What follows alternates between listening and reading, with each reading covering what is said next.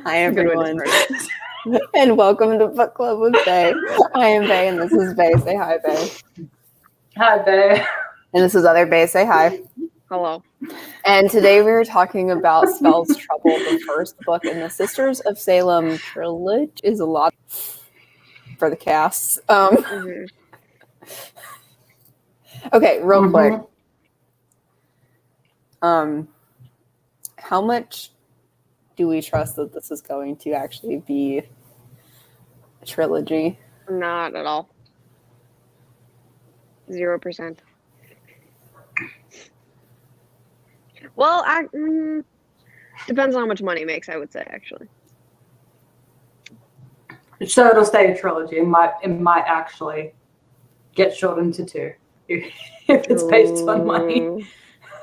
I honestly, the reviews on this is so bad. It was also a copy-paste. It really felt, in moments, a copy-paste of House of Night with a different magic system. Oh, yeah, we'll get there. We'll get there. So we're going to be talking about House of Night a lot. We'll get to the magic system because I've got I've got so much to say about that. So anyway, a little bit of backstory. So this book is written by PC and Kristen Cast, who are the authors of House of Night. And if you have been around for any length of time, you'll know that we did every single book in the House of Night series, including the novellas. These are books that Addie and I, all of us read once we were younger. And all of us, I think, when we were younger, somewhat enjoyed Marked, enjoyed Betrayed, which is the second book, maybe started going, at Chosen, and then kept hate reading the series. No, when Stark came into the picture, I stopped hate reading, and then hate read. So and I will always never not have really mixed emotions. Like I will say, PC Cast and Kristen Cast got me through like a really, really, really rough day in Sydney. The day of the Sydney siege is, I mean, obviously it's pretty low scale as far as a lot of other terrorist attacks have gone, but it was our first thing, and it was the most bizarre thing. I was driving to pick Stixie up because his car broke down, and I had to switch from the news. I'm like, I can't hear about the siege anymore, and so I switched to Redeemed. Yeah, is that the last one? And it was a hostage situation. But it was so ridiculous that it helped me cope with the real life hostage situation. Yeah, so without House of Night, that is one thing that I would give their writing. That's one thing. It was so ridiculous that it helped me cope with the real life version of it. I mean, look, the House of Night series was actually a big part of Addie and I's friendship. Like, probably without it, we would not be friends today. We would not read. We would not be writing books together. Nope. And stuff like that. So, like, it's not like how. So what you're saying is you owe PC and Kristen everything to do with the two of you. No. It's possible that it would have been. Because here's the thing: I was an avid reader, so I probably would have handed her some other book. And and it just so happened to be. It just so happened to be House of Night. But that said, in a way, it does hold a very special place in my heart. But also, it's what got Addie into book club. It's true. Yes. And so House of Night holds a fun place in our hearts for a lot of different reasons. That said, it sucks. And we love to hate it. We absolutely adore hating this book. So some highlights. I mean, it's the most enjoyable thing I've ever hated. Yeah, they're so much fun to hate. They're just so much fun. I just love it. I love and hate them. I'm not gonna lie, Sisters was the same, and I will. It had that same energy. That is not. So anyway, something that something I want to go over real quick is some of the clusterfucks from House of Night. Yes. Just as a as a brief refresher, some of the things that were the most egregious in House of Night, obviously the writing, super cringe. House of Night took place, including Otherworld, over about like a year and a couple months. And technology and pop culture advanced 10 years in that year and a couple months, which was redonkulous. They went from flip phones and like Project Runway to iPhones and watching all of Game of Thrones. And like in a year. And then yeah. So redonkulous. And so there's that. Also, there was egregious depictions of gay people. Super awful, just awful. Stereotypes of everything. He pranced gaily is probably a line that will forever stick with me because I was like, what the fuck? Jack was a very special boy. Yeah, Jack was a very special boy. Yes, we picked out my eulogy. Yeah, from House of Night. From House of Jack Night. was a very special boy. Or our eulogy, really. I mean, I do know why we always say it's my eulogy because that assumes I'm gonna die first. Like it's whoever dies first. Have you informed those nearest and dearest that this is actually your wish, that we will not be forcing on your eulogy? It's better if we don't, but it will be written down. It'll be in her will. It's fine. It'll be in our will. So like that said as well. Worst case is we can always refer back to the streams because you've said it. We've said it multiple times on here. There's a ton of documentation that this is what we both want. Whoever dies first gets the eulogy. Yes, gets Jack with a very special boy, which is at least a consolation prize for croaking first. It's gonna be not a good one, but I'm trying to see if the Otherworld series, I don't remember if it ended with like the end for now ? I'm trying to remember if it did. So I'm just gonna scroll through real quick. You can keep talking now. And also I know that Noah would probably be okay with it. It did say the end for now at the end of what did? At the end of Forgotten. Also, I know that Noah would be okay with that being my eulogy because he had the idea that if at our wedding, the two of you, your speech just being a compilation of House of Night quotes. You guys giving a joint speech that's a compilation of House of Night. Like that's your like maid of honor speeches together, a compilation of House of Night quotes. I'm in love. That was his assignment to you guys. The day you get a ring, Addie and I are gonna have to reread the entire House of Nights highlighting quotes. Yep, and write down every quote. And I was like, that's somehow be worked in. And I was like, you know what? Even if they want to do a real speech, I don't care. Fucking absolutely, I want it. Like, yes. Even if we do real speeches, what we're gonna do is we're going to like.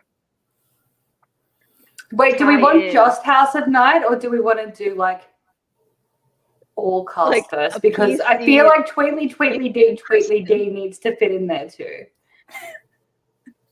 Just that is like the background. You know what? You guys choose. You guys pick.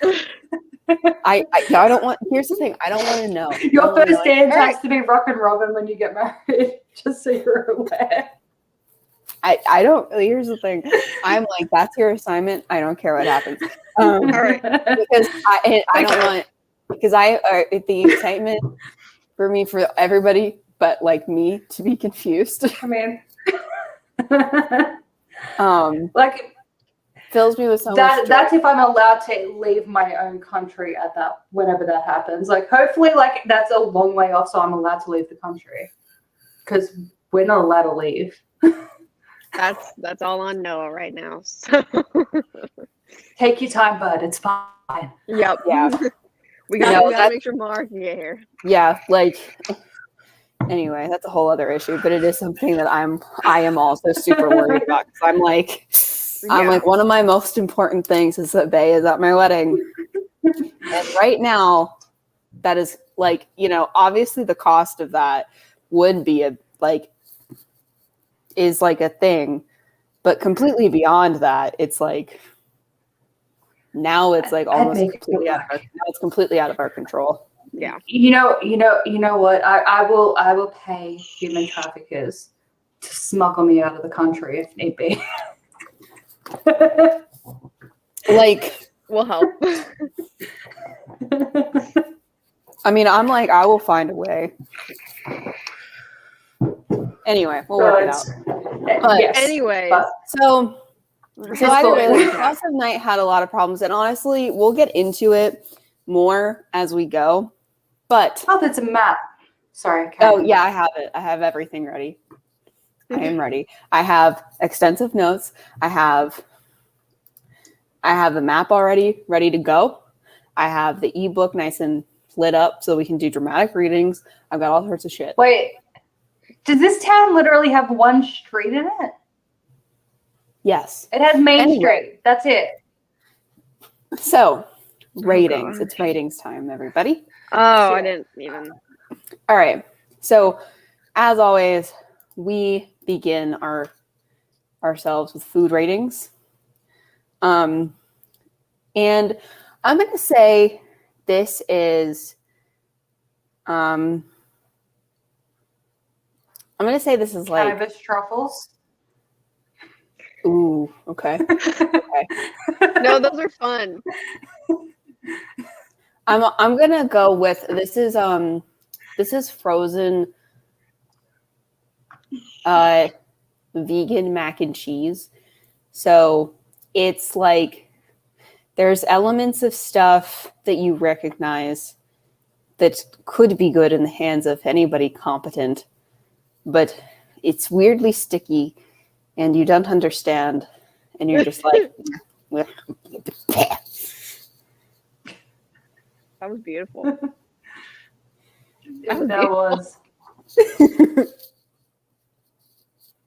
Addie. That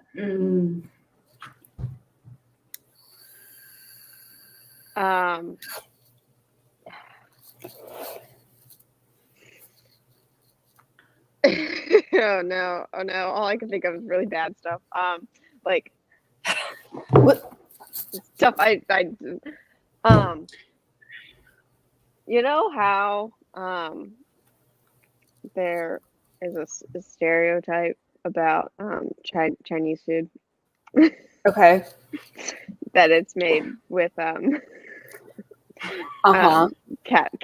meat. Yeah. don't say that. A woman just got fired here for making that joke from her news anchor position. That's it. That exact joke. Yeah, I'm done then. It's actually pretty funny. There was a cat in the window of a Chinese restaurant, and she took a video of it saying, "Staff for lunch," and she's been fired for saying that. So, and obviously we have to do it for this book because the casts are what started it. Do we stand or don't stand? No. Obviously, this is a toughie, but I think we do. We will never. I'm the day that we stand a cast book. We did. Which one? It was one of the books. When we started it, it was because there was like one moment in one of the books. I forget which one it was that we did stand. We stand like it was a part of it. It was one scene. Awakened. It was Awakened. I think Awakened is when we like started it because we stand something in Awakened that probably had to do with hating Heath, and then there are moments in the last one that we stand because the last one was actually pretty decent. I enjoyed the last one a lot because it was the last one, but it wasn't, so it doesn't matter. And then the day we overall stand a cast book. Stand, yeah. Mm-hmm. You know, at this point, I've read enough cast material that like I'm kind of rooting for that. It's kind of like Jenny books. I'm kind of rooting for them to do something right. Oh, but even when Jenny did it right, she fucked it up. That first book in whatever series that was like it wasn't just a good Jenny book. It was a good book. So good. But I will say what's really disappointing about the casts is that, and by the way, because we're so harsh, never tag them in any of like our reviews or videos. Like, please, that's incredibly rude. And not just that, but like sometimes quote, and that might diminish the chances. And the thing is, like, we do this for like you guys, not for the authors.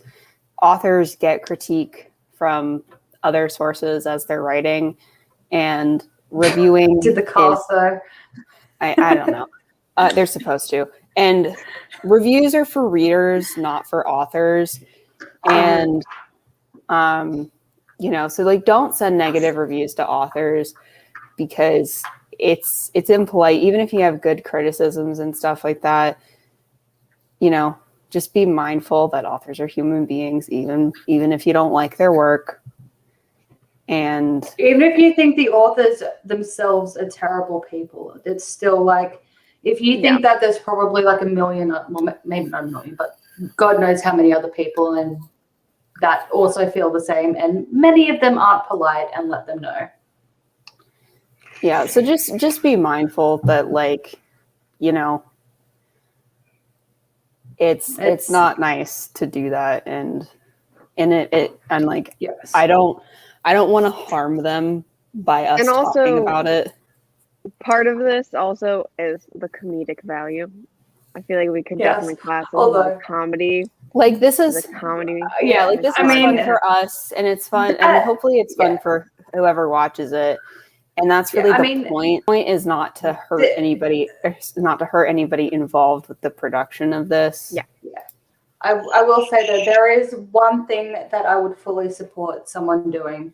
If I had a fiance that would let me waste the money, I totally would. If anyone was to find out where one of them lived and to hire a billboard trailer to just park at the front of their house with the sign saying Eric Knight did nothing wrong, and just that, I would not be against that.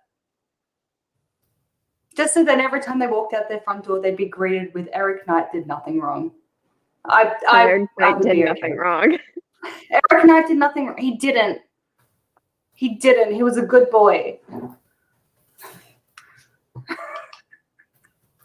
Were we whelmed over or under? I mean, obviously over. All of them. All of them. Yeah. Like, I feel like the overarching one though was over.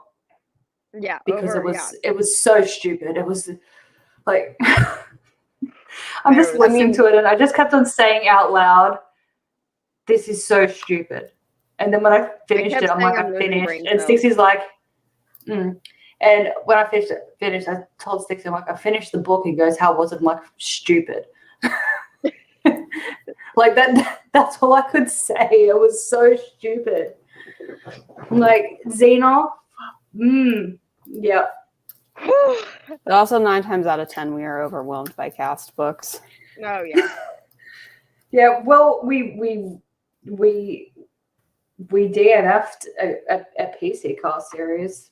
Yeah, we did. Well, that one was just honestly she orgasmed by dry humping a horse. Like, honestly, there was so much wrong with that series that, like, it was, like, to be completely honest, there were parts of that series that were triggering for me, and I just did not want to continue because I was like that book left me feeling really awful, and I was just like, it was uncomfortable. A lot of that at best was uncomfortable. Yeah. At best. So, but this one.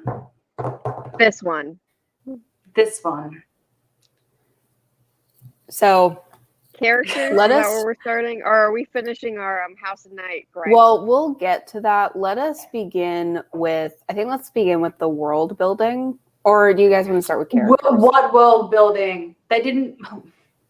I will say one. At least with House of Night, there was an ounce. Saying that a lot. exposition at the beginning of the series. It was like, hey, vampires are a thing. It's caused by junk DNA. People do a thing. They go to a house of night. There's affinities. With this, right, like, there was nothing. Like, I still don't know how many different kinds of witches there are. I still don't know what the fuck a cosmic witch is. I'm assuming it obviously like what's tarot. a kitchen witch? Right. So so she bakes cookies. So with the world building, all right. So let's start there. So here's what they did, in my opinion.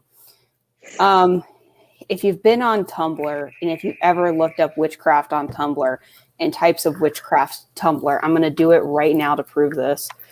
Me too. This is where they yoinked it from. So, witch types master post January 2016: green witch, garden witch, floral witch, marijuana witch, rock witch, swamp witch, sand witch, water witch, sea witch, west witch, lunar, nocturnal, storm, animal, bug, butterfly, sex, empath, kitchen witch, like, so cottage, cosmic, fabric. So here's what. So let me give you some backstory. So Wicca became a thing, somewhere around. Look, even with all my preparedness, Fashion witch. Oh God, a pop culture witch. Witches who enjoy imagery and are inspired by characters and magic from books, video games, TV shows, movies, websites, and witches in pop culture. So the history of Wicca begins around like the 1920s, and it spread a lot in the 1960s. So inspired by kind of Wicca and neo-paganism, you get this kind of modern neo-pagan movement where you have people who are Wiccans, and might practice witchcraft, but they might do that and not be Wiccan. And they might believe in parts of older mythologies like Egyptian, Norse, Greek, Roman, and stuff like that. So you have people adopting much older religions. And to be fair, there are people who are pretty serious about this. Yes. The same way that people are serious, Christians, Muslims, and all that kind of stuff. And it might seem ridiculous to you, but there are people who take this stuff very seriously. And, it might sound ridiculous, but you also have to remember that in a vacuum, if you presented any other very popular religion, if somebody had never heard it before, and they had grown up without it, I will say though, your own practices might sound ridiculous. So I will say that a pop culture witch, I can't see a world where that's not silly. I personally I agree, but also if I don't have the mental energy to judge anybody for it. You need to reserve your mental stores for this book. Yeah. But my point is that it, to me,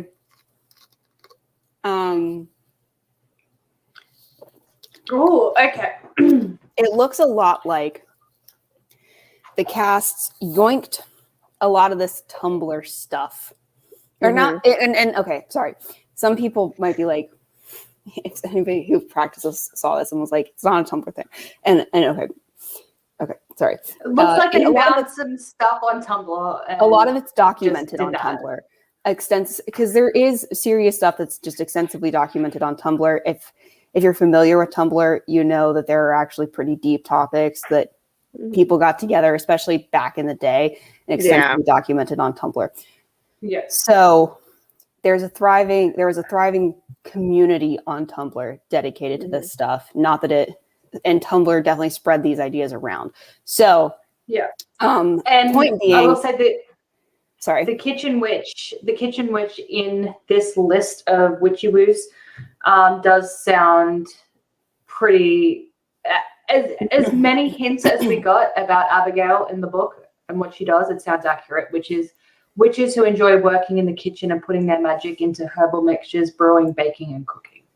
The other thing that makes me say that is that they take some things from Wicca, such as the, do no harm, that sort of thing. That's very much a line from Wicca. And another thing is, and this is also like a Wiccan thing, but also like sort of like a modern witchcraft neo-pagan thing, which is like the heavy focus on pushing your intent into something. And also for some people, picking a patron god or goddess, that's also a thing. I will say most people don't typically mix mythologies. Usually the mythology somebody picks is heavily tied to their ancestral culture. Sometimes not, especially if they don't know what it is. Sometimes it's something they just find really interesting. Sometimes it's something they just find really interesting. It's not a hodgepodge of every single mythology ever. But what the casts have done is, and some reviews pointed this out and they found it offensive. The casts have taken, and let me go ahead and open this and it's Norse, share my Hindu, screen. Japanese, Greek, and Egyptian. Yeah. So you have the map here. This is Goodyville, Illinois. And so the prologue starts us out in Salem at a witch trial. And Sarah Goody is almost executed. And then she runs away to Illinois. And she basically seals all these underworld gates because she's better at it than the natives that live there. And a lot of the reviews were like, this seems really weird, like with this white woman doing a thing that all the natives can't do or whatever. And I mean, I believe it's Kristen who has Cherokee, who's half Cherokee or something. I don't know. I don't know if PC does or not. And if because in House of Night, the looks skipped a generation. Like her mother doesn't look Cherokee in House of Night, but she is, and she gets it from her mother. Mm-hmm. So, and with the hints that they've, like the bits of just severe animosity towards men, Kristen's dad, whoever he may be, I don't think they would be bringing in so much Native American stuff into all of their works if it was on his side. But I don't know.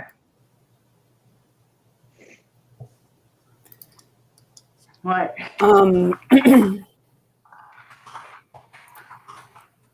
But Kristen definitely is. Yeah. I like I said, I don't know what side that comes from. But yeah, I don't know. She PC doesn't look it, but that doesn't mean she's not necessarily mean she's not. But either way, unlike House of Night, the magic system in this does not heavily rely on Native American. Not that it relied on Native American lore in House of Night. But it was Native Americans. It was a very and they tip their hats to Native Americans in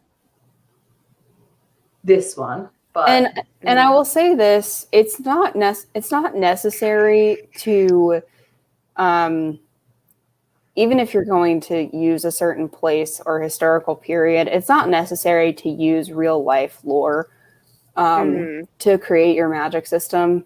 Not really. You can make stuff up.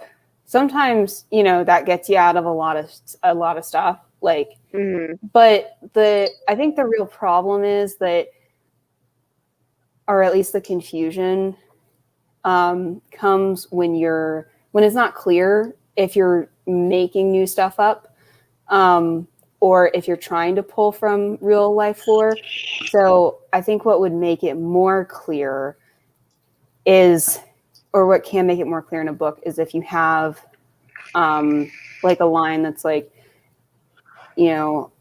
historical texts say this, and like people say this about blah blah mythology, but it's really like this, and then a reader can go, okay, so we're not dealing with lore from the real world. Got it. Yeah.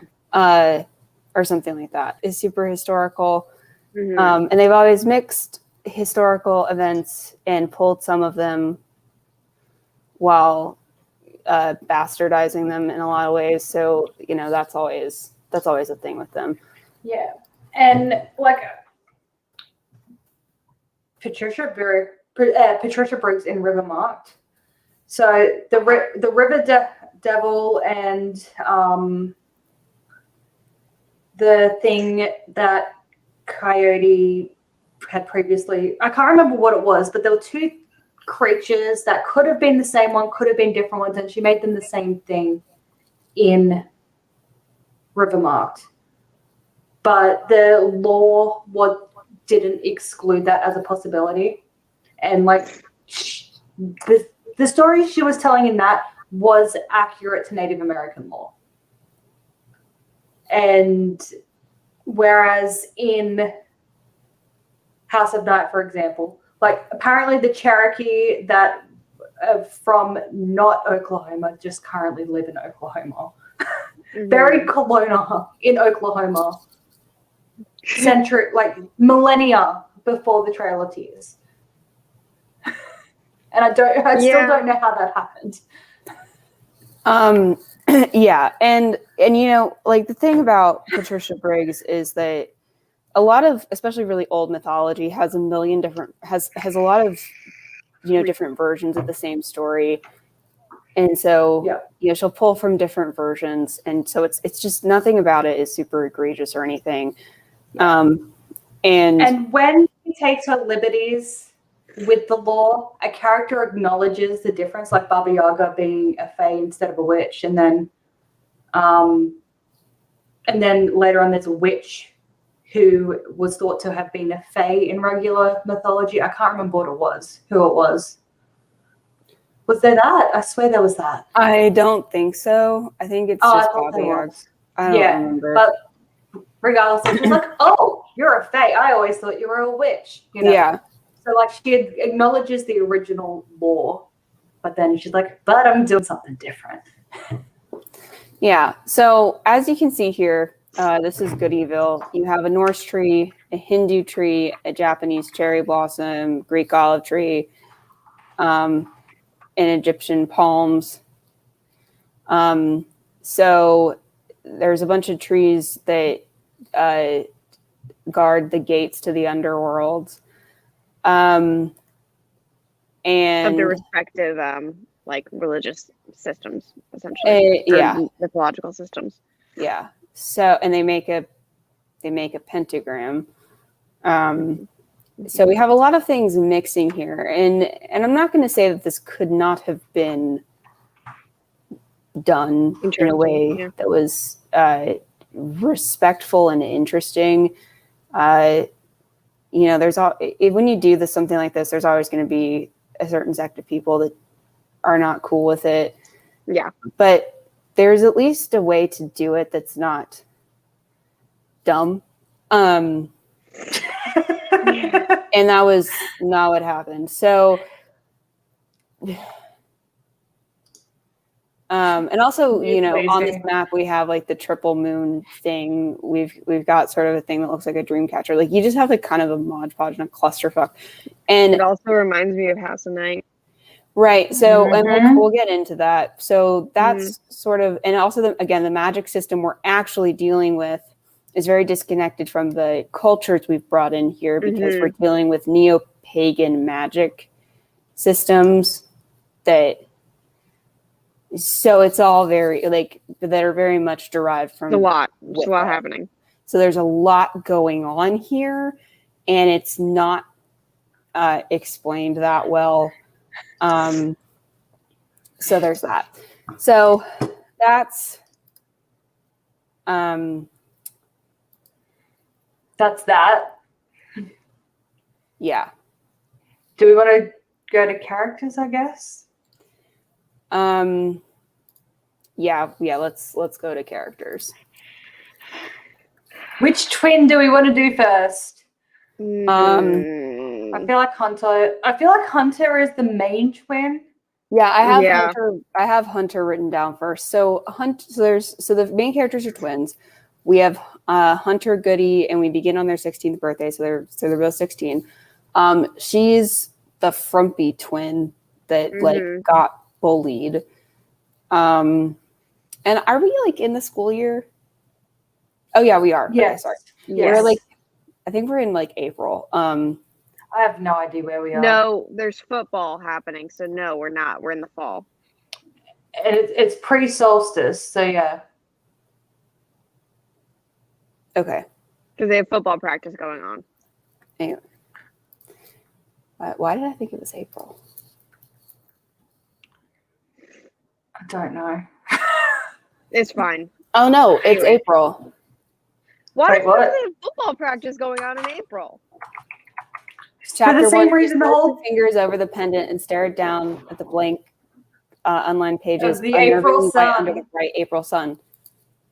Okay, why are they having football Because- practice in April? for the same reason that the entire town shows up to tailgate for football practice. Because the cast wrote the book. I wrote that down too. I was like, there's no fucking way this whole town shows up for a football practice. No one is going to do that except for the parents. Maybe. Well, isn't like, okay, because obviously our sport system here is very different to your sport system. Like a lot of sports, once you graduate Little League age stuff, sports are school extracurriculars. Mm-hmm. Here, like whereas Little League, this is what I have gathered. I could be incorrect, but I gather you find a local team and you say, hey, I want to sign my kid up to your team. And then they're like, okay. And then, so it's all done outside of school. Is that how Little League works? Yes. Yeah. I believe so. That's just how it goes the whole way. Nothing's school-based. So I imagine not even the parents would rock, unless like they were like hardcore, like, you know, he's the hardcore jock dad or whatever. Yeah. No one's rocking up to football practice because it's immediately after school. It's immediately after school. At school. Typically they're closed. They're like closed practices. No one. We don't do that for our local actual football team. Okay. Yeah, where our local rugby team practices, when you drive past, you can see them. They practice in full view of the main road. It's fine. And not once have I ever seen a single spectator. Just chilling there watching. Yes, and I am talking for our local celebrity, like national rugby team. Yeah. Team, you know, like they play for like the rugby league. It's a big thing, all that stuff. Yeah. I've never seen a single just spectator, let alone for a high school football team. Yeah, that's all. Yeah, so am I supposed to believe that for a high school football team that, you know, the whole town goes out and is like, yo, I feel like the practice. I feel like the cast don't know how small towns actually work. High school though? I don't think it was in a small town. But they're also obsessed with quarterbacks. We had Heath. Yeah. We had whatever the hell his name was from Digesters. Yeah. Yep. And like he looked fine, sure, but like he's a quarterback. And now we have Kirk. And just like, can you please find a new popular guy trope? Yeah, really. Just one. They got somebody got hurt by a quarterback at some point. I mean,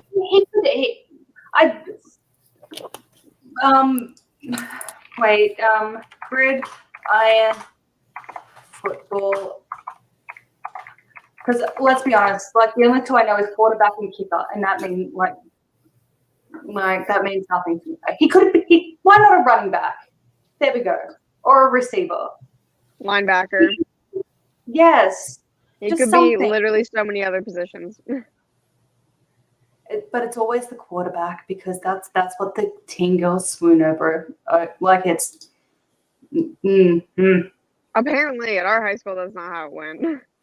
Because our football team sucked so bad. I don't even know if rugby league had. I don't think. I don't know. Honestly, I've got no idea. We have big guys. That's all I know, and they don't wear padding. Yeah, rugby's brutal. So did we go over Emily yet? No, we haven't even gone over Hunter.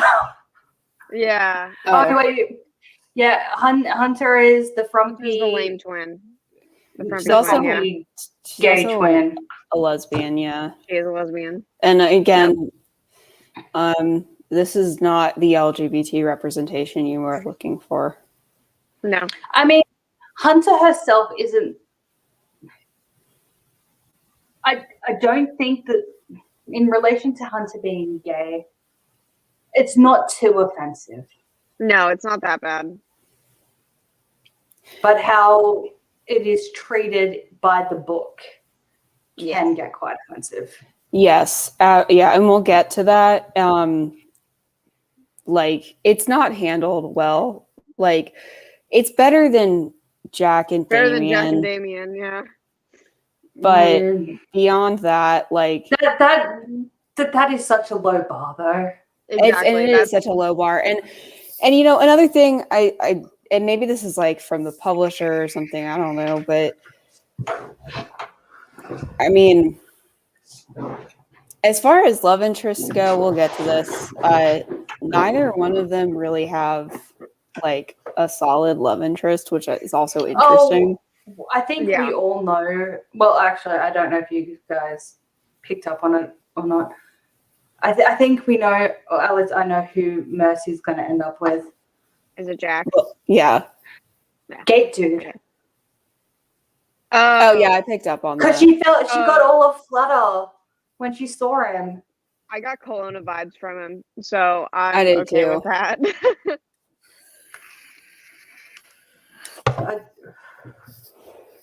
I don't know. One thing this book is severely lacking is an Aphrodite character, though. Miss my bitch God, Aphrodite. Yeah. God, yes. And really, it is also severely lacking interesting boy drama, but when the boy drama takes place, it's at the end of the book, and it's like, okay, listen, we got shit to do, but no, we're just gonna stand around here and play boy. Yeah, and I have questions about that scene, but I'll get to them when we get there. Anyway, so Mercy.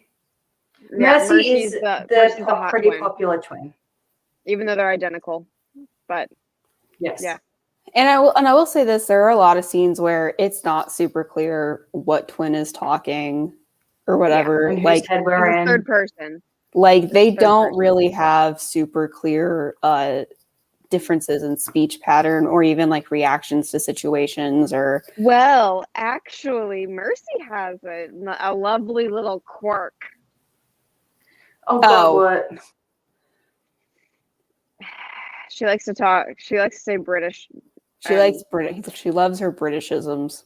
Oh yes, okay, yeah. Because I noticed as well towards the end, like I started to hear sodding as well, and I'm thinking, you live in small town Illinois, but all the bloody hells, like yes, like she's like so hell. Oh well, sod it. Yeah, like. I messaged you guys about this before, right? But I need you to understand, because I know that bloody hell is a very British thing. It's also a very Australian thing. Like to the point where we literally had a tourism campaign. It was like, hey, we saved you a spot at the beach, and we got dinner on the barbecue, and we got this going and that going. So where the bloody hell are you? And it was a big campaign. I heard bloody hell more time in this book than I have in the last 6 months combined. And I don't know how I'm going to react next time I hear a real life person say it. And they won't know. It's not going to be their fault. It won't. No. But I may commit violence. Like it made no sense. I mean, the dialogue in any of these books is always bad, but like it made 0% sense. I mean, obviously. And like if it was used sparingly, dude, it would be fine. Nothing's ever sparing. Wait, I'm gonna count the bloody hells. I'm counting the bloody hells. And she gets called out on it like once from Emily, and then it's just like me. And that's okay. I feel like this search isn't accurate because it's saying that it only came up 11 times. It came up more than 11 times. I guarantee it was more than 11 times in this. How much is sodding used? Hold on. Oh, there was also a lot of buggering hell. Sodding wanker in front of the entire sodding school. Yeah. Yeah. It's stupid. It makes no sense. I don't like that kind of quirk. Yeah, we've also got bloody buggering hell, and there's probably a few other ones where there's bloody a word freaking in hell. between Probably one of them. And like, yeah, so here's the thing: on occasion, I've been known to say something like "for bloody fuck's sake," but it's not your personality trait by any means. And so the differences between Mercy and Hunter is gay and was bullied. Not that we ever see any of that for real. Yeah, no, because now they're popular because Mercy got. Well, we don't see any of that either. We don't see much of anything. So we don't see that they're popular. We don't see that she was bullied. We hear her talk about it. The other thing we are supposed to know is that Mercy is emotional. Yeah, she's and Hunter's rational. And the voices that they have in the audiobook are often quite different. Like Hunter just talks like a sullen, angsty teen, whereas like you get your peppy cheerleader. You get your peppy cheerleader, you give her an Aki, and that's how she talks. Yeah. Like it's just that really ditzy voice. And so, but again, those are supposed to be the differences, but you know, as if the cast could make characters emote. So then we have Emily, who is Mercy's BFF, but we'll get to this. But the first time we see Emily, she's actually talking to Hunter and just being mean to her. Yeah. So I was like, who the fuck is this? Anyway, we'll get to Emily I like later, Emily, but though. Emily was like the least awful character in my opinion. Yeah. I couldn't stand Emily I couldn't stand her at the beginning. I didn't mind second half of book Emily, but first half of book, I was just like, fuck off. I will say though, I don't, unless I blocked it out or I just wasn't paying attention, I don't think Jax did anything too objectionable. Well, yeah, because he didn't talk. Yeah. And when he did talk, it was just like stupid. He was just like a little. Yeah, so Jax we learned that he actually has like something because he rocked up with he beat the shit out of Kirk, and I'm like, okay, yeah, I guess you're fine. You're a good boy. So Jax, but he didn't talk. Call someone's boobs, and I'm gonna go hide for the rest of my life. Yeah, we'll get to that scene. So Jax is Hunter's like guy best friend because Hunter is a lesbian, and lesbians don't have female friends. Well, especially not in small town Illinois. Again, everyone bullies the yeah. Again, the casts and their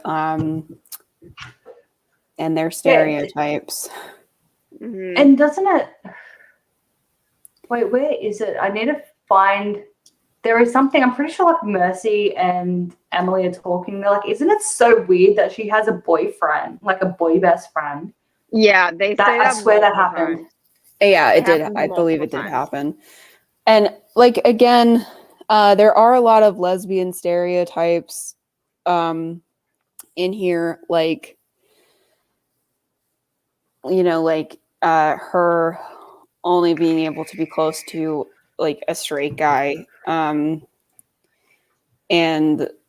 like her having masculine energy, and stuff like that, which like, and I'm not saying that those things, like a lesbian might not feel like, would never feel that way about themselves. Maybe they would, but it's all very day one finding out lesbians exist. Yep. Abigail's their mom. Yeah, Hunter calls her mom and Mercy calls her Abigail, and I don't. Yeah, like this isn't like I mean, kudos to them for not over-explaining, but they explained literally nothing. Is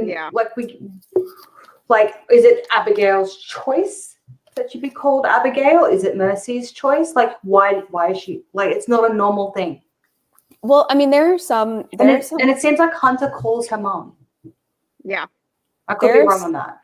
There are some cultures and stuff where that's like a thing, or some people that have their kids call them by their first, like that's a thing, but it's not explained. Yeah. And again, like I could be wrong. I could just be missing it, but I swear Hunter refers to her as mom and Mercy refers to her as Abigail. So that kind of, I'm pretty sure that's the most confusing thing. Like if they both called her Abigail, it would be less confusing. I don't know. Explain the cat lady. Give me a sec. Oh God! Why would you leave us with that?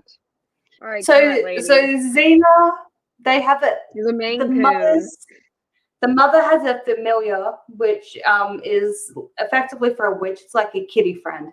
Oh well, an animal friend usually. It's usually a kitty in pop culture. Yeah, I don't know the ins and outs of how familiars work, but I know that they like they're bonded to their witch, and it's a thing, and they live an unnaturally long time. Yes. Well, in this, Xena can do a meow meow meow incantation. Like she just needs to do a meow, and she's like poof woman. But yeah, and then she's a really annoying lady that just calls herself Aunt Xena. Yeah, but then she'll just be sitting there, and she'll just be like, yeah, in company, and not expect anyone to catch on that she's a freaking cat. Yeah. And she calls everyone kitten, and it's just weird. Come on, kittens, and like, fuck off. I love cats, as all of us may know. Yes, and I kitties have 3 Maine Coons at my parents' house. I love Maine Coons. This made me sad. This just made me very sad. So, shall we get to? We'll get to the other like villain characters, but shall we get to things yoinked from House of Night? Yeah, things yoinked from House of Night. Yeah, thank God. I'm ready for this. So, go. Twins. Yeah. At least this time they're actually twins. Twin energy. Yeah, true. And they're not twin brains. Like at least there's that, but we still have the oh my gosh, if the twins are fighting, life is not the way it should be. I know, and again, they were so close. It was like it sounds like a thing that they do, but they only do it the once. And it was goody guarantee. And I heard that, I'm just like, if I have to hear this every chapter, I'm gonna but it didn't. So I'm fine. I'm not fine, but I'm fine. But it's not the worst. Yeah, at least it wasn't repeated. I think they just forgot that they set that up. Probably. I mean, I wrote it down when I saw it just because I was like... No, the goody guarantee, not the twin thing. Oh, yeah. I mean, like, because in House of Night you had Aaron and Shawnee. Now again, they ripped that apart eventually. And they like their version of Goody Guarantee was bump and grind. I'm like, yeah. But like, you know, obviously Aaron and Shawnee were not real twins. These guys are real twins, but Aaron and Shawnee were better twins than a lot of this is Walmart House of Night. Yes. Oh my gosh. So we have, you know, Merry Meet, Blessed Be, but like we don't use it like casually or anything. But again, we're not really in a formal school setting, so it's just we use it a fuck ton still. We have awful poetry. Oh my god. Yes, I did. I laughed out loud though when we're with Mercy, and she was like, Mercy doesn't like poetry, and I'm like, well, thank fucking Christ we finally have a character that doesn't like poetry. Not that stops her from using it. Yeah, really. No. So it's not like that's even a thing. So we also have cats being very important. Yeah. Men are hashtag scum. Yep. As always. At first, like, now this kind of goes away, or it's completely dropped. At first, there was like a lot of emphasis on a primary goddess. Yes. But that gets dropped without explanation. Yep. I don't know if it's going to be a thing. Yeah, because like I know Hunter at some points is like, oh my god, and then Mercy's like, you need goddess. Yeah, it's so it looks like before they do their whole I'm so and so, I'm this kind of witch, and my person is this. Before that, they say, oh my goddess, you know, or in Hunter's case, God, because she has chosen a god and she knows that already. But then as soon as they name their person, like their god, their deity person, they're just like, Freya. Oh, Freya. Here. And I'm just like, you're not allowed to like... So we also have Hey, Faye, I have a serious question though. How do you feel about the use of Freya in this book? Well, I will say this, like, so I know a fair bit about Norse mythology, but the thing is, Freya and Tyr in this book, even like as gods in name only, there's nothing about them or their mythology in this book. Yeah. So, like, it's not as though if you read this book, you would have, I mean, they call Tyr, I think, the sun god, but beyond that, like, which is, you know, very much an oversimplification of what he is. Yeah. Like,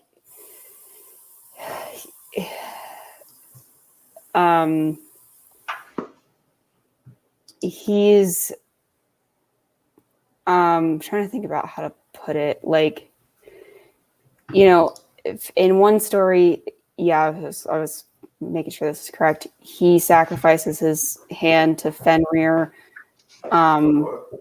Tyr like gets his hand bitten off by Fenrir in one story, and he's very much tied to like Canids in the stories. Like a lot of Norse mythology is very complicated,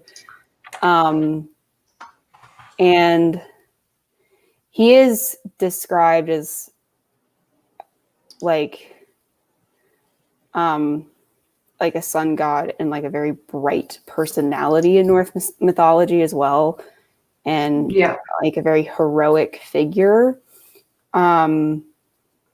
in a lot of the stories as well. But like you wouldn't get any of this out of it, and there's no like clever nods. Like, for example, Hunter, who has chosen Tyr as her god, doesn't actually interact with Fenrir, which kind of would have made sense and it would have been interesting. It would have been an interesting nod to that, but we don't. Yeah.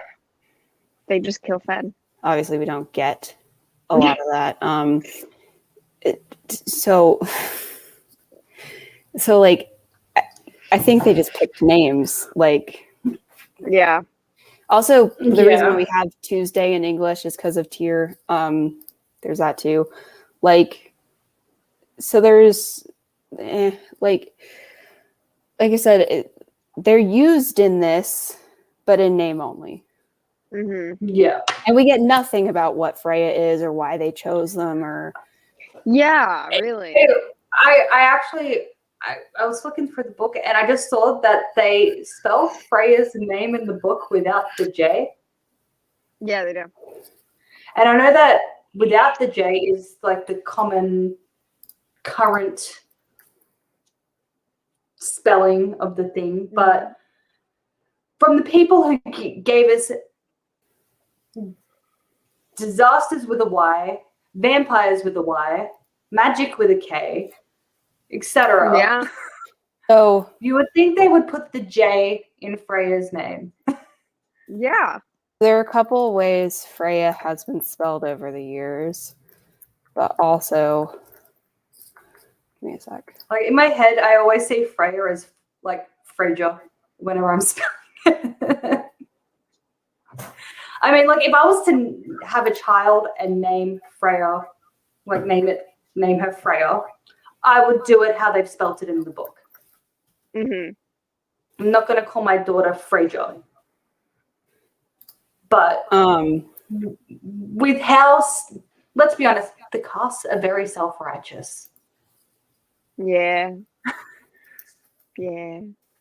And I feel like the Freyja is the closest English version of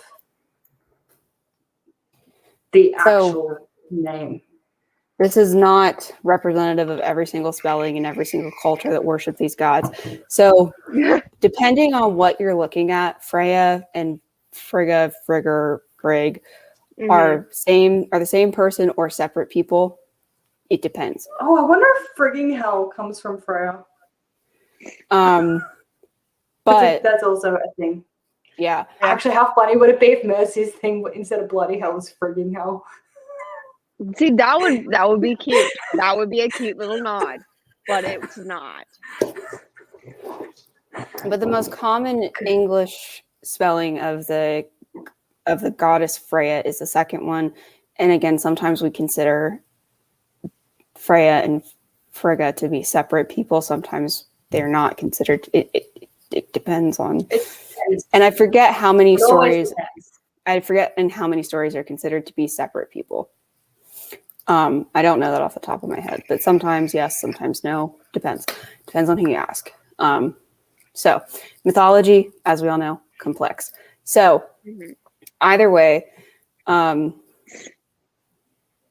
they are in this in name only. Yep.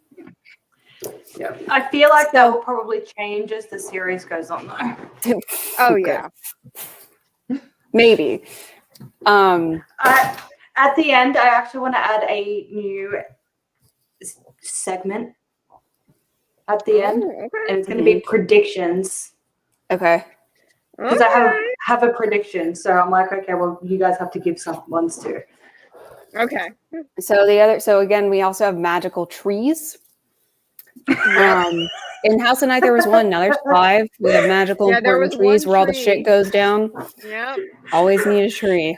They had a nod. They had a nod to the oak as well. Like at the campground, there was the old oak, and it was struck by lightning, and it cracked. I was just like, no.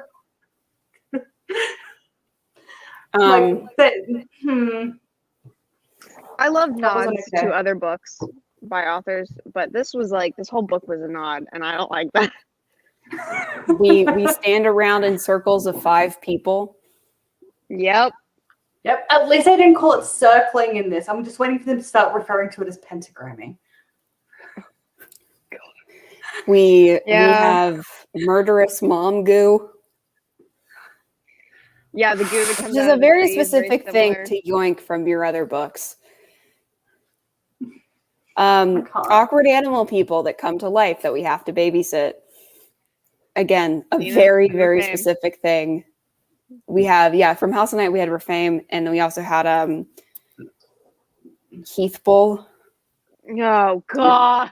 Which is who I was thinking of when I wrote that down. I had wiped him from my memory. I was happy. Aurochs. Aurochs?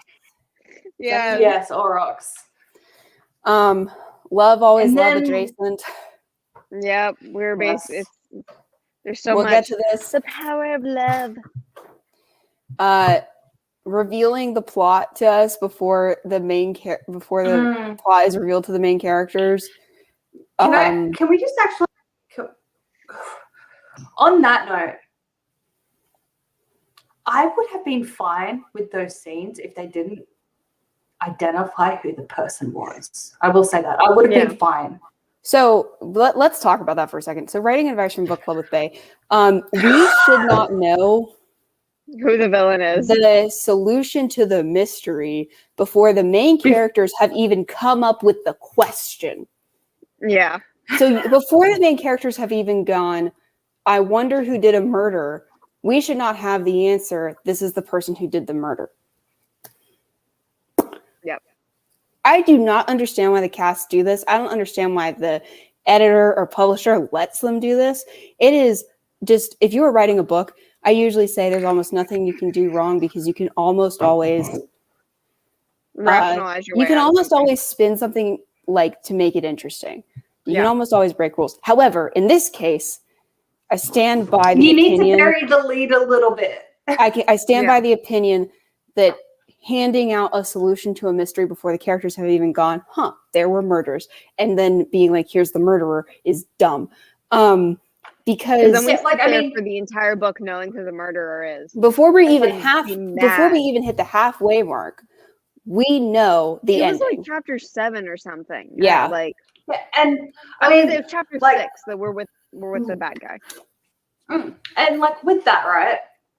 Like even like, you know, the first scene where like that, where not the one where the bad stuff happens and he becomes the bad guy, but the first one after that, where he's like, you know, there's going to be spoilers. It's the fucking sheriff. He's in his thing, you know, he's in his office and he's like, hello, Trish, and like stickers and hungry and hot and you know, we still could have even had the interaction with Trish. Just but don't have the name, don't have the uniforms around you. Like focus on just getting through the interaction with the secretary that is stopping you from going out and hunting your eyes. Yeah. We didn't have to cut anything out, just except for the identifying information. My opinion is more that like the book would have been much better served by having the characters not stand around and twiddle their thumbs for the whole book and actually interacting with the villain and the mystery, because they don't really interact with the villain until the last chapter, because we've already had the mystery revealed. We've had everything solved for us. So they have no reason to do anything except that they do, because nothing has happened to them. We just know stuff. But if you're authoring the book, you know you've already revealed everything. So what is there to do?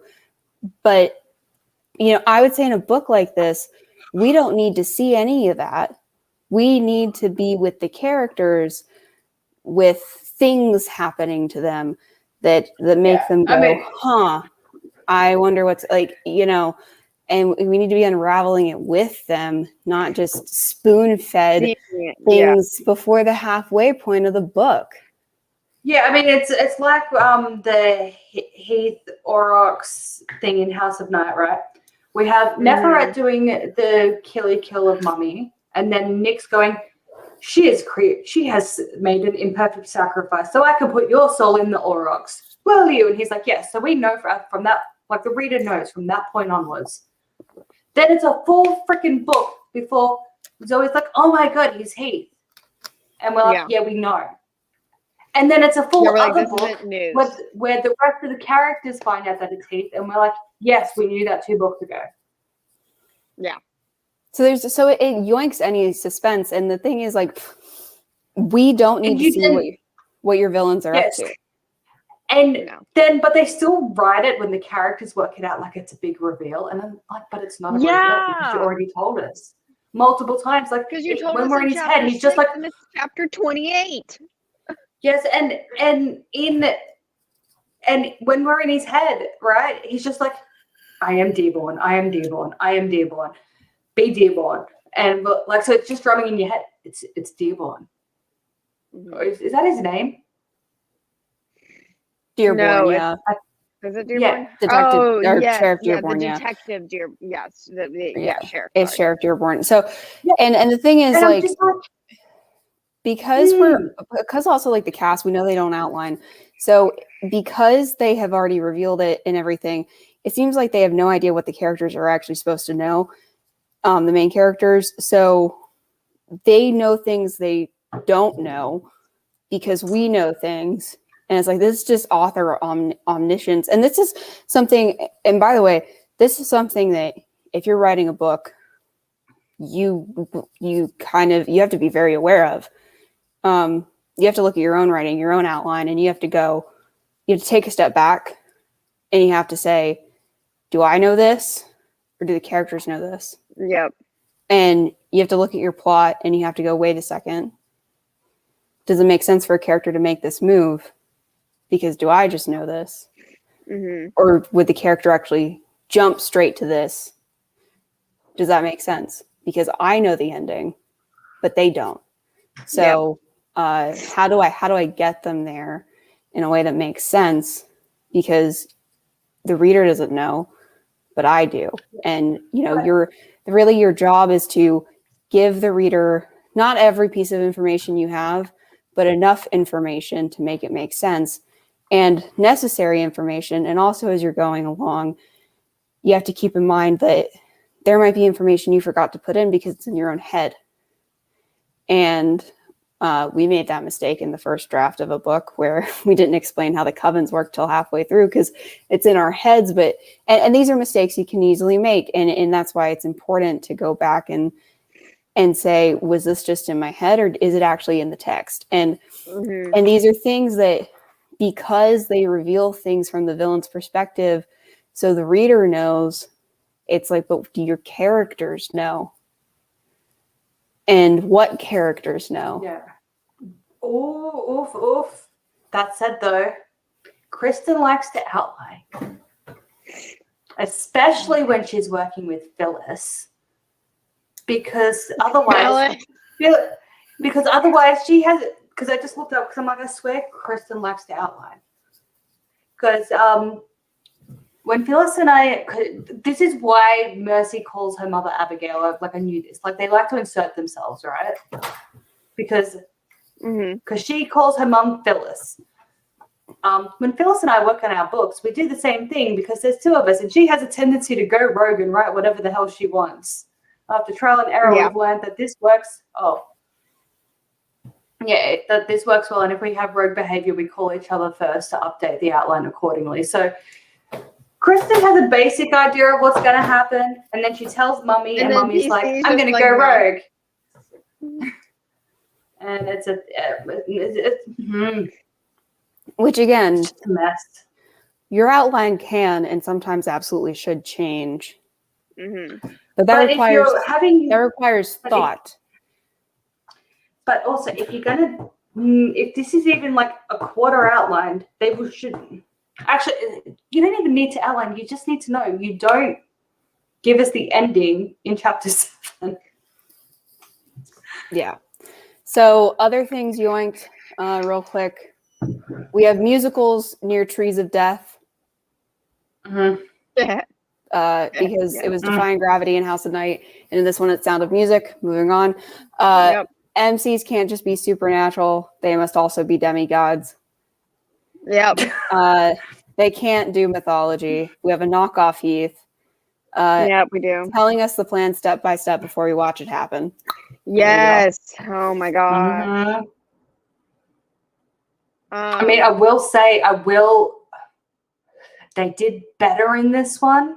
I think they only told us half the plan. they told us the plan, and then the plan went wrong. They told us the plan multiple times. Yeah. There was one. I think it was when they first went to prepping like the plan. Yeah, like when they there went were to do, several like, plans where we saw. Yeah. Sorry.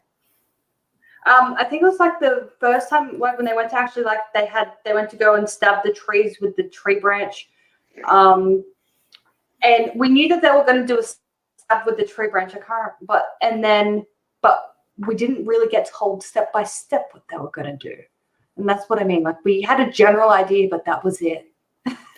But there were also but several for, times the big where ending one, we knew step by step. But there were also several times where they were about to go do research, and they were like, "Here's exactly what we're going to do to go do research." And then they went to NC, and then they would go, "Hey, does this make sense for us to do exactly this?" So we got told twice, and then we had to watch it. Yeah. And it's like, yeah. Also, characters telling each other things that we don't need to see their reactions to. That was another thing that happened in this. Mm-hmm. Just, oh man. It was. I mean, that said, that I have a question though. Mm-hmm. Would we not be disappointed if it didn't have these problems? You know, I think I would have been pleasantly surprised if this book was good. I would have been pleasantly surprised. But we've been mentally preparing ourselves for the outrage. oh, yeah, absolutely. That's true. Would you not feel let down that they did a good We'd have job? a little bit of like rage blue balls, but like that's it. That's what we have. And here's the thing too about like talking about a thing that characters are going to do. There's a way to do. It's hard to kind of describe, but there's a way to do it that doesn't make it so that you're completely repeating yourself. So like, and that kind of involves like if a character needs to go look something up, that involves kind of two characters sort of working something out and saying like, hey, like, let's bounce ideas off each other. They kind of do that. You see that. And then instead of saying, now I'm going to go look this up in the library, you kind of then jump to like, I was blah, blah, blah, blah, blah, while so-and-so was doing X. Yeah. Doing a thing. And then you're like, okay, they probably said we were going to do that. That was the natural evolution. Like, all right, cool. And, you know, like there's a way to do it where they can have a conversation about what they're going to do, but not you it to us, you know? And then when they discover the thing in the book that they were researching or whatever, we don't read the information with them. They're just like, oh my god, I found the answer. Skip to. And that's another thing. Skip like, to Mercy's face was all aghast when I told her the answer. That's really another thing is like it's less so saying we're gonna go look this up, and more that when we look it up, it's just I looked it up. I know. Mm-hmm. What'd you fucking find? It's kind of like imagine if you were like, I'm gonna go into a Zelda dungeon, and then you found the item in the dungeon, but they didn't show it to you, and you were like, well, then why did I go with you? Like, why don't you just play the game on your own, Link? like that. So anyway, shall we move into the plot? Yeah, oh God, we need we're like to. almost an hour and a half in. We knew this stream was gonna be long. Don't act like you didn't know. You knew. Yeah. There's a reason why we started early. We started an hour early because we knew. And in fairness, sometimes we don't start till like 8:30. So really, we're a bit ahead of schedule. We're doing good. We're doing good. We began an hour early for a reason. Yes. So you are my first note. So we begin with a prologue. My first note was apparently it's Sarah Goodie because it's the name or their last name is spelled good. And Stixie informed you that in like England that is pronounced Goody. I will say though, in the United States of America, nobody pronounces it that way. It's always good. I thought it was good. Yeah. I thought it was good until I got a text saying it's Goody. And I was like, oh crap. And then I listened to the book and I was like, yeah, it's Goody. And I went to complain to Stixie. I'm just like, there's Goody Lake and Goodyville and Goody Guarantee, and he's just like, yeah, that's how it's said. I'm just like, excuse you, what? He's like, that's how it's said. It's an English name. All right, guys, I'll be right back. Oh, it's not that. I have to take. Who is that? I have to take Carbine out. He's crying. Okay. We'll cover some ground. All right. Yes, let's do 17. The prologues. Yeah, we're in the 1700s. Bitch named Sarah Goody. It's my birthday. Sorry. Please, okay, real quick before I go. The second line of the book, just to let you know the writing quality, because the technical writing quality is shit. Though Proctor's Ledge was a goodly walk from the courthouse where Sarah was jailed, the breeze carried the sound through the bars of the glassless window. Like a goodly walk. What the fuck? Anyway, the technical writing in this is trash. Like just from a technical level. Like there's goodbye. But she's like, yo, I got a blast.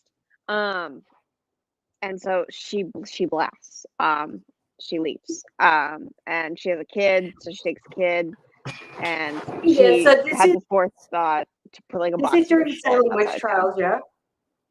Yeah. Yeah. So she goes to her box of shit outside of town and starts and leaves. And she goes for a walk from Salem, Massachusetts to Salem, Illinois. Yeah. Yeah. Salem County. But Salem County. Salem County, not because there's Salem, like I think there's a town or a city, because I just looked it up. I can't remember if it's a town or a city though. But like there's Salem city or town or whatever in Salem County, which obviously is bigger. And Goodyville is within Salem County. Yeah. In chapter 1, we started with Hunter. Hunter. Goody Lake was postcard perfect with its tree-lined banks and sandy shores. I don't care. Yeah, so everything's named after their family. Everything. Yep. Everything. We didn't mention this. We don't have a dad. Dad's never mentioned. Is he even mentioned? No. Dad's not mentioned. But Immaculate Conception. The Goody Witches just they're just magically conceive, I suppose. But she goes swimming and she gets catcalled and she's like, I was bullied and I don't like it when men look at me. Yep. Yeah. Because she was convinced they were going to attack her either verbally or whatnot. Because they said, hey, you go to Goody High, right? Yeah. I feel like they could have picked a better what's the word? Mascot. I can't picture the Goody Mustangs. Goody Mustangs. The Goody Mustangs. I don't know what would be a better. I don't know what would be a better mascot. The Goody Witches.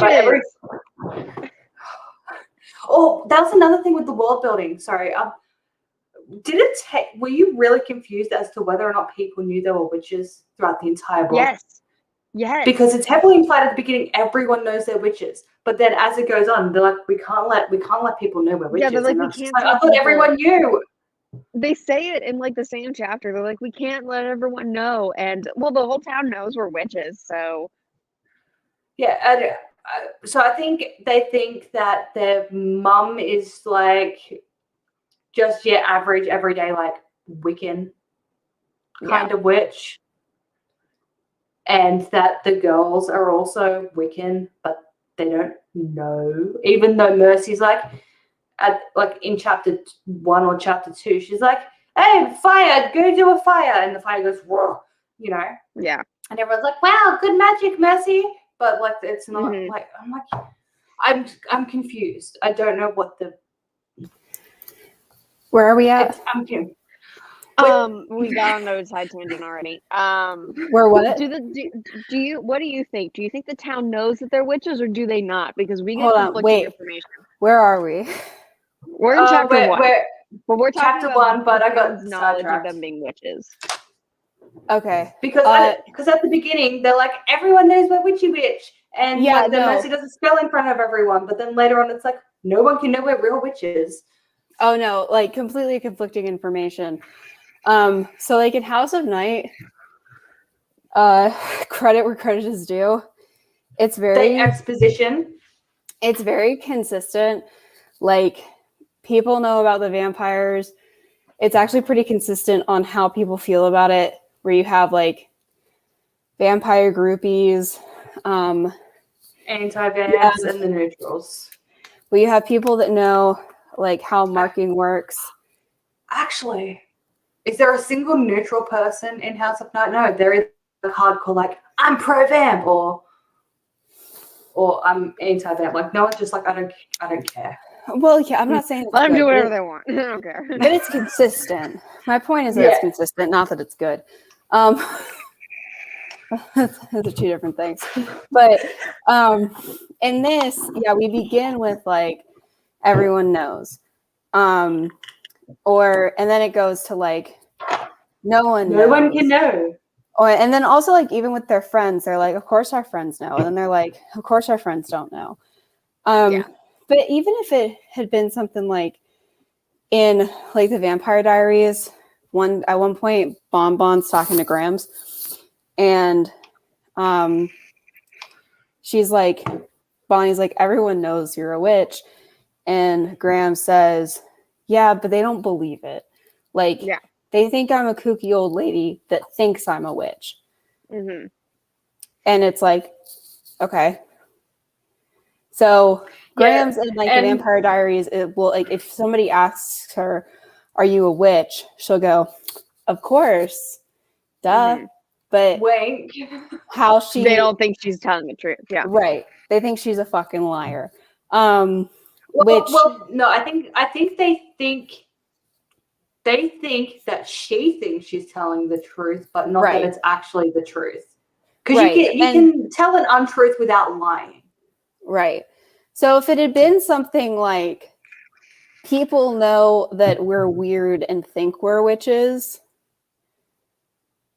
Yeah, and there are a couple times where it's implied that that's kind of what the general consensus is, like, especially like on behalf of their mother, because she's a kitchen witch who makes people when they're sick herbal teas and like makes love cookies and stuff. It's not consistent though.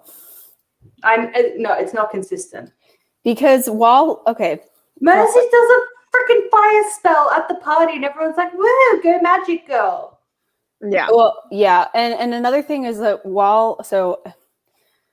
to further this point, and we'll get to it, just don't worry about it for now.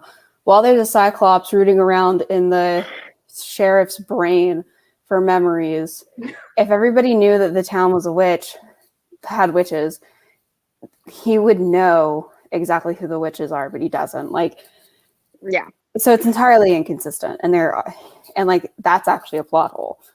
Like, why doesn't he just? Yeah, because also like he went to their house. Like, there's no way that on the way to the house, that lovely young deputy guy, right, wasn't like, it's such a shame that Abigail is dead. I remember when my mom got sick and she made her one of her special magic teas.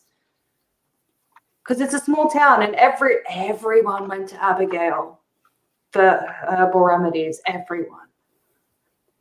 Yeah, I mean, this town only has one freaking road, so. That's the most confusing thing about the map. Like, does the town literally only have one road? Well, we're not really given like a whole lot of exposition on how big a town is, because here's the thing. I like small town books. I love small town settings. But like if a town is really that small, usually it'll be like, I lived in a one stoplight town, and I love one stoplight town settings. I think they're adorable, but we're not given that. We're kind of given to think that it's like a like the size of a town that like Addie and I grew up in. Because they, for one thing, have a football team. And in one stoplight towns, there's not usually enough kids to actually have a football team. Well, in there's not enough people. In a town the size shown on this map, there's not enough kids to have anything but a K-12 school with mixed grade classes. Yeah. Or they're all being bused to another town. To like a single county school, like a single county high school and stuff like that. Yeah. Because this map has one street and 1, 2, 3, 4, 5, 6, 7, 8, 9, 10, 11, 12, 14, 15, 16, 17, 18, 19. Well, and I will say that, and some of these buildings can't be houses. Yeah. I'm only counting the ones not on Main Street. It's got like 36 houses or 37 houses. And that's not enough to, and another thing too is that on this map as well, they live in a Victorian mansion. Mm-hmm. And everybody else does not, and we're not actually told what kind of houses everybody else lives in, but if in a town this small, you were the only family with any kind of, and also all these houses are very much, and all these other buildings are very much squished together. If in a town this small, you were the only family living in something with very unique architecture on any kind of significant amount of land, there would be some kind of tangible power dynamic where everybody would know you're the rich kids and they might resent you, or they That's might what I was thinking, because like the whole town is named after them. Everything in the town is named after them. And there's no one acknowledges it though. Yeah. And let me tell you, they would. They would. They'd have something to say about that. But no one. And especially in a town this outside small, of the girls, no one acknowledges that they're the founding family. And also, especially in a town this small, someone would probably have something to say. Like, and this is just a thing, probably about the fact that like, they like don't have a dad. I knew you were gonna say that. I'm sorry. Or that like their last name was passed down matrilineally. Yeah. Oh yeah. I mean, on that, maybe not the name so much, because again, they're the founding, like it's the founding name. So I can understand the town accepting the matrilineal name passing. Yeah. Just on that note. But it's something that, at least in our world, you might want to at least acknowledge, because it's something that kind of sticks out, especially if you're from a small town. Like, well, if you were a very wealthy family, sorry. Yeah, I was going to say, like, especially like when we get to see just a little bit of like Hunter being picked on, like at the football practice that everyone's at. It wouldn't just be you're nothing but a stupid blah. It would also be, and your daddy doesn't love you, and that's why he left.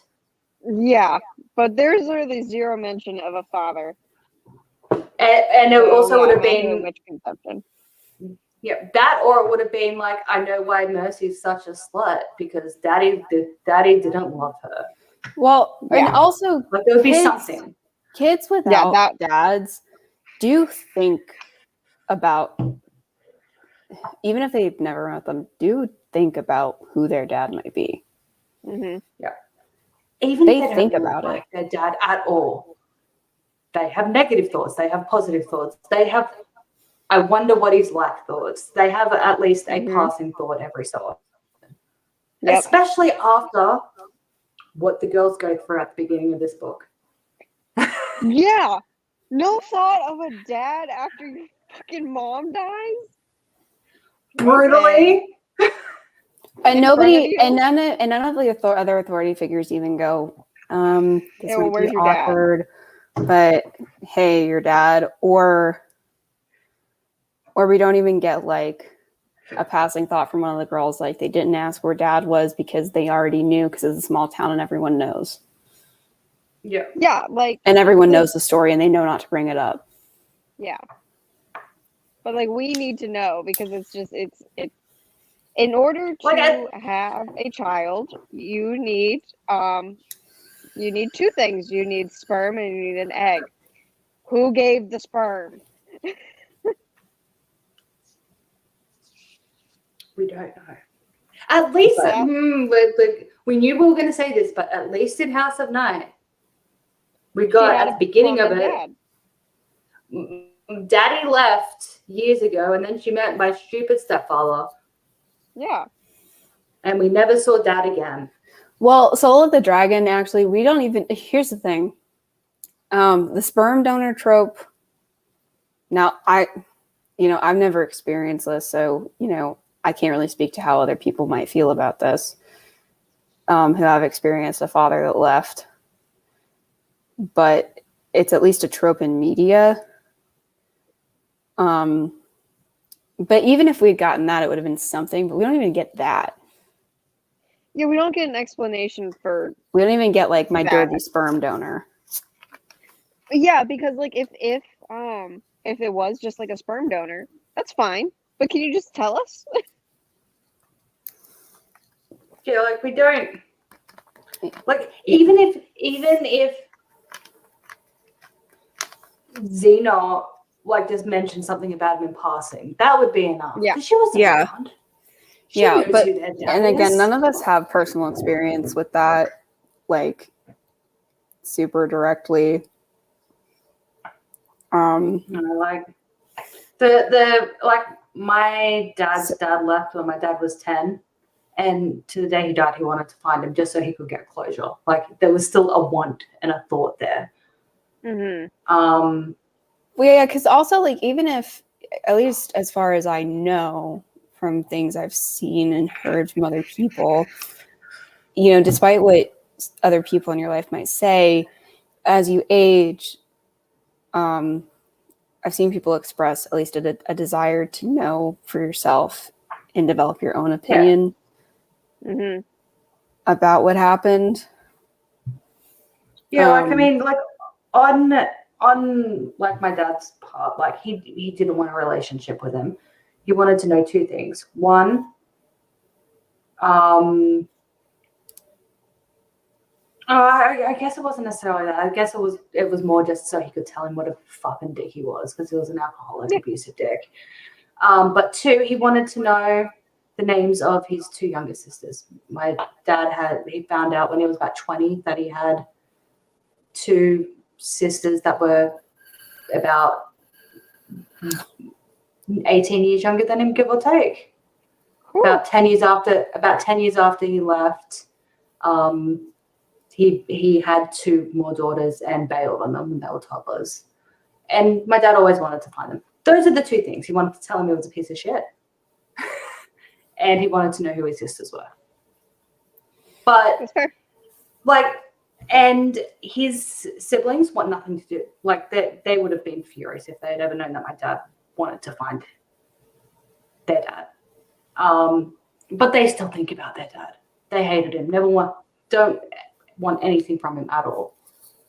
They still think about it. But you still think about it, yeah. Like, and it doesn't matter how, like, if he died when they were infants, if he walked out, if Abigail kicked him out, if he was a cheating scumbag, if he was just a drug addict, who knows? Those girls would have at least had one passing thought after the death of their mother, even if it was just, Dad better not come to the funeral. Yeah. Like, anyways, sorry. Where were you guys in chapter 1? For a sec. Mercy, she was floating on the lake. Hunter was Hunter ran away from boys. So there are just 5 guys. We didn't really get far. There are 5 guys in a boat. They literally just say hi, and she, like, freaks out for no reason. And starts crying and runs away, yeah. And cries and runs away, which I guess is supposed to be like she got bullied, but, like, nothing happens. Like, it's a weird scene. Yeah. The whole scene's weird. Yeah. So also it's her 16th birthday. Mm-hmm. And then she gets out and she's like, I'm going to start writing. It's the day before, I think. I think it's the day before their birthday. It's the day of. Their 16th birthday. Oh, it's the day of? Yeah. Yeah. Okay. Also, how much time passes is unclear because we're watching the days very much consecutively, but then they're like, so many days have passed. And I'm like, again, with House of Night. Yeah, I don't actually know how many days passed. I didn't keep track like I did with House of Night. Because it was much less clear than in House of Night. Because in House of Night, they're like, we went to bed. We woke up that evening. You don't get the sense, though, that days and days and days are passing. No. Except that the casts are like... It's the day before their birthday. They have their party the Is day it before. midnight? Because just before, because they're going to do the ritual thing with Mummy at midnight or whatever. Midnight, and like just and when they're getting ready for it, it was like 15 years, 364 days, and 19 and a half hours ago is when I was born. But who's counting? Chapter 1. Maybe it was because today was Hunter Goody's birthday. Maybe they were born like at 11:59 then or something. I'm so confused. I don't know. It's also April, but it's not April. So who knows? Yeah, it's April, but we have football practice. For what? What are you practicing for? The school year's over. Almost. Anyways. Because football is a winter sport there as well, isn't it? Yeah, it's fall and winter. Yeah. It starts in like August and ends in February.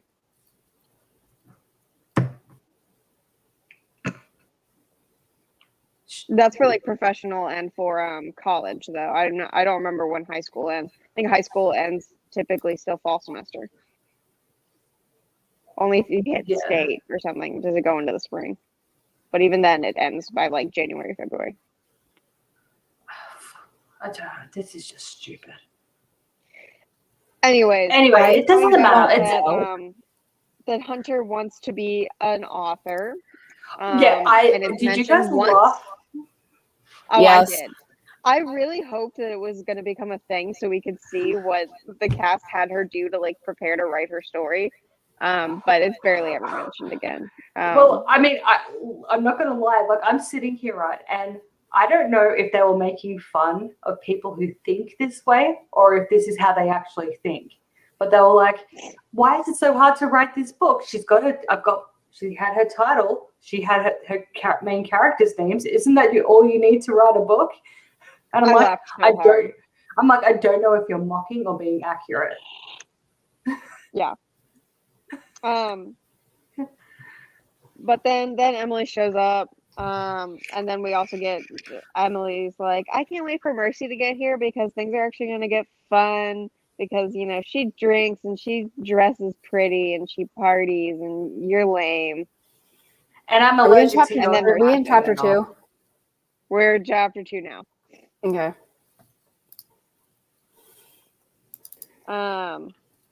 Yeah. So Mercy rocks up in chapter 2. Yeah. Yeah. And because the first thing Emily does is just tell Hunter that she's lame as fuck, and she's like, drink vodka. Yeah. Yep. And I have a slang question. Yeah. Okay, I know that this was a thing in like the 90s. Is slay back? Slay? Is slay what the cool kids are saying nowadays? No. It was back when I was an undergrad. But only like on Twitter. And like it was I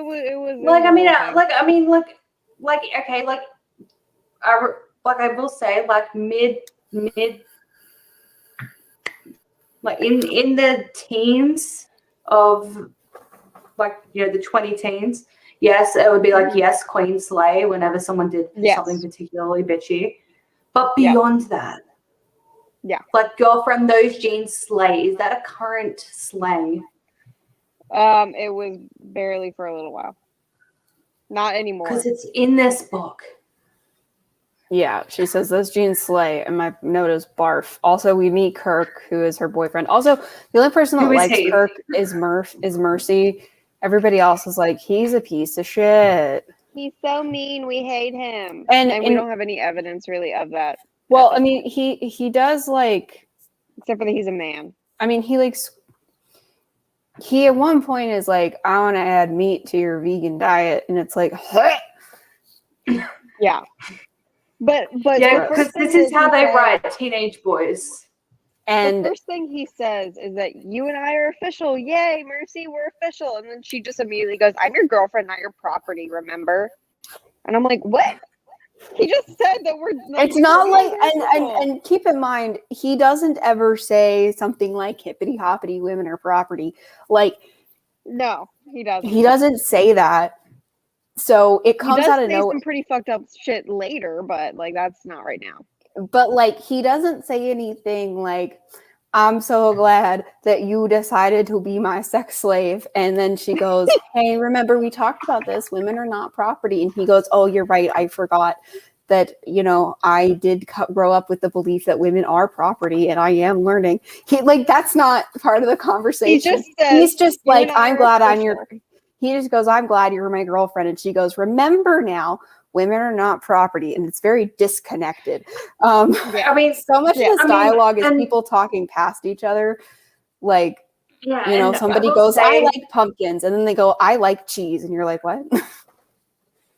Like, and that's always been an issue with the cast. Like, I mean, it's fine to have your opinions, but when you just force them into your books, always, it just makes things awkward and stilted. And this was the thing that I was going to mention, just feels like a perfect time to bring it up.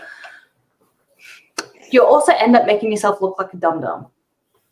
Okay, like we had this in House of Night where in like the first 3-4 books, Stevie Ray's Zoe, like half the nerd herd are like going around calling everyone R words and stuff. And then later on, Aphrodite says it and Stevie Ray's like, and by the way, in book time, this is like three months later. Stevie Ray's like, that's a really damaging word and you should go to rword.com and blah, blah, blah. I'm like, bitch, you was saying it like 3 books ago.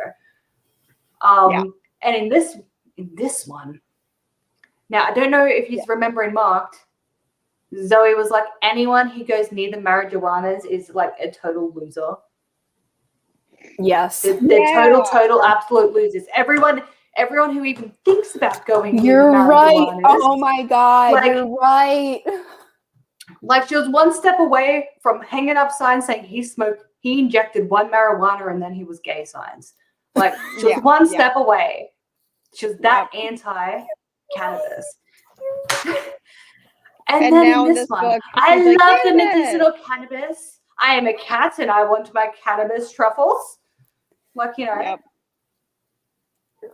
And I'm just like, when you inject your activism into your books this hard all the time, you just look like a dum-dum.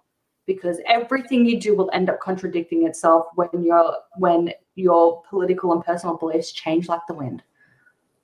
And now, here's the thing. It's totally fine to have characters that have opposing viewpoints. Yes. But it definitely needs to come from the characters and not like, from your personal, like, biases. Like, if, like, for example, like, at some point, Mercy says something like, I'm a child of casual sex, so I take it more seriously. And I've seen a couple negative reviews like, wow, I can't believe like a 35-year-old woman's a freaking virgin. And I'm like, that's not how I took it. But yeah, like, you know, like that, I don't think that's how you're supposed to take it. No, and never once was it even implied that she was a virgin. It was just she didn't have sex unless it was a relationship. Also, like Mercy, that's all it matters. If you have sex, you're a demon. Like that's not ever implied, but you get a sense of how Mercy feels about her own conduct, which is fine. And also, you don't really, and now Patty has done a couple of scenes, and we've talked about it, where it's like, all right, Patty, calm down. But in general, like, you get a sense that a lot of Mercy's opinions are coming from Mercy, like most of them. And that's fine. And there are also some people with opposing opinions that dislike, especially on like religion and stuff. Like Adam doesn't agree with Mercy, and sometimes they talk about it. And that's fine. You can have characters that believe certain things or think certain things. But when it reads like the book passing judgment on you, if you even entertain the thought, yeah, that's where it crosses the line, I feel. Right. And like books and characters thinking certain ways are really like an interesting way to explore certain ideas.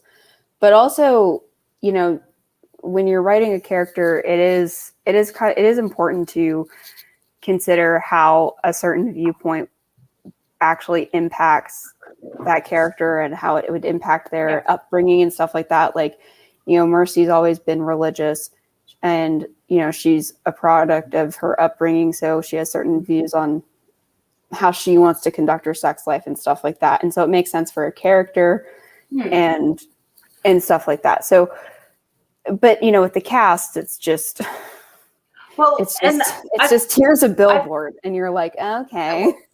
Yeah, well, I feel like the casts haven't really ever learnt the art of showing instead of telling.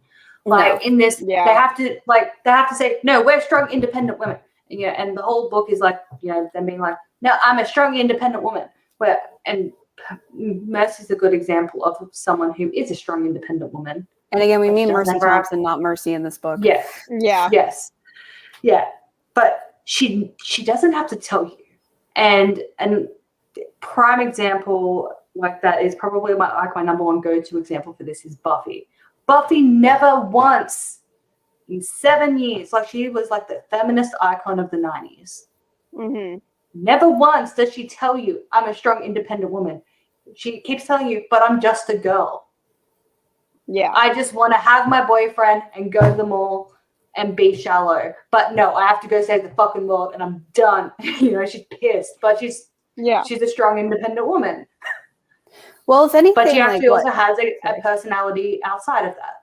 Well, if anything, what Mercy actually learns is how to balance her own independence with relying on other people, because, you know, in growing up, she couldn't really rely on other people. You know, she dealt with a lot of abandonment and ostracization, and now that she's dealing with much bigger problems, she has to depend on other people. And in some ways, she feels like that threatens her identity as a person who can take care of herself.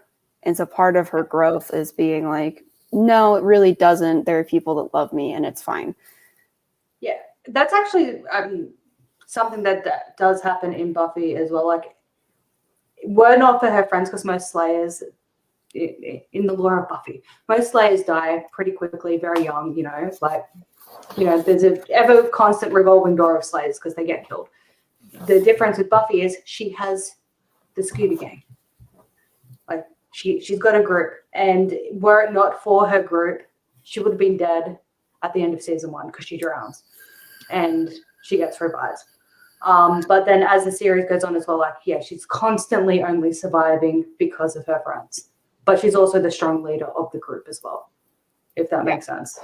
Right. And like in the 10th book of Mercy, you know, Wolf says Mercy is the most powerful person in the Tri-Cities. And she says to like a super powerful vamp, I am powerful because I've got powerful friends who like me and who will fuck you up on my behalf. Not because I'm super powerful intrinsically, but just because I've got good people around me. And that is very powerful in and of itself.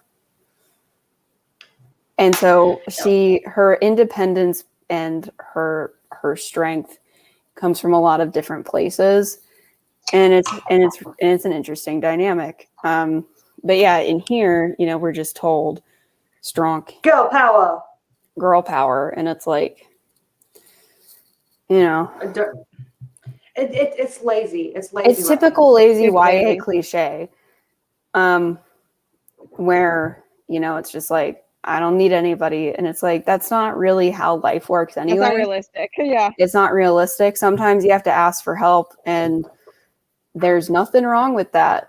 There's nothing wrong with saying I need help. Yeah. In anything, whether it's moving a couch or something more serious.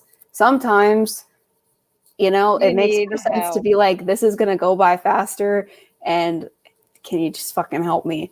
Like, yeah, and you know, standing on your own 2 feet doesn't mean you have to stand by yourself.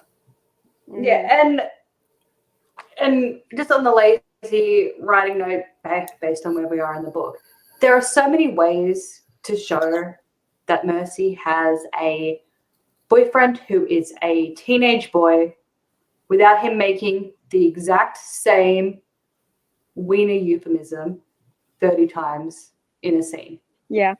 Yep. But here we are. So they're partying. There's that, like, yeah. And Mercy lights a bonfire, and then there's like a weird face in the fire. Yeah. Also, that's never addressed again. Yeah, I forgot it happened. We dropped that like a hot potato. Wait, I am going to note. Okay, because I feel like it may get brought up regarding where my prediction is going. Let me. I forget, what was the actual creature? I don't know. What, the creature in the fire? Where is it? I'm finding it.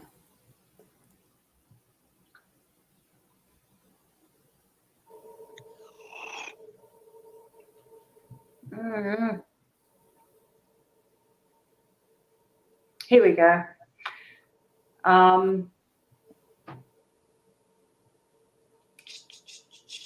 A nightmare. So the smoky outline of the oak had changed to become a nightmarish face that looked like a. Also, okay, they're trying to be fancy with their words. Like the common word now is salivating, but they went to slavering wolf, which means salivating. That look like a slavering wolf or worse. Something with impossibly long teeth that shouldn't exist in this world. It's Fenry. Like, I think ultimately that's Fenry. But quickly Mercy plunged her hand back, blah, blah, blah. When he actually shows up, they don't connect it to the fire. No, they don't. But they also, between the two of them, they don't have enough IQ to, you know. They don't have enough brain cells. Between the 4 of them, the characters and the duo. Like, they'd be lucky. Like, I don't know how they're surviving without a functioning adult right now. But, by the way, it is generally a good idea. Like, and you might think it's hand-holding, but one line going, the wolf from the fire, is not hand-holding. Yeah. It's just reminding your reader, especially if they're reading it in chunks, that you mentioned it before.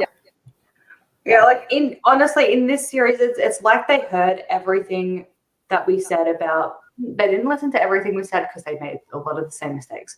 But it's like they heard everything we said about stop spoon feeding us, and they went, "Okay, we'll tell you nothing." Yeah. And again, if you're gonna foreshadow something, which foreshadowing is fine, it's good, but at the same time, we love a good foreshadow. It is a good idea to call back to the foreshadow and go, wow, that was a foreshadow. Be like, oh no shit, that was really cool. And one line's fine. You don't need 10. 10 is not necessary. One line's good. And what's it like? Honestly, I feel like I'm gonna understand this book a lot better if I were to reread it, because I spent half this book trying to work out what the fuck a kitchen witch was. Who knew who was a witch? Like, what is a green witch? I got pretty quick. It feels like it's an earth magic. Yeah, that's easy. But like, they just left they didn't explain a single thing. Yeah, and also, like, sorry. But then some things they just explain as we're too going much, through like this. insignificant stuff they explained way too much in detail. Also, I have my next note is just I guess sorry, Holo Taco dropped a new creme. What? One moment. What does it look like? It's excuse me. Is it on their website? Oh, I just got the text. That's a very pretty color. No, it is. Yeah, I guess we're dropping fall colors. Anyway, sorry. Back to book. So my next note is just also everyone knows about magic, I guess, but as we've covered, that doesn't. Kind of, but not really. Kind of, but not really. So chapter 3, Emily is talking like a Brit, but that shifts to Mercy. So they even forgot what character they were going to give that quirk to. Lol. Like. Oh yeah, the sisters are fighting because Hunter didn't want to be around Kirk, so she went off somewhere else. And Hunter is an entitled little bitch. I will say. Hunter? It was really stupid. Yes. Throughout this book, she was like, she was just like, but it was all me. Every time, like when Mercy was like, "Oh, Kirk, you helped do a spell. I'm so pleased with you, boyfriend," which is a normal response. And she was just like, "Excuse you, that was all me. How dare you?" And I'm just like, oh, fuck, it's not all about you, you dumb bitch. Sorry. Yeah. So, and then I don't like anyone. While they're fighting about I don't Kirk, like anyone. Mercy's like, yeah, but he has mommy issues. And I was like, oh my gosh. Great. The line where he's like, you're the first woman to ever tell me that you're the second woman to ever tell me that she loves me. No. And you're the second woman I've ever told. Yeah, you're the first one I've ever told. Oh, sorry, second I've ever told besides my mum. And then she left me. And I was like, okay. Yeah, we're going to have a big conversation about Kirk when we get to the after football practice scene, because I have questions. I'm sure you guys have questions. We all have questions. Yeah, we'll have to get to that. So if we ever fucking get to that, man, it's been 2 hours. Yeah. And fucking, like, I swear the next quarterback, because the next series will have a quarterback, we know this. He's going to be Chad, okay? They're just working their way up to Chad. Like, they had Heath. What was the Sisters guy's name? I don't know. I don't remember. I've blocked Sisters from my head. I got the brain cells back, and then this made me lose them again. What's his name? Because I swear it was also just like that. Let me find it. Tate.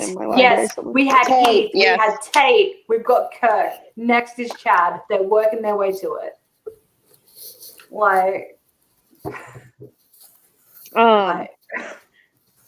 But they get ready for the witch ritual, and there's candles, and Mom's talking to cats, and it's really cringy. And then Mom's like, "Let's talk about your clitoris." I'm like, okay, Mom. Yeah, but do we want to read that whole? I have it pulled up right now. Thank you. So it's horrible. So then, she's like, okay, so where does it start? She's like, I don't care about your hip teenage talk. When a boy gives you his class ring, you're going steady. Let me see. And then she's like, Kirk gave it to me right before the party. Mag, her mom used the nickname she'd been shackled with since first grade. When Hunter figured out what her initials, Mercy Ann Goody, spelled out. That's adorable, Kirk. Abigail studied the ring and then smiled slyly.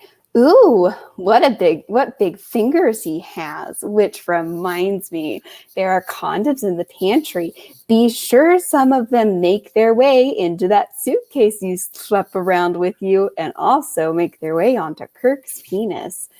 Yes, Abigail, I know. Do I need to schedule a gynecological appointment with our naturopath? No, Abigail. Mercy tried to breathe through the heat spreading across her face as she stoically packed the brown and green candles into her basket beside the apple pie. Sweetheart, would you like to discuss your clitoris again? Her mother asked. Hunter tapped her chin contemplatively. Yes, Mag, would you? No, thank you. One clitoris discussion is all I need. Well, if you have questions, you know I'm here with answers. Your pleasure is just as important as his. Do not forget that. Oh, and you're welcome for your multiple orgasms. They're familial, you know?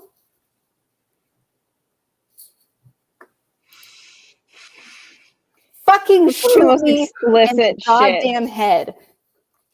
I'm not gonna lie, I just Googled. Not only was this some naturopaths do gynecology. Not only was this written in a YA novel, this was written by a mother and daughter duo. And not only that, hold on. Monique Patterson, I'm blaming you for this. Not only that. You should have stopped them. That's their editor. Hunter snorted. Old? Did you just call yourself old? Abigail, you won't be old till you start wearing a bra. Their mother looked down at her perky, though ample breasts.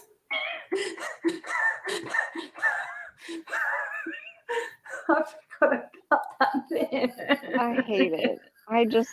No, I want to say as well. Can we say that? Bitch deserved to die. But also, right, let me find this other thing. Where is it? Okay. Now this is where I realized she was a bad mother. Okay. They come down and obviously like they do this stupid, like honestly, it's like they're like, how do people not talk? Let's write our characters to talk like this. You two look perfect. Absolutely perfect. Hunter, the dye job on your dress is exquisite. And a wonderful match for T's amulet. Now, this is where I decided she was a horrible mother.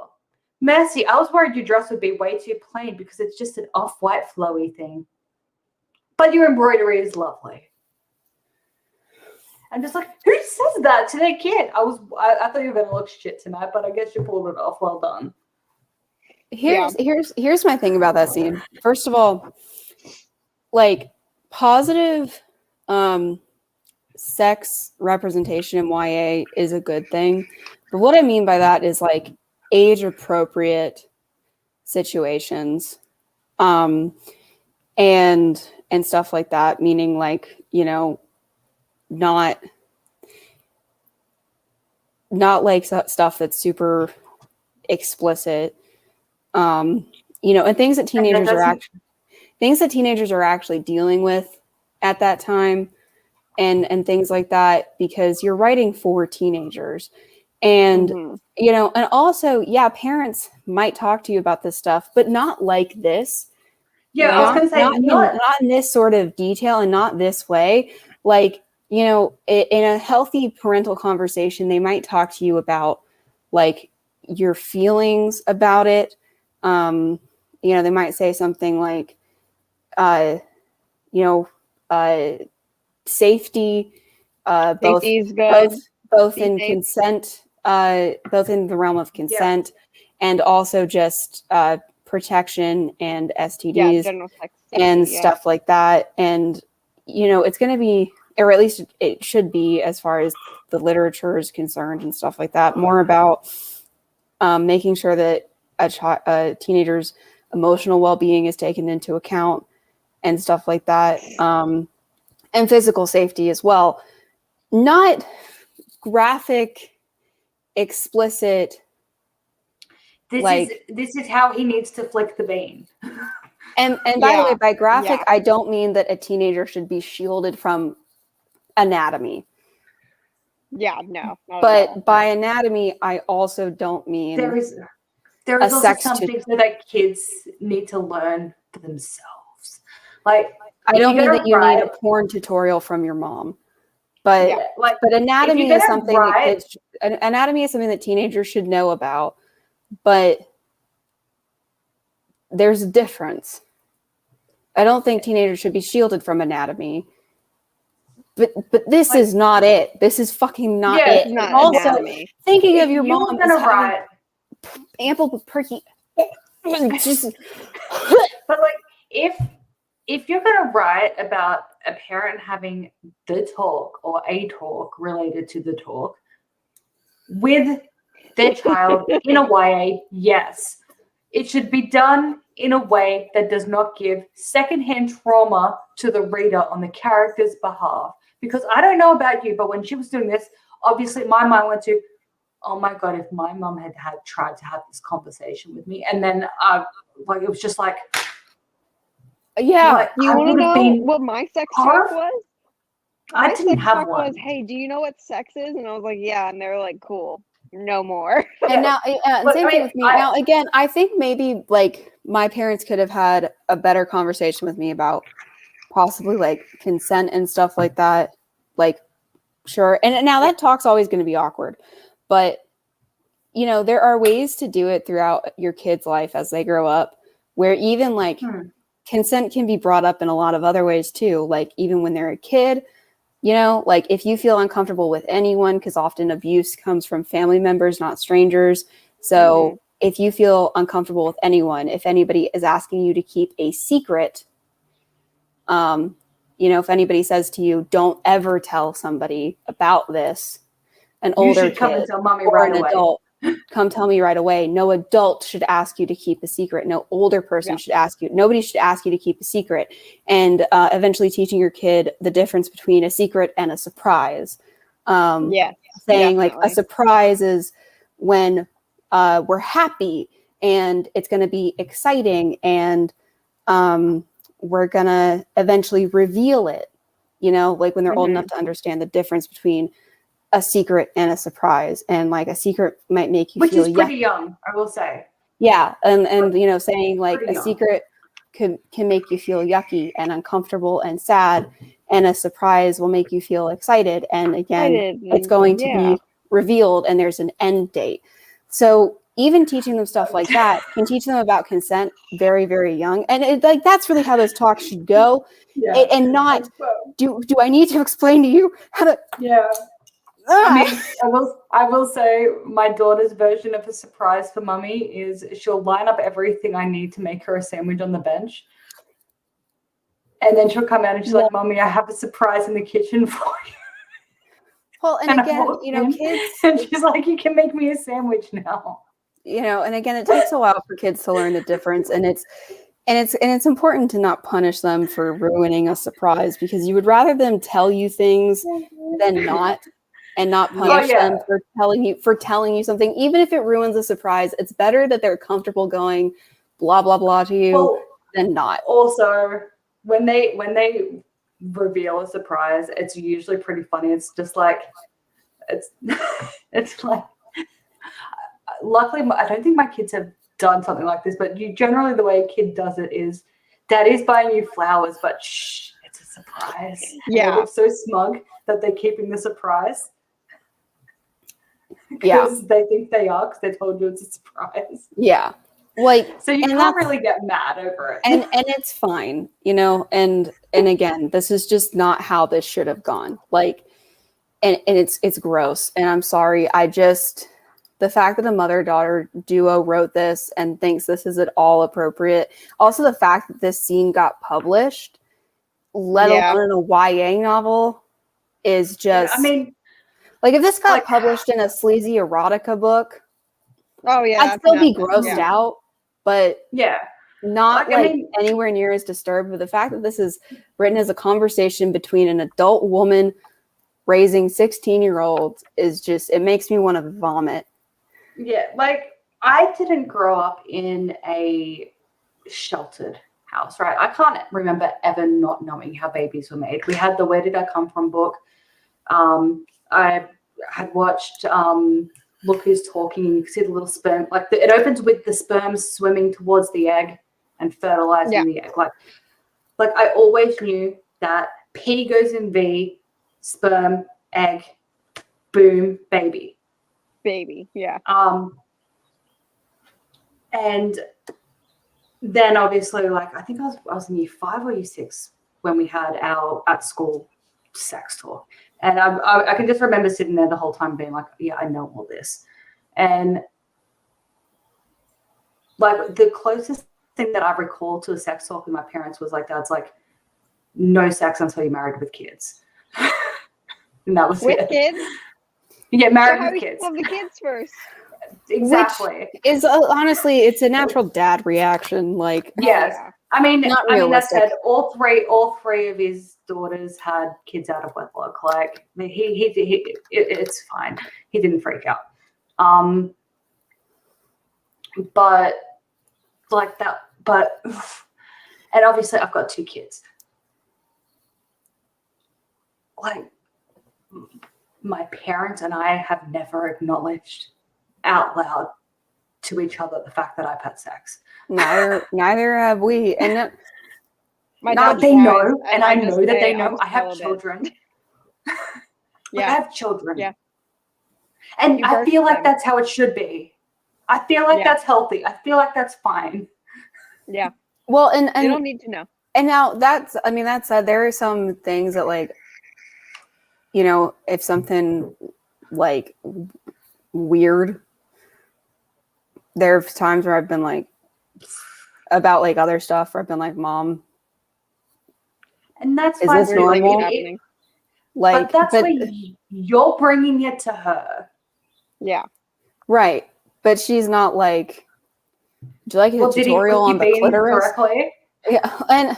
And there's, again, none of us are saying that you should shelter your kids from anatomy or anything like that.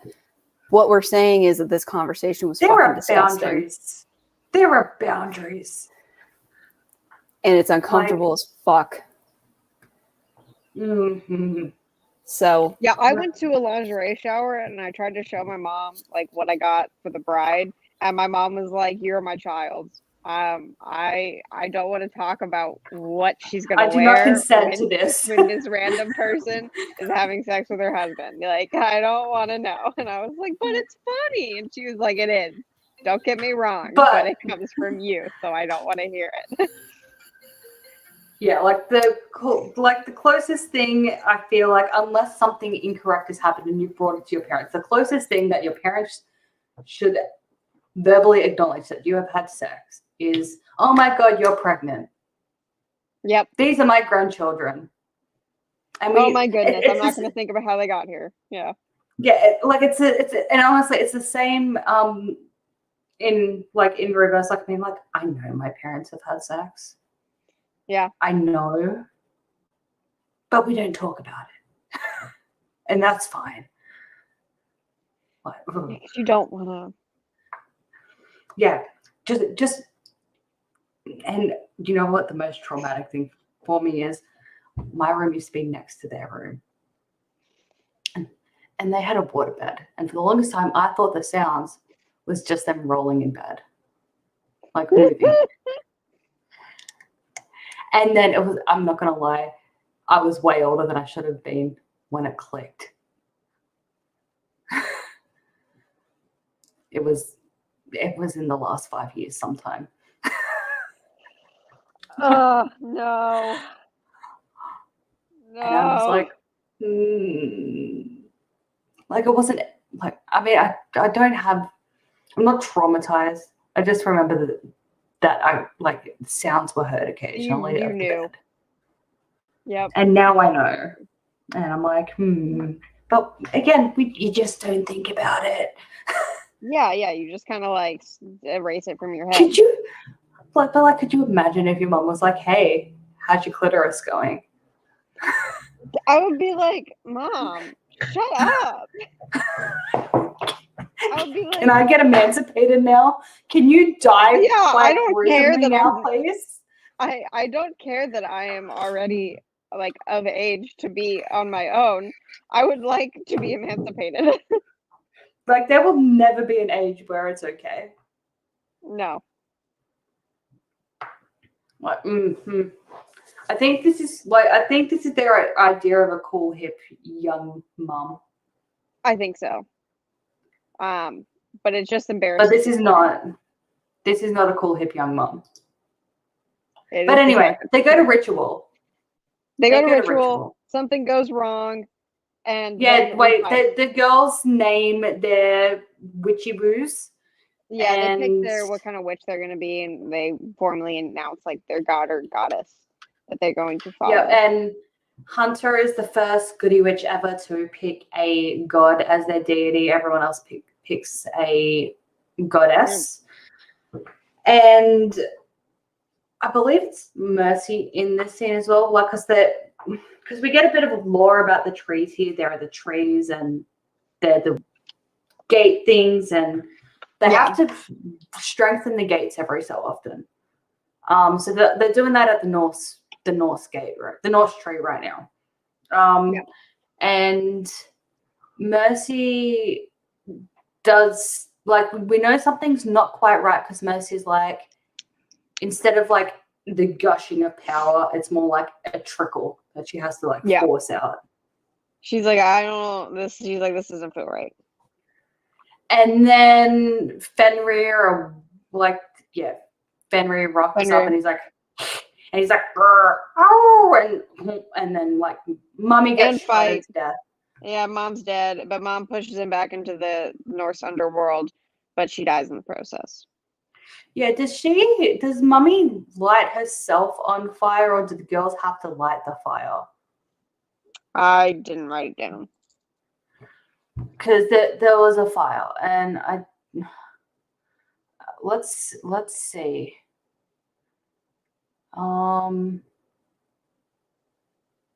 Okay, no, she lit the fire. Okay. And Athena is Mummy's goddess, and she's like, Athena, help me. And Athena's like, okay. And so Athena tries to do a help it, but yeah, and then she's like, it doesn't fix the trees.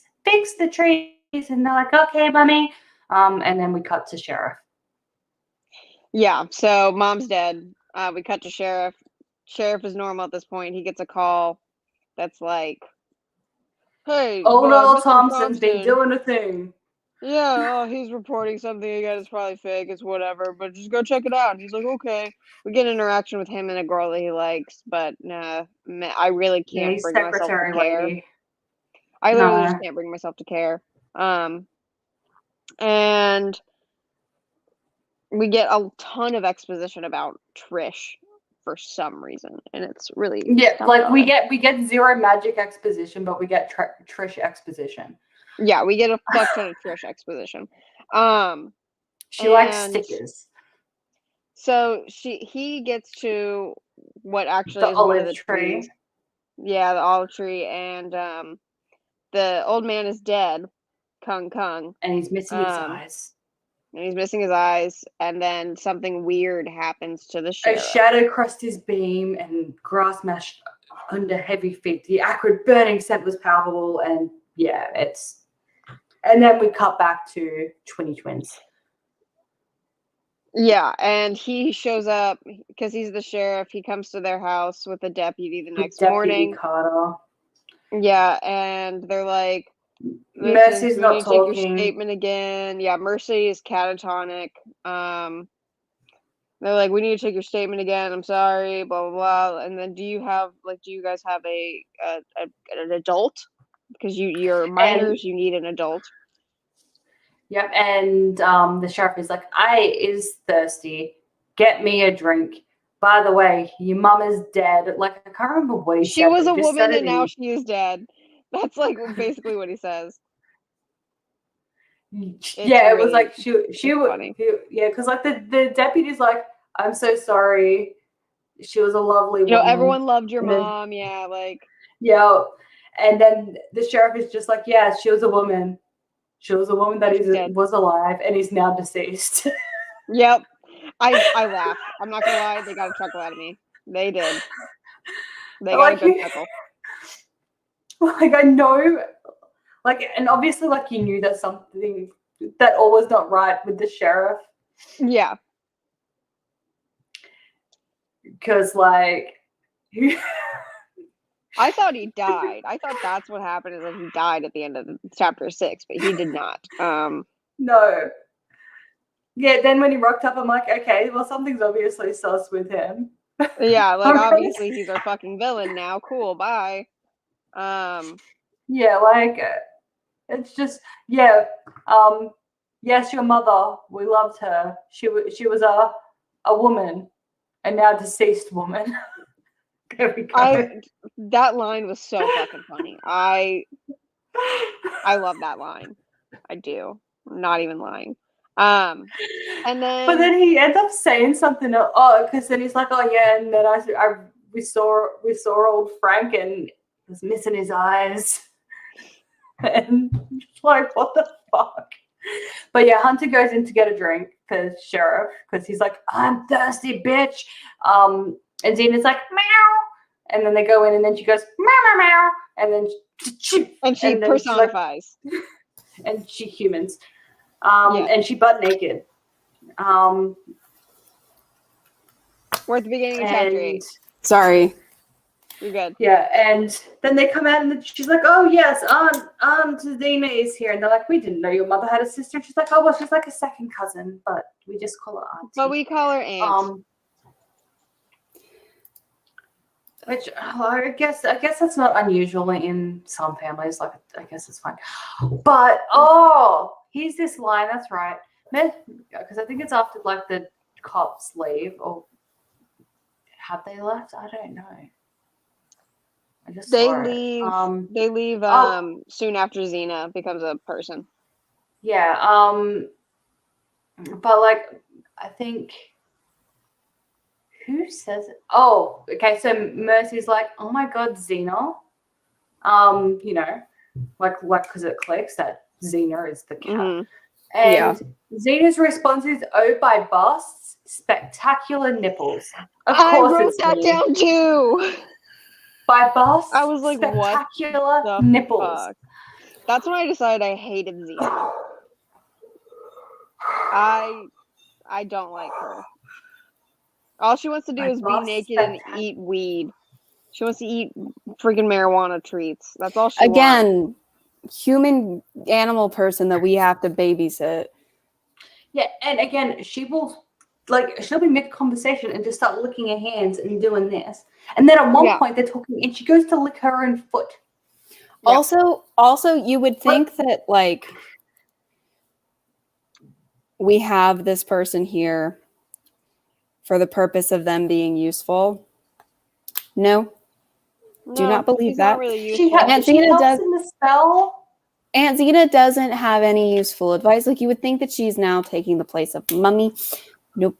She's been the familiar for we don't know how long. It's rude to ask, but she doesn't know anything useful. She's not a mentor figure. She's just a weird cat person. Yeah, that's her function. And that's all she's here to be is a weird cat person who doesn't know shit and is not around to actually be helpful. Like they say stuff like, "Oh, she's there to advocate for medicinal marijuana." That's all she can. The whole point. Yes, of her character. And they even say explicitly, "Oh, it's good that she's here because she can behave like the adult in the situation," and that's neato. She never does that. Yeah, she can be their like guardian. She never acts as their guardian figure or like their liaison. Like she's not needed for that. She doesn't act like that. Yeah, because the police don't actually they don't ever really follow up on the fact that that we have 2 minors. I guess they're living with someone, but they don't have any legal. This Aunt Xena doesn't have any legal rights to them. Like there's nothing. Yeah, and there's no documentation of this person. Can we also just take a moment? This is another thing where thoughts should have crossed their mind and didn't. Like, oh my God, you watch me shower. Because we all know cats do weird shit like that. They watch you in situations where they ought not be watching. Oh yeah, Otto tries to get in the shower with me. It's very weird. And so if he came to life, he would be like, I can guarantee Xena, because she behaves like a cat, like everything, like again, as she's human, she's freaking. Speak of the devil, licking her shall appear. Yeah. But like, everything about her is still catty, so we all know she has watched them shower. Yeah. Or go to the toilet or get dressed or something. She's seen them naked countless times. Yeah, for sure. Oh, for sure. And not one of them has even had the passing thought of, this is so awkward. Yeah, Can you stop? Can you stop watching me get dressed now, please? As much as I would love to be able to talk to Cassie, I don't want to know what she would You're say. so glad. But I know, right? But I'm so glad Millie can't talk. I feel like I would just get roasted. And I'm good. I don't need to get roasted by my cat. You know, I mean, there's no, like, and again, she's not actually a character with any sort of utility. Like, she's not helpful in any kind of meaningful way, you know? Yeah. So there's that. And then so all the friends show up. And also I was thinking at this point too, I was having this thought. I was like, does anybody know that the mom's dead? Oh yeah, you guys covered the cops getting there. But before that, I was also thinking, like, does anybody even fucking know that the mom's dead? Have they even reported this? What the fuck? And like, I guess they did. But anyway, the way that all that came about was weird. But so yeah, now all the friends are here, and they're here very briefly, and it's like 2 seconds later that Hunter's like, now everybody get the fuck out. And I'm like, then why do you invite them? Yeah, because Xena's like, no, y'all gotta go diddle some trees. Otto. No, sir. Yeah. Xena's like, you need to go check on the trees. And so they're like, get the fuck out. And they're all like, okay. And it's like, so why do we have this scene? Like, it was really bizarre. So then we go to the tree. Then they go to the Hindu tree. Oh, but they don't also, really go to the tree. Wait, hang on. Wait, before they leave though, right? And like the friends are there, and they're like, "This is Aunt Xena," and they're like, "Okay." And then don't you have a cat named Xena? They're like, "Wait, Xena like a cat?" And they're just like, "Yeah, exactly like the cat." And everyone's just like, "That makes sense." So, no, it doesn't. No, it doesn't make sense. And then I can't remember if it's this or when they come back later. I can't remember, but Kirk was like, "I did." She doesn't do it yet. I'm glad you came. Okay, no. Like when they're like, "I'm glad you came." Something like when they get there, and Emily or Jax is like, "You're only here because I picked you up." And he's like, "Yeah, so you could bring me." I can't remember exactly what it was, but it was just like, like, you're only here because we made you come. And it's like, no, he's not. Yeah. No, he's not. And like, I don't remember exactly where that is either. But again, it's like, it's one of those things where like we've seen him make weird comments. But so far, he's a teen boy. He's the worst person in the world. But again, it's like author omniscience. We haven't seen him like do something super horrible other than just be disgusting. Yeah. I think be a caricature and being a caricature of a disgusting teenage boy, like, which is what it is. But everybody treats him like he's the devil. Mm-hmm. When he's given no reason as of yet to be treated as such. I mean, I suppose Jax being a bit neutral towards him, like that, they're on the football team together. Yeah, he knows him better. But then, so after this, we go. Oh yeah, we go to the trees and we go to the Hindu tree. They're like, the tree seems normal, but then it stinks like sulfur, and there are like worms in the tree. Yeah. And then we go to the funeral home. We meet Emily's dad is a funeral director. He's a funeral director. So we're talking to her dad's name's Dominic.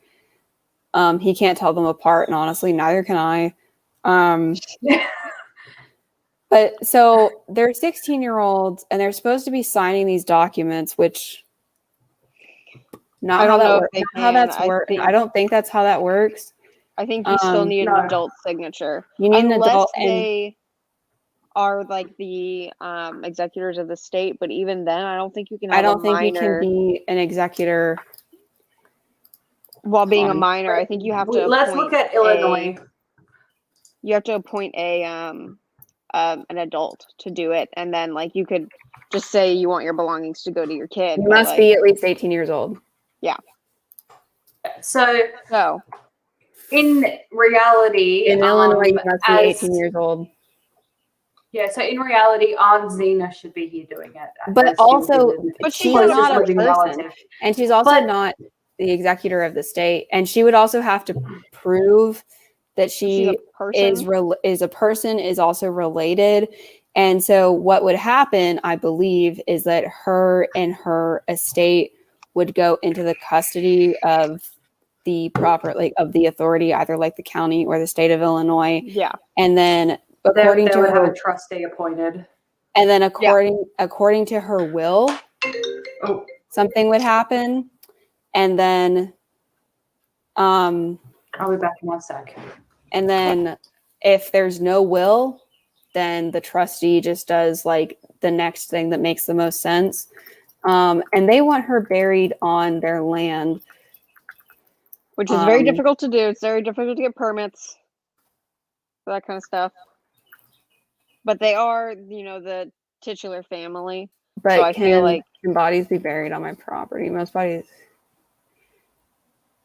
So it's not prohibited, but certain now, if this is like a place where that's not prohibited, if there's nothing, if she doesn't have a document specifically saying this is my death, this is what I want, mm-hmm. then they have a cemetery on their property though.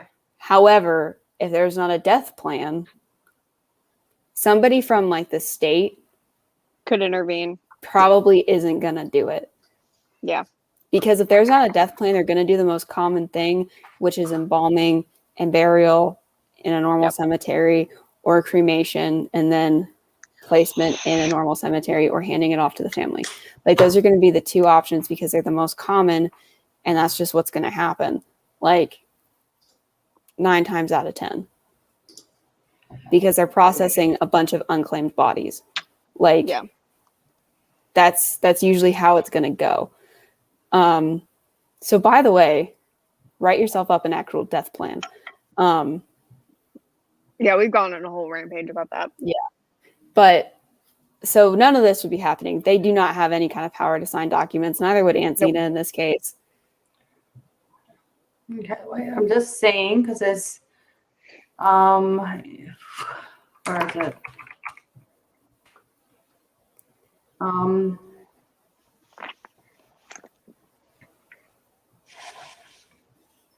But also, they've got, because they've got an established cemetery on their property, that shouldn't be an issue for them. It's not said that it's an established cemetery. It's just said that a bunch of it looks like people have been getting buried there for centuries. Mm-hmm. Honestly, it just depends on how it's classified, but we're not actually given any of that information. And since the classification of like cemetery on my private property is not mentioned, I'm not going to insert things for them. Yeah. If it's not in the book, it doesn't exist. Well, okay. Yeah. But yeah, moral of the thing is that they have no right to sign papers, but they do, and then they leave. And that doesn't that's just not going to fly. And finally, Hunter and Mercy talk about their reactions to their mother's death, because Mercy's been catatonic and Hunter's like, okay, well, we just need to get shit done. Which, two valid and different ways of, experiencing death. No one experiences it the same way. No, they don't. But then Mercy is like, do you even care? Yeah. And Hunter's like, of course I care. And then Hunter is like, Mercy's being a dum-dum because, bless you, she's never experienced anything hard in her entire life. Oh my God, I know. She tries to equate. She tries to equate being bullied I hate to be this person, but everyone's been bullied. Every single person nowadays, you talk to them, they've all been bullied to varying degrees. However, but here's the thing. This could have been done in an interesting way. Like how perhaps Hunter has the thought like, I've been made fun of for X, Y, and Z. And I've always thought of my sister as somebody who can't experience pain, but seeing it now, blah, blah, blah, blah. Like some sort of... This was an interesting thing that they did not... Some sort of thought process that made sense, but...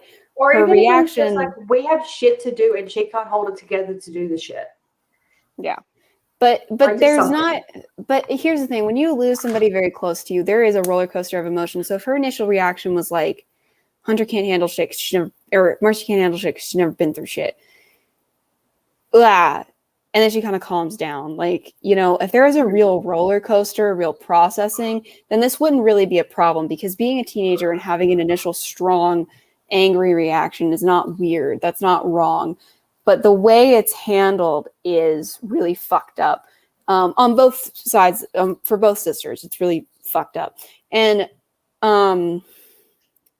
just because we don't really stop to process how Hunter is feeling or anything, like, or why she feels this way about her sister. And if we did, then it wouldn't really be a problem, because your feelings about, you know, a sibling during a parent's death are could be very complex, and that's fine. But give us a moment, like, to sit here. Give your character a moment to sit there and really process it and think about that resentment, or why they're feeling alone. And that kind of thing, because having such a strong reaction or resentful reaction, not bad, interesting, but you have to give them a second to go through it. Well, when my dad died,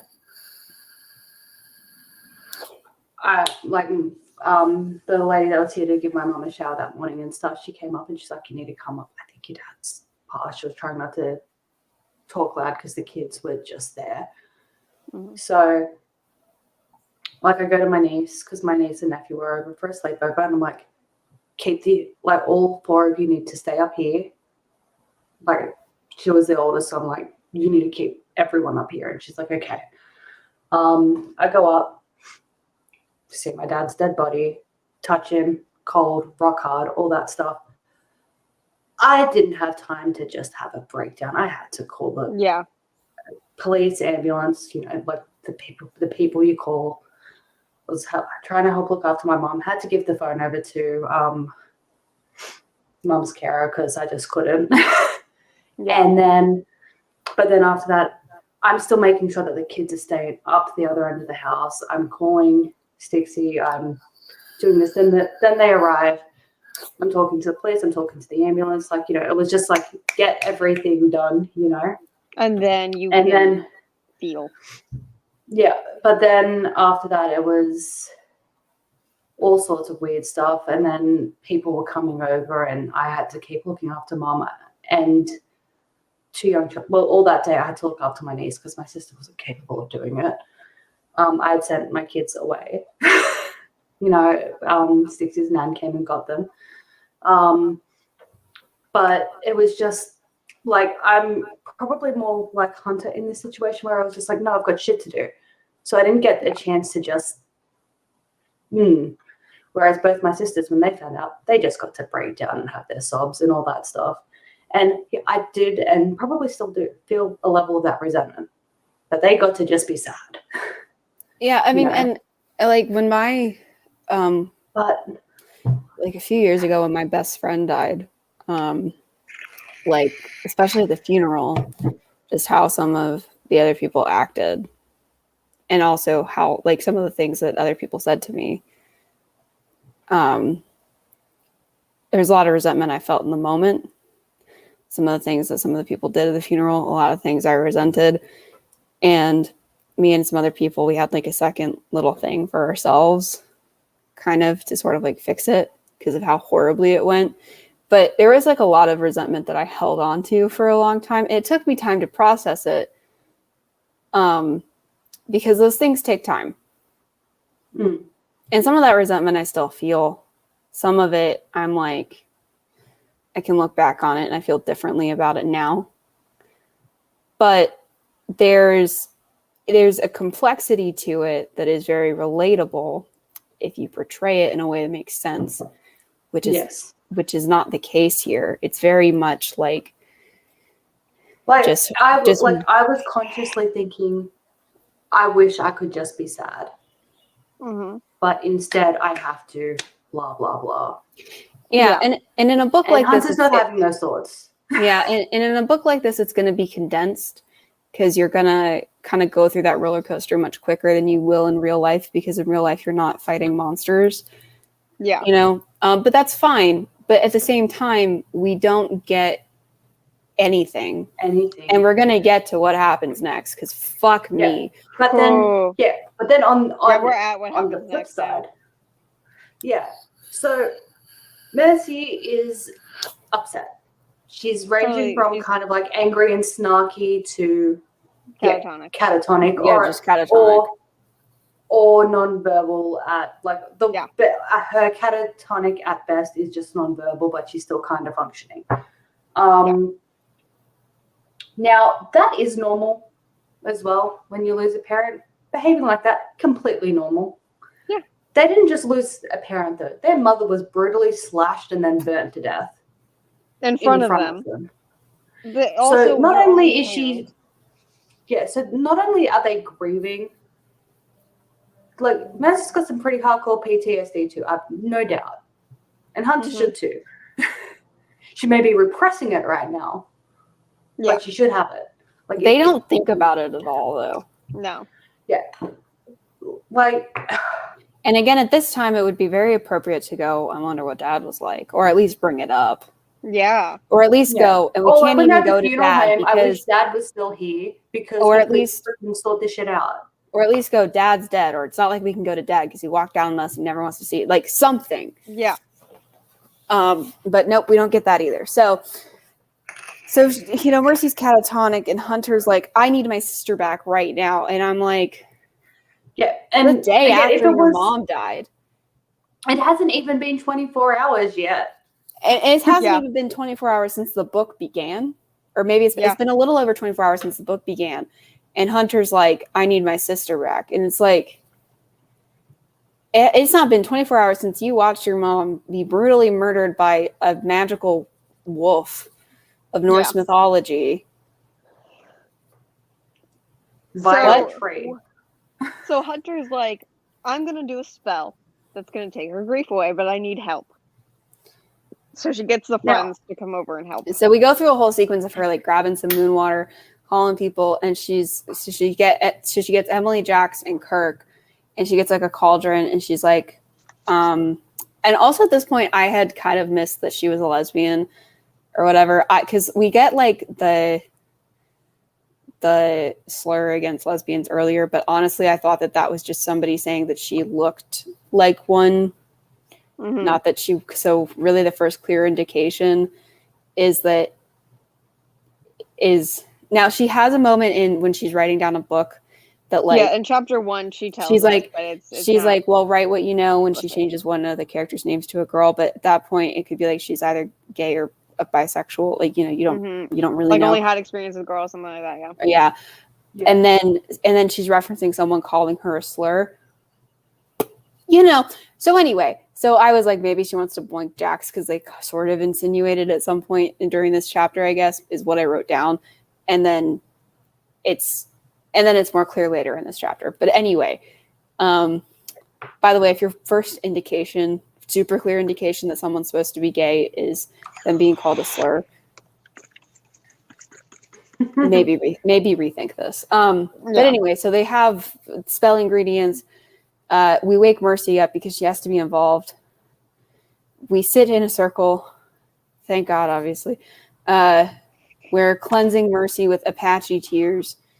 So then basically what happens... Always love. Yeah, and then basically what happens is we half drown her sister, and she comes back up, and the grief part of her is just floating in water. Yep. What the fuck? And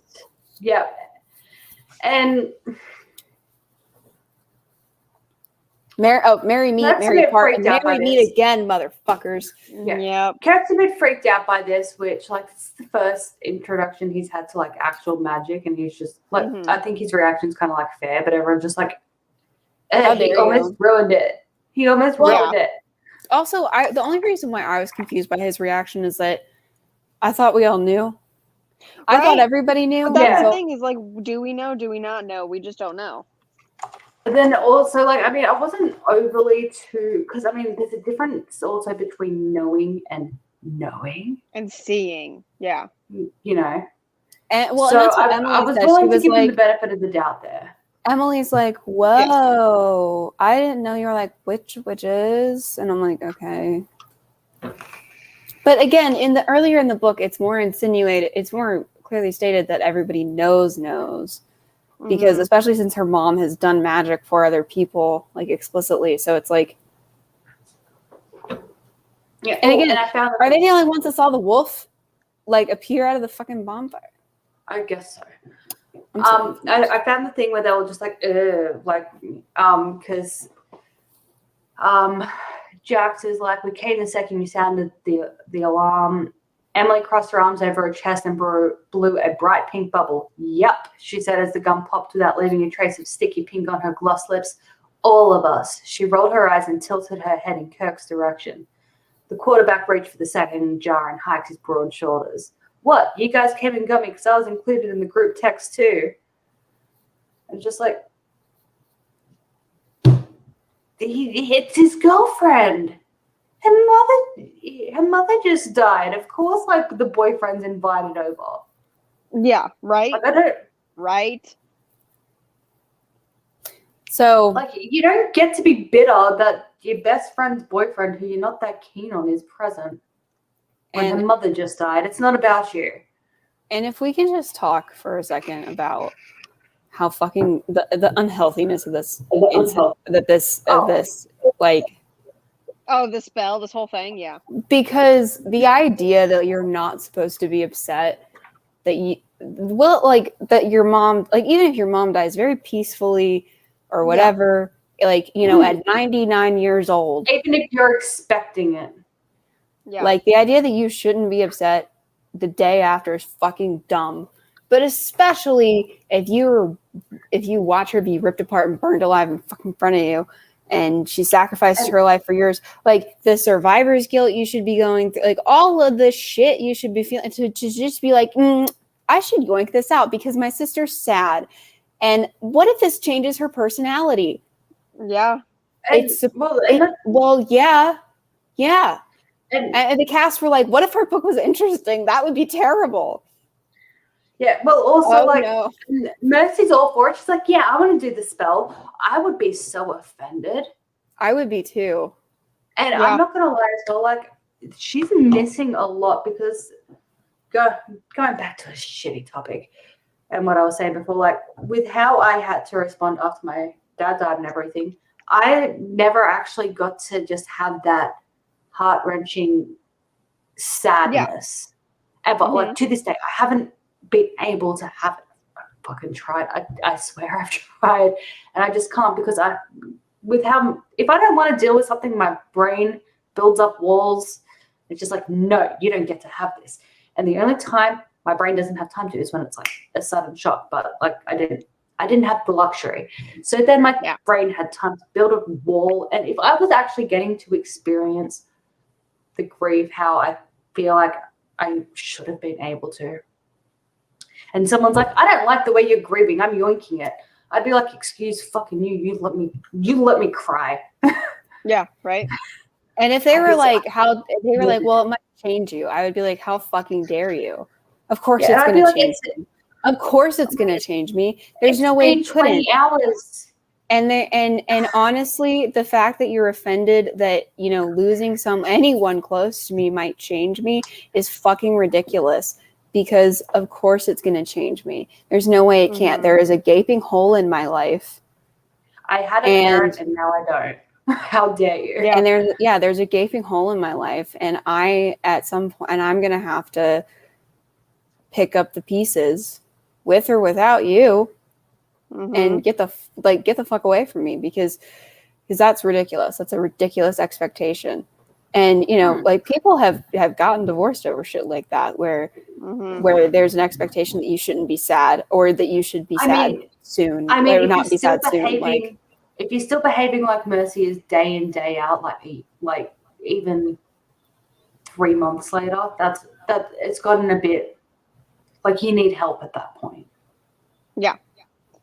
But freaking if you the just day spend, it happens. No, not even 24 hours. Happen, yeah. Like, because she died after midnight. So it's still the same day she died. At this point. And they're like, you're grieving. How dare you?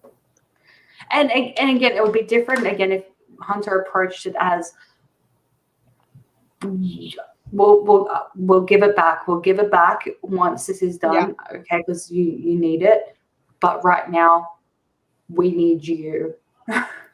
Yeah, right now we need to do what is needed. Fulfill Mom's final wish, and then we can sit and we can experience. Well, and they try to justify it like it's only a small part, but I'm like, you can't just like there's no justification for it. No. Like, it's part of life. It's a shitty part of life. But Mercy's response to it as well, because like there's like this little thing in a bubble. It's like, yeah, I'm grief, and Kirk's like, what the fuck is it? And Hunter's like, it's clearly Mercy.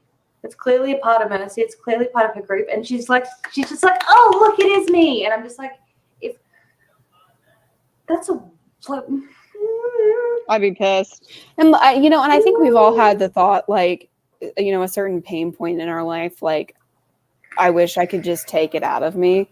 Yeah. And get rid of it.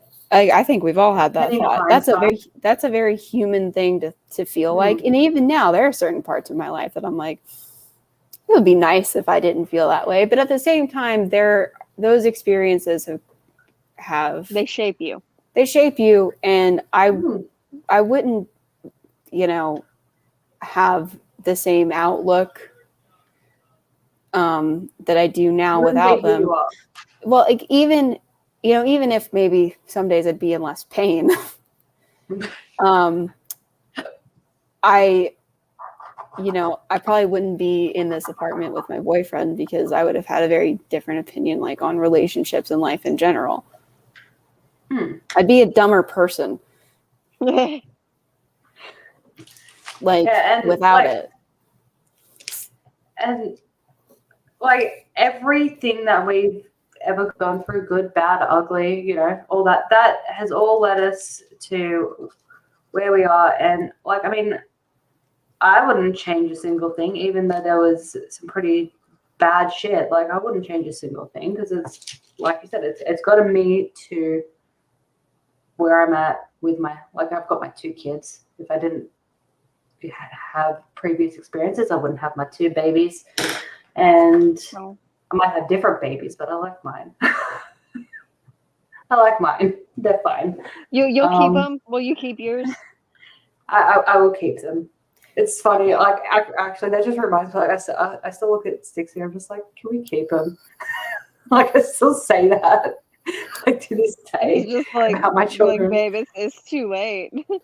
Well, he's kind of just like, he's kind of just immune now. Like, I actually also have hypothetical him. Like, I'll say something, but then I'll respond as him.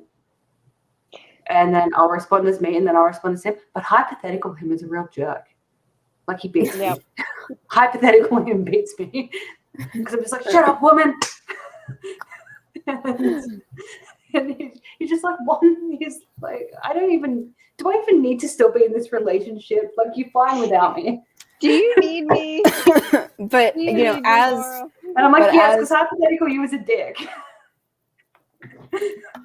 But as we've made clear, this depiction of grief and all that is just, it's ridiculous. And everyone's reaction to the grief, because they're like, oh, it's weird, she's upset. Yeah. But my mother just violently died. But I think we've covered that. I think you get the point. So, chapter 13, we're back with Frank Dearborn / the Cyclops. There's an issue with the woman at the Goodyville precinct. There's an issue with the woman who made him love her. There's an ancient curse on him, and then this is where I get enraged. On all caps, I have fucking why, like, revealing the plot to me instead of the characters. Just fucking tell a story. Why are we fucking here? Go away. He looks gross in the mirror. It hurts his head. I have a question. Yeah. Do sheriffs have precincts or departments? Because I thought they had a sheriff's department. So the precinct, sheriff, but he's in the precinct, I believe, is like the. I thought that was the cop thing. I could be wrong. Sheriffs could have precincts. A district, city, or town defined for, so it's like the area or the boundaries with where in which. But he's in the building. Yeah, I know. Yeah. It's dumb. The casts are wrong. Like, so a sheriff department is for a county. Yeah. Polices are for cities. State patrols are for states. Feds are for feds. Yeah, so in reality, this sheriff would be the Salem County Sheriff, not the Goodyville Sheriff in his precinct. Unless the county was Goodyville. No, it's Goodyville, Illinois, Salem County. Yeah, so it would be Salem. It would be the Salem County Sheriff Department, which could be which the headquarters could be located in Goodyville. Often they are located in a specific city.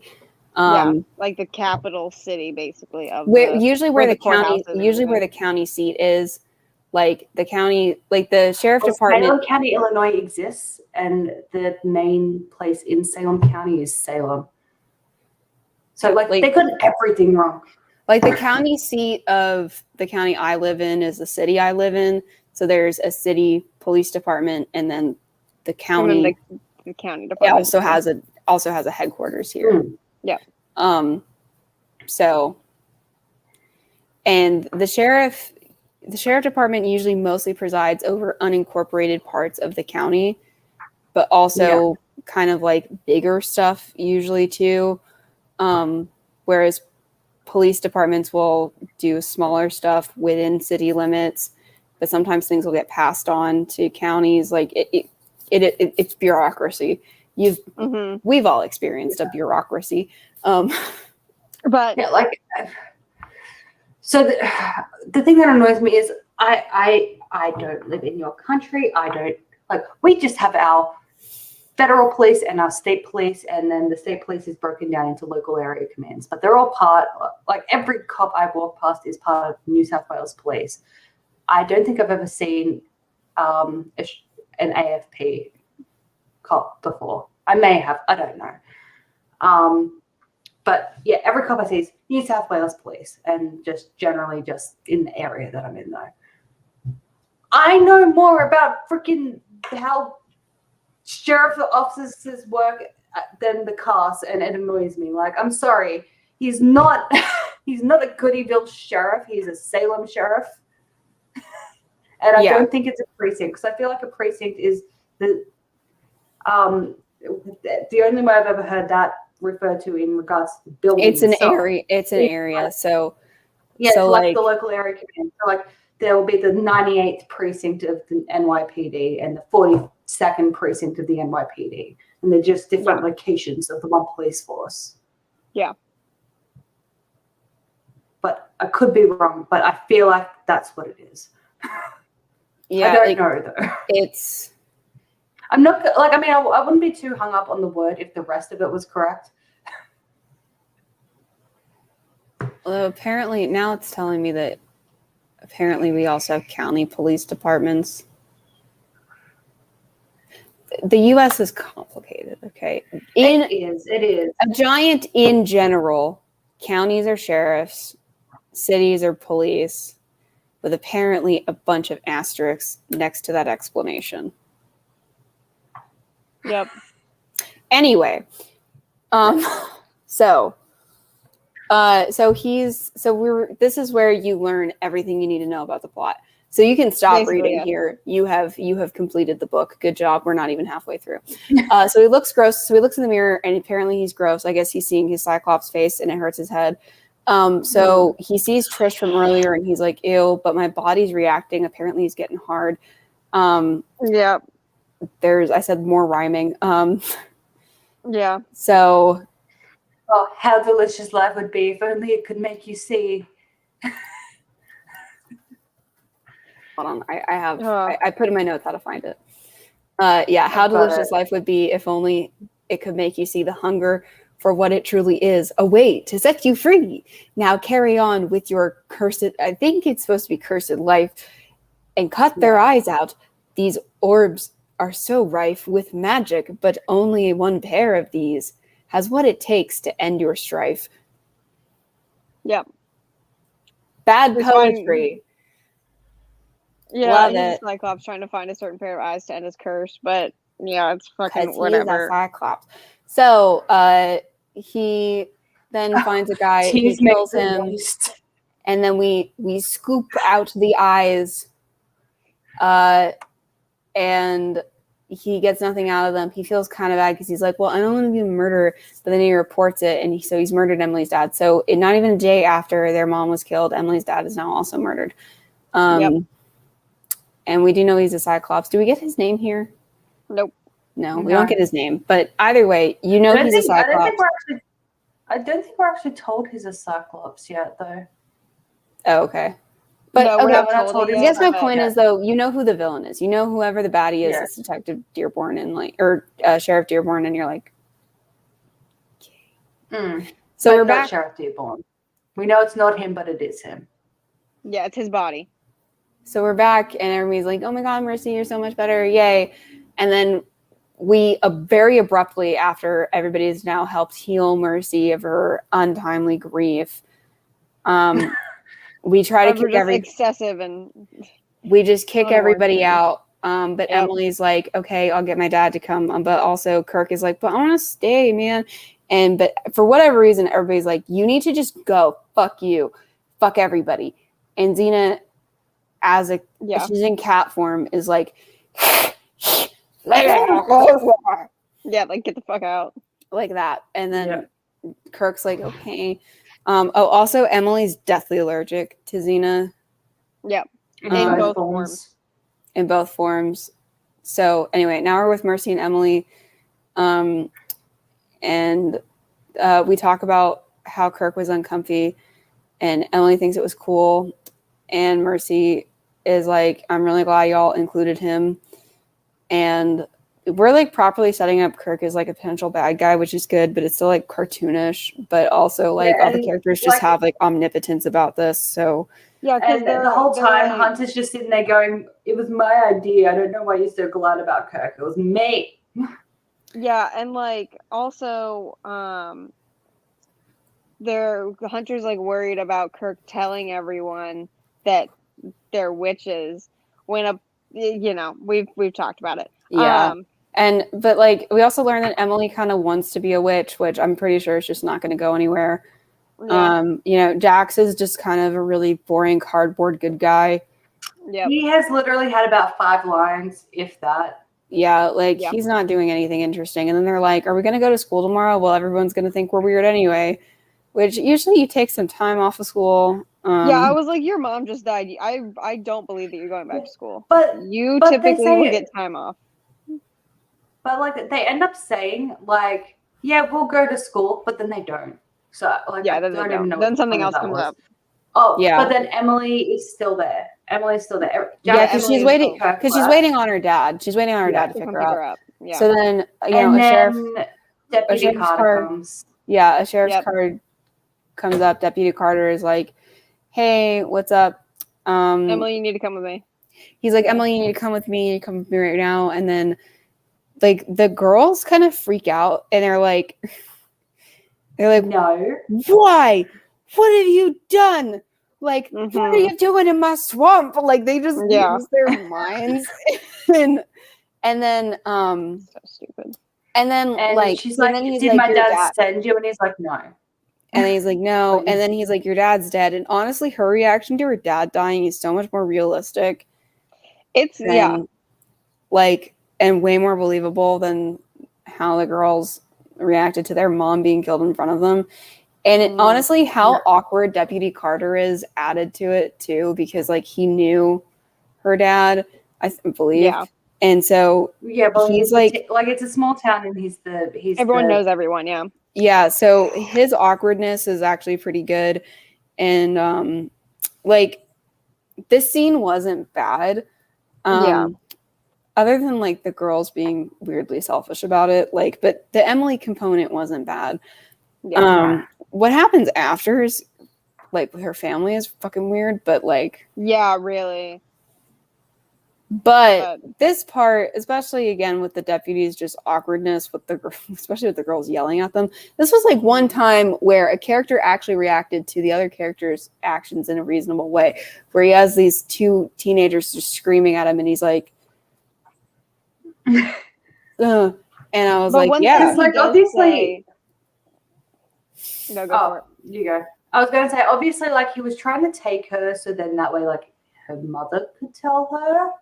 Yeah. Or whatever. Yeah. Like, you know, and they didn't really give him a choice. Like, he had to say, like, he ended up just having to be like, your dad's dead. And she's like, obviously, she goes into like, no, that makes no sense. I just spoke to him. I just saw him, you know. Saw him this morning. He's fine. He's like, no, there was an accident. He died. And then Mercy and Hunter are like, excuse fucking you. How dare you come here and say he's dead? What happened? Yeah, and then he's like, they're like, accident. Yeah, he's like, it was an accident. It was an accident. And then they're like, "Well, you being weird." And he's like, "Okay, fine. He was fucking murdered. Is that what you want me to say? Is that you really want me to say that?" And I was like, "I don't think that he would say that. I don't know." Yeah, and not in front of like Zena come out and they're like, "What happened?" And he's like, "Look, there was an accident. Her dad's being killed." And they're like, "You just said it was an accident. Then he was killed. What happened?" He's like, "I fucking don't know." Well, and the thing is too, like, because while you're sitting here like, yeah, I know, I saw it, and I know who killed him. Like, this is not interesting because so if I had written it like the way they had written it, first of all, I wouldn't have told you who did it. But also, like, if I had shown the murder, I would have been like, he came up to her and he came and he was like, come with me, and then she would go, and then you would find out like she knows, but that's it because you already know what happened, or you just write this scene better and you don't show the murder. Like, one of the pick a lane. But no, again, like in House of Night, we just get shown both things in gruesome detail and you're told everything that you already know. And like, yeah, we should see Emily's reaction to this, but at the same time, like, if I were to have written it, I might have included the scene because it gives you know, he's mission based, right? And it adds a little bit of intrigue to it. So it can add intrigue to add the mind of the killer, but again, it doesn't tell you who it is. And I wouldn't have put who he killed. No. Yeah. So then that way you're like, well, someone else is dead. Shrug. Yeah, it's like, oh, and then we find out in the scene that it was Emily's dad. Yeah. But just don't tell us who it is. Okay, that's all you need to do.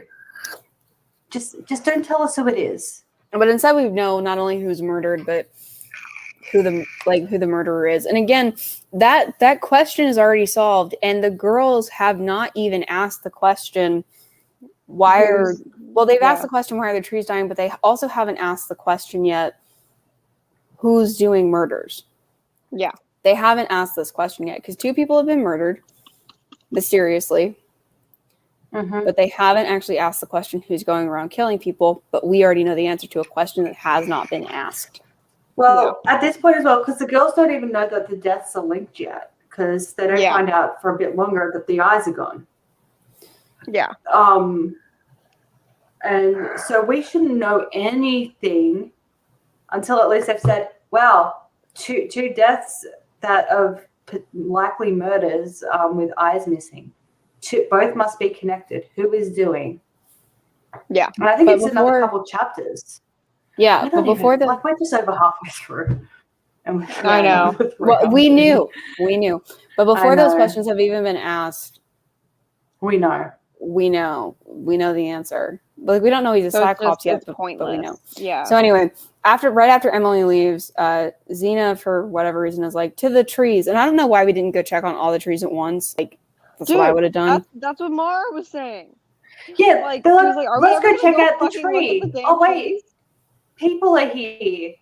I guess not. Let's go home. Yeah, they're like, only one tree. So we go check out the Egyptian palms, and it's like, oh, it's fucked up. Then we go to the Japanese cherry tree, and it's got weird leaves and more worms. And then Mercy thinks that Hunter picking a god instead of a goddess is the problem. Yeah. We have someone asking how the stream works. So we read a book. We discuss the book. We start off by rating the book with food. And then we usually, if it's the first book in the series, we'll go over the characters and like the world building. And then we go through the plot. Which is where we're at right now. We're about halfway through the book. Some streams take longer than others. This is a long one. Yeah. Yeah, anything that's gonna be that has cast in it is gonna take forever. Just because it's the casts and we have a wonderful love-hate relationship. we love to hate them. And Mercy thinking that Hunter picking a god is the problem is like that's her main thing. That's her theory right now, yeah. Yeah. She's like, no one's ever done it before. But mom might, then she's like, oh, but mom would have known if that was wrong. But she's like, oh wait, but no one ever did it before, so maybe mom didn't know. It's a whole thing. So then, we would just wake up with like Mercy, who's home. Also, we've been texting Emily a lot. Emily calls, and she's like, his eyes are gone, which we already knew. And then Mercy's just like texting, and we don't even know how Emily feels about this. And then like Kirk comes over.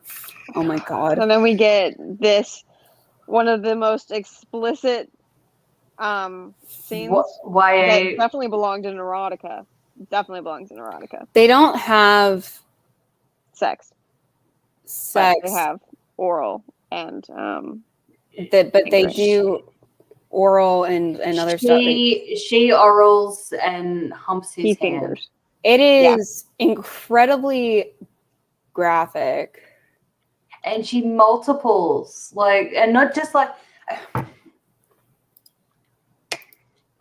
that's not how it's written is not how multiples work. No, it's not. It just means more than one in a sesh. Yeah. And not one and then nothing. Here's the thing. And then the technicality does not matter. And here's why. This is a young adult novel. Yep. And we have a very explicit blowjob. There is absolutely, and these are 16-year-old kids. There is absolutely no reason why a 40, 50-something-year-old woman should be describing the 50, texture. 60-something-year-old woman. Let's see how old. Should be describing the texture of a 16-year-old's junk. 61 years old. She would have been 60 when she wrote this. Also, she used to be a high school teacher, and she's describing. Why is a 60-year-old? She's describing the texture of just. Why is she writing this about a 16-year-old? I'm pretty. Also, you fucking gorgeous goddess, do not stop. And so Mercy didn't, as her mouth covered him, and she experimented by sucking and licking the thick half length of him, and I'm done. I can't. Like, and it's so out of nowhere. It is so explicit, and I'm not a prude. She had like 5 orgasms in a row, and I'm like, that's not how multiples work. Here's the thing. I'm not a prude. We've read erotica for this for these streams. Yeah, we talk about erotica on stream. We read it for stream. We've even been like, the sex scenes weren't bad. However, this is a YA. Explicit sex scenes do not belong in YA. There is a line where it's like, what content is actually appropriate for YA? And there are some sex scenes that are in YA books, but usually it's like implied or it's like we kiss and then they fade to black. Yeah. And even if we're with characters while they're doing it, usually it's when they're older, like we've been with them for a while and they're older now, like they've turned 18. Before that, it's usually fade to black. And then we talk a little bit, and it's like, I enjoyed it. It was a beautiful, magical night. It hurt. It was awkward, but it was fun. Blah. Yeah. Right. Like you tell us kind of about the emotional side of the experience, and that's about it. And but not the physical. But this was incredibly graphic. And again, I'm really surprised that a whole bunch of people greenlit this and decided this was okay, because this is, again, YA. You have to keep in mind the target audience for YA is about 13 to 18. Usually, though, 13 to 16. This is not appropriate. No. Yeah, not at all. But before we go further, I love you, Mercy Goody. You're worth the wait. Oh, God. I love you too, Kirk. Babe, that means so much. You're the only woman I've said that to except my mom. He looked away, blinking fast. That line gave me. That line gave me PTSD. Because they were like, you know, rounding second at that point, right? You know, like hormones are getting a bit hot and heavy. And then he brings up my mom. His mom that left him, yeah. And I'm just like, and then they just immediately jump straight back into it. That's actually what tipped her over the edge, because she was like, I don't know if I want to go any further than this. And she's like, okay, let me get naked. And then as soon as it's over, she's like, I should not have done that. She feels really bad about it. She's like, I don't want anyone to know, especially don't want Hunter to know, because she's going to judge me. And like, yeah. So then naturally. And here's the thing. Here's what I didn't get. Why have. Okay, real quick. So the purpose of a sex scene in a book is, you know, in an age-appropriate book, is for the reader to, you know, enjoy it, right? Like that's the idea. So, you know, again, inappropriate for the situation. And what's even more inappropriate is writing a scene like this in this way, only to have the immediate fallout be like regret and that sort of thing, and like, what did I just do? Like, you just wrote a very explicit sex scene that's supposed to, I mean, again, gross, but the purpose of that is usually like, it's not unrealistic. No, because her mom just died. It's also a book. But it's also a book. I mean, like the manner. We don't do this in book. I mean, the manner in which it was written, like the explicitness of it and all that kind of stuff. I don't understand spending that much time on it. Like, if she had said like they had fooled around and stuff, but then she regretted it, and also she doesn't deal with the regret in a way. They don't deal with the regret in a way that makes any sense either. Like, but if you want to tackle that topic of regretting having sex with somebody or regretting doing something with somebody, that's fine. But not like they do it. They don't obviously they don't handle it in a way that makes any sense because it's the cast, but if you're going to do that, don't try to write a sexy sex scene. Yeah. Yeah. Don't talk about his pre-cum and then make this happen. Oh, and the feeling of when he blows his load in on it, like, ooh. Yeah. Like, that was because they're trying to make it really romantic and all that kind of stuff. And then like really sexy, which again, gross, just in and of itself. And then also a mother-daughter duo wrote this. Like yeah, like honestly, this was so uncomfortable. Yeah. I was like, oh, there's sex. Oh no, that's not what I signed up for. I preferred reading Nefret fucking a bull. I preferred that. Same. Well, it was less graphic over this. It was less graphic. Yeah. So anyway, you are a goddess. Oh my goddess. And then we jumped to Hunter. Oh, also she was doing research. They were doing research on the trees, by the way. Yeah. They're trying to figure out how to fix them. Pesticide. And also, Mercy's like, okay. Hunter is going to shop for pesticide instead of just hearing her talk. Like, instead of her just getting back. And Hunter, we end this chapter at chapter 16 with Hunter getting home, and instead of just hearing about what Hunter found at the nursery, which is what I would have done, we immediately in chapter 17 we jump back in time because now we have to go see what she did at the nursery. And I was like, for fuck's sake. Which is a whole lot of fucking nothing. And then they overhear that Emily's dad died. So we have to see this, and then there's a girl there that's like maybe flirt, and she's like, no, and she's like, I don't want a girlfriend or whatever. Honestly, this is unclear. It's really bizarre. And then we run into these two women who are talking, and then Jax is like, we have to hide under a table, and she's like, because I saw her titties. Yeah. And he's like, I was repairing a fence, and I saw her sunbathing topless. And I just kept staring at titties, and she saw me. Yeah. Which, I get it. That's very embarrassing, but... Yeah. So, if we didn't know exactly where and how and when Emily's dad died, this scene would have a point, because we would learn that he was murdered. But there's no point to this entire right outside chapter. the sheriff's... Yeah, right outside the sheriff's office. Yeah. But we already knew that. There's no point to this chapter. I don't understand why it's in here. Because they're writing it. They're writing the Hunter and Mercy scenes like they're not putting in the sheriff scenes, but they are. Yeah. Yeah.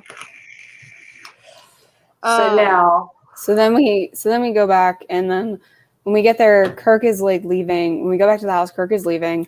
And he's like, inside Jax. And then inside got my dick sucked. and like Hunter hears this, and Hunter doesn't really have much of a reaction, but yeah, Kirk is like, I just got some of Mercy's goodies. Yeah. And it's like, okay. Yeah. So then Hunter goes inside, and she like doesn't say anything to Mercy, and Mercy's like, I don't want her to know. And then they get out tarot cards, and the tarot cards say started Egypt. We're not. Yep. Anyway, and then the cat smells sex on the child. No, I had qualms about that too, but we don't even need to get into the qualms of the tarot readings, because oh my god, I don't want to be here in like another extra hour than we're already going to be here just for us bitching about it, because it's very wrong. Just know it's wrong. So then Mercy goes outside, goes to a tree near the greenhouse, and goes, can I damage you for the greater good? And then the tree is like, absolutely, my child, not out loud, but like it thinks it, and Mercy knows it thinks it. It doesn't matter. And then Mercy goes to Hunter and is like, did you ever think you're a dumb fuck for choosing Tyr? and then they drop it. It really is. That's really what it's like. She's like, yo, I think that you're the reason this happened by... Oh, because also she found the thingy thing, didn't a prophecy. She found the thingy thing in. Yes, she found the thing in Sarah's grimoire. That no one has ever seen before. Hold on. Wait. Or is that later? No, it's later. She hasn't found it yet. I have it. Oh, I have it highlighted. Tarot card scene. That's the other tarot card scene. So she hasn't had the "Are you a fucking idiot" yet? No. They say it. She says it out loud, but it just gets dropped. Oh, okay.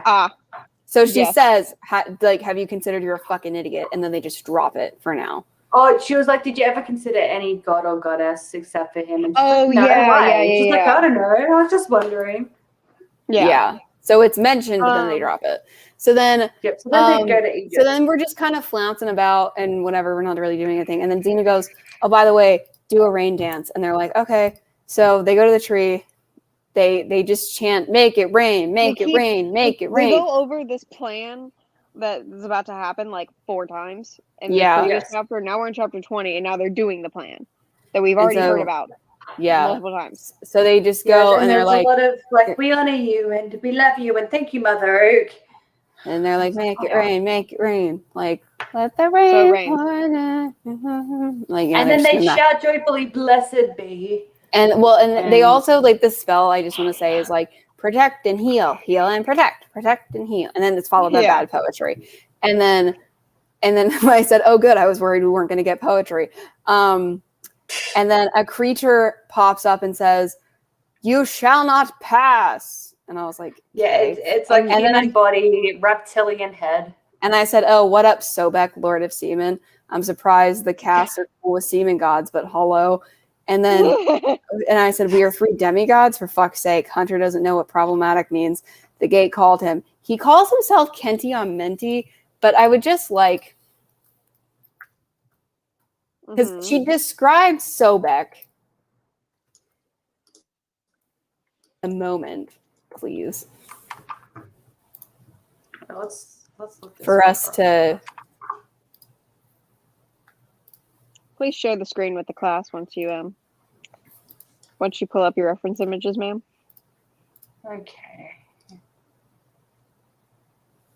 Like, this is what he looks like. And then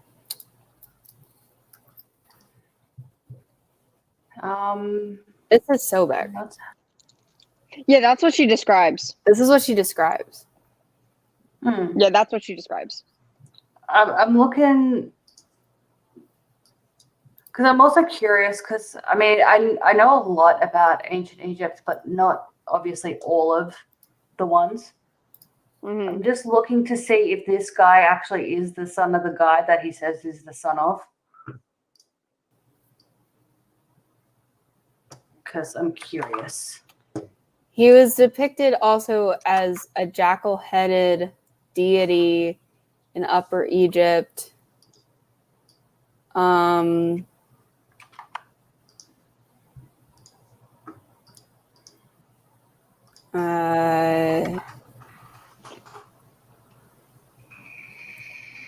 The roles of Khenti and Osiris and Anubis underwent considerable changes. Originally, Anubis is okay. So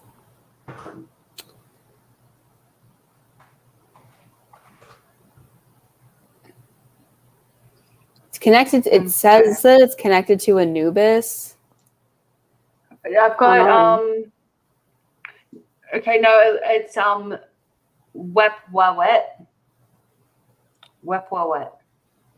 Huh? Wepwawet is often described as I just googled the actual name, and in late Egyptian mythology, Wepwawet, whatever, also rendered Apua or whatever. So that's him.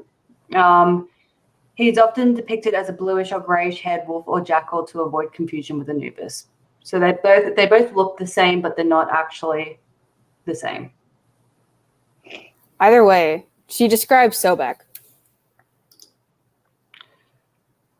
Yes. Yeah, I'm not seeing this other. Oh, it looks like he might actually be the son of this guy, but yeah, he's not described accurately. But they asked him to put on a human face because he turns out to be the gatekeeper of this gate that like helps people be stuck in the underworld. And they're like, "Hey, can you put on a human face?" And he's like, "Yeah, sure, buds." And he does, and he's like fucking hot. Major Kelowna vibes from this guy. And Mercy gets all a flutter inside, so that's why I think that she's gonna. Dude, I would love that. I'm not even gonna lie. I'm like, but how would it work? Yeah, I don't care, dude. I was a little bit. Find a way. I was a little bit like, this is missing signature cast, dumb drama. Yeah. But anyway, so they're like, mom is dead. The gates go to the other gates go to the underworld. He's like, this is not good. The creatures will want to come here.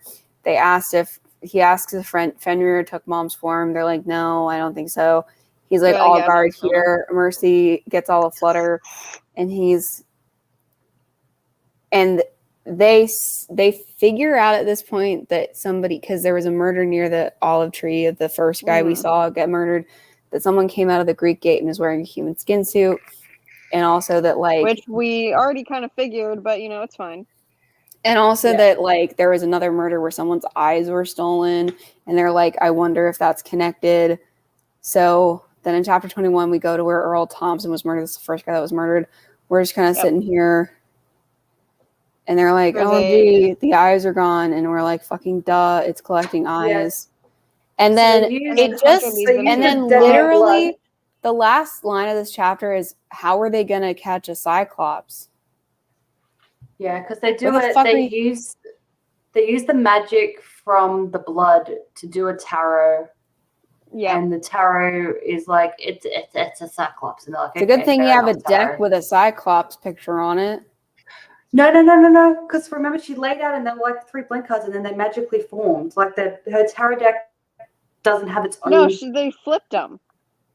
Oh, did they flip them? Oh, Yeah, okay. I thought it formed. Dude, that would make so much more sense. Well, and the Cyclops is wearing a star. They're like, he's a star in the town, but who is it? Yeah, they're like, he wears a star around his eye and a star on his chest, which I'm like, that's the face specific imagery. The face of each card was milky white, held in blank suspense as they awaited further instruction. And then when okay, that's so much better. The images formed on the cards. That's so much better. As they asked each question. I'm much happier about that. That's not. I'm not even gonna. They're magic. It's fine. It's fine, and it's not. Yeah, okay. Like that's fine. You can just say it's magic. I'm gonna keep my mouth shut. Anyway, so they go home and do research. Then we get back to they're just gonna go home and do research.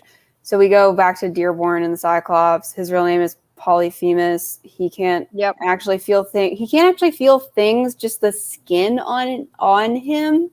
Yeah. Which honestly would be such a problem for you just moving around. Like, that's such a logistical issue. But moving on, this woman but he has to kill to stay on Earth, but also his body's decaying. But this woman named Nomia cursed him. He's the son of Poseidon, and she's like a nymph. Yay, flashbacks. We get a full back. Yeah, we get a full fucking flashback. Also, it doesn't matter. The flashback just doesn't matter. I'm not gonna lie to y'all. I didn't read it because I knew it wasn't gonna matter. I didn't read the flashback. She hates his eye. She curses him with poetry. Done with flashback. He wants to find a witch, and he's coughing.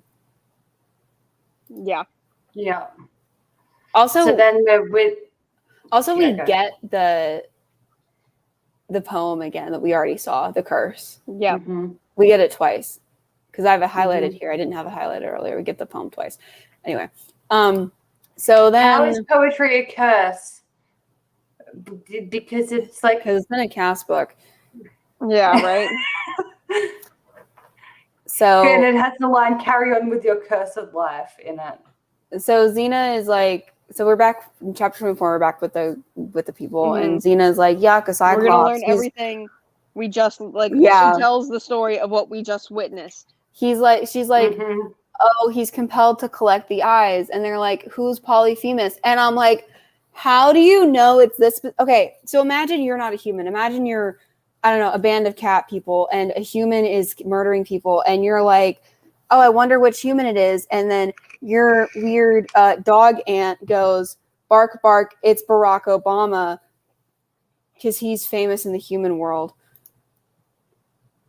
What the fuck? Because there was a star. There was a star on his eye and there was a star on his chest. So they think it's a famous person. Dude, I would have immediately gotten, I think the star on his chest would mean that he is a cop. Yeah. I mean, it would be nice it's nice that it would be nice if we had been given the chance to discover whether or not we would guess it.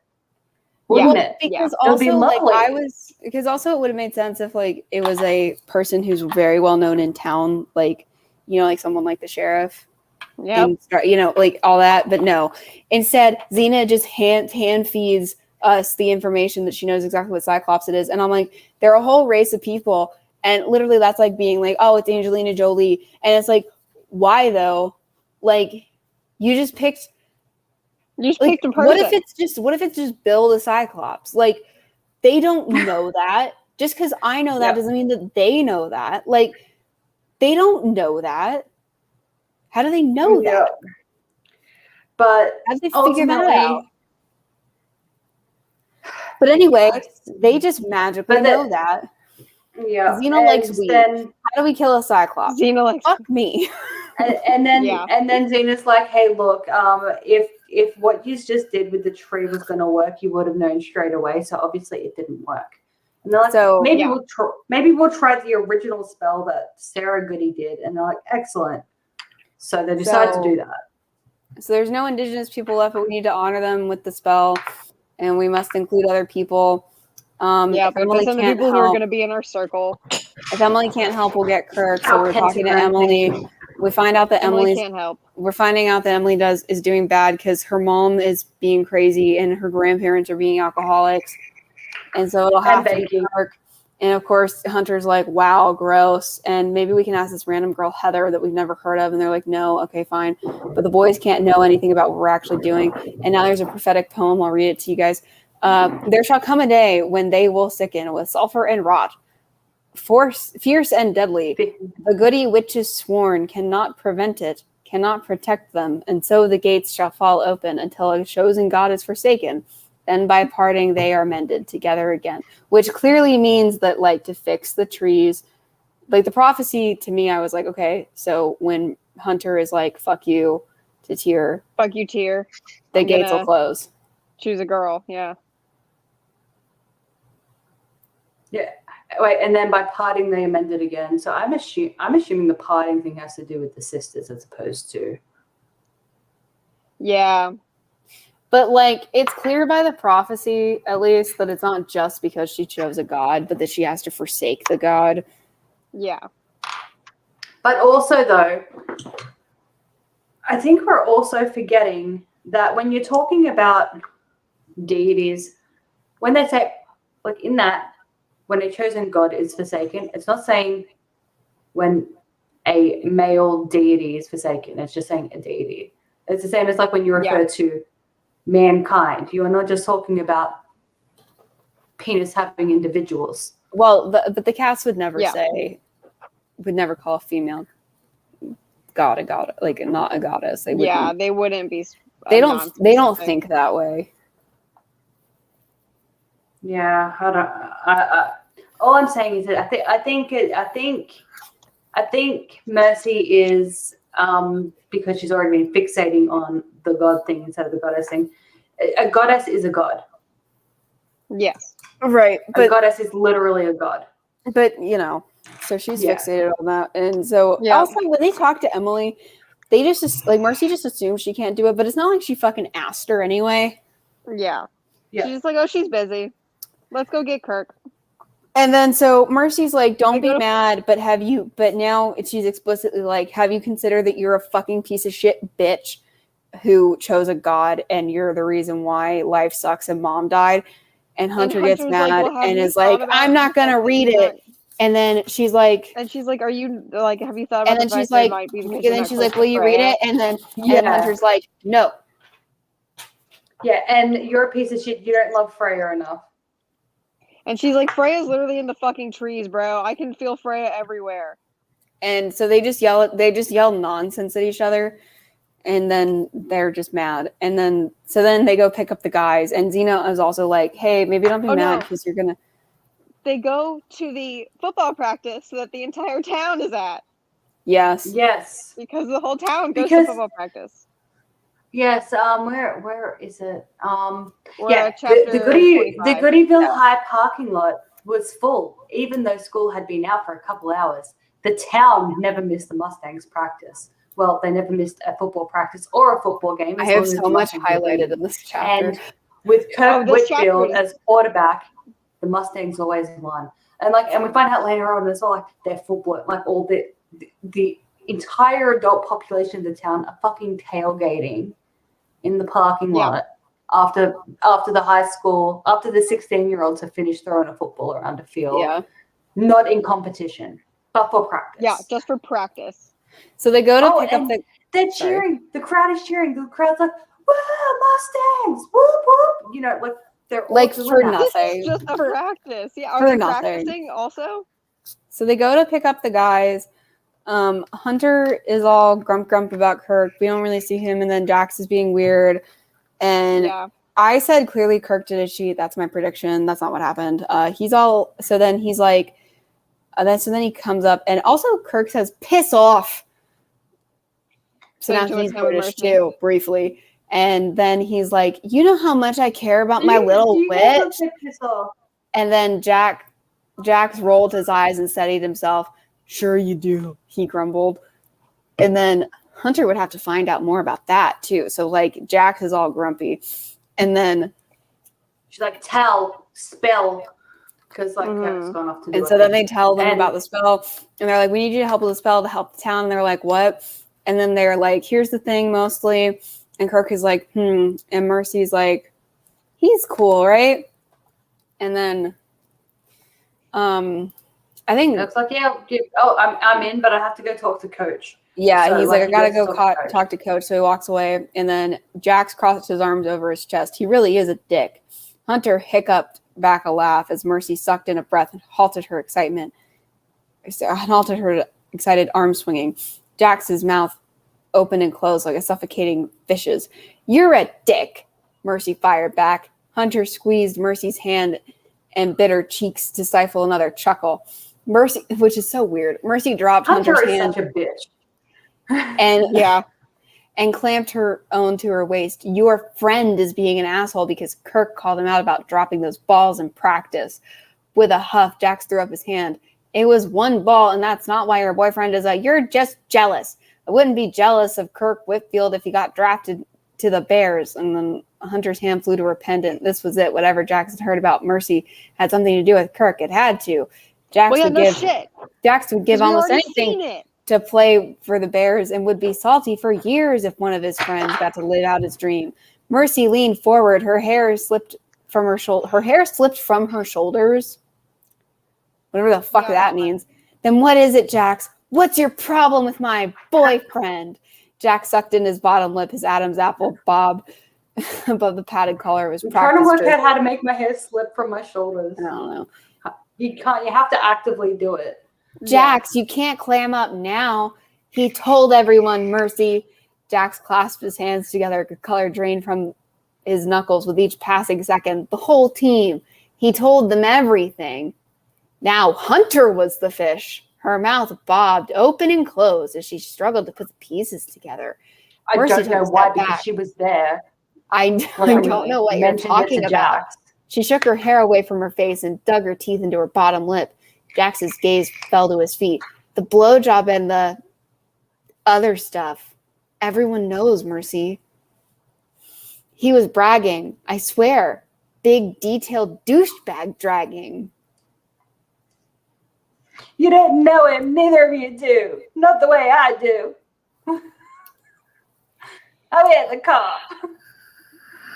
And then she's like, I'm going to do a spell to prove that Kirk's a good guy. So she goes and she does it, and he starts sobbing, and he's like, I told the team I'm sorry. But I love you. Okay, all right. No. I have justify this to herself. Yeah, you got to read this part out. It's fucking funny. But before that, while you find that, before she does this, she's trying to justify to herself. She's like, the blowjob and that other stuff. Her cheeks went hot. Okay, so Kirk had said something to them, or at least to Jax, but it couldn't have been what. She ultimately ended up convincing herself that I was like, he was just so excited because he loves me so much that he just had to tell everyone.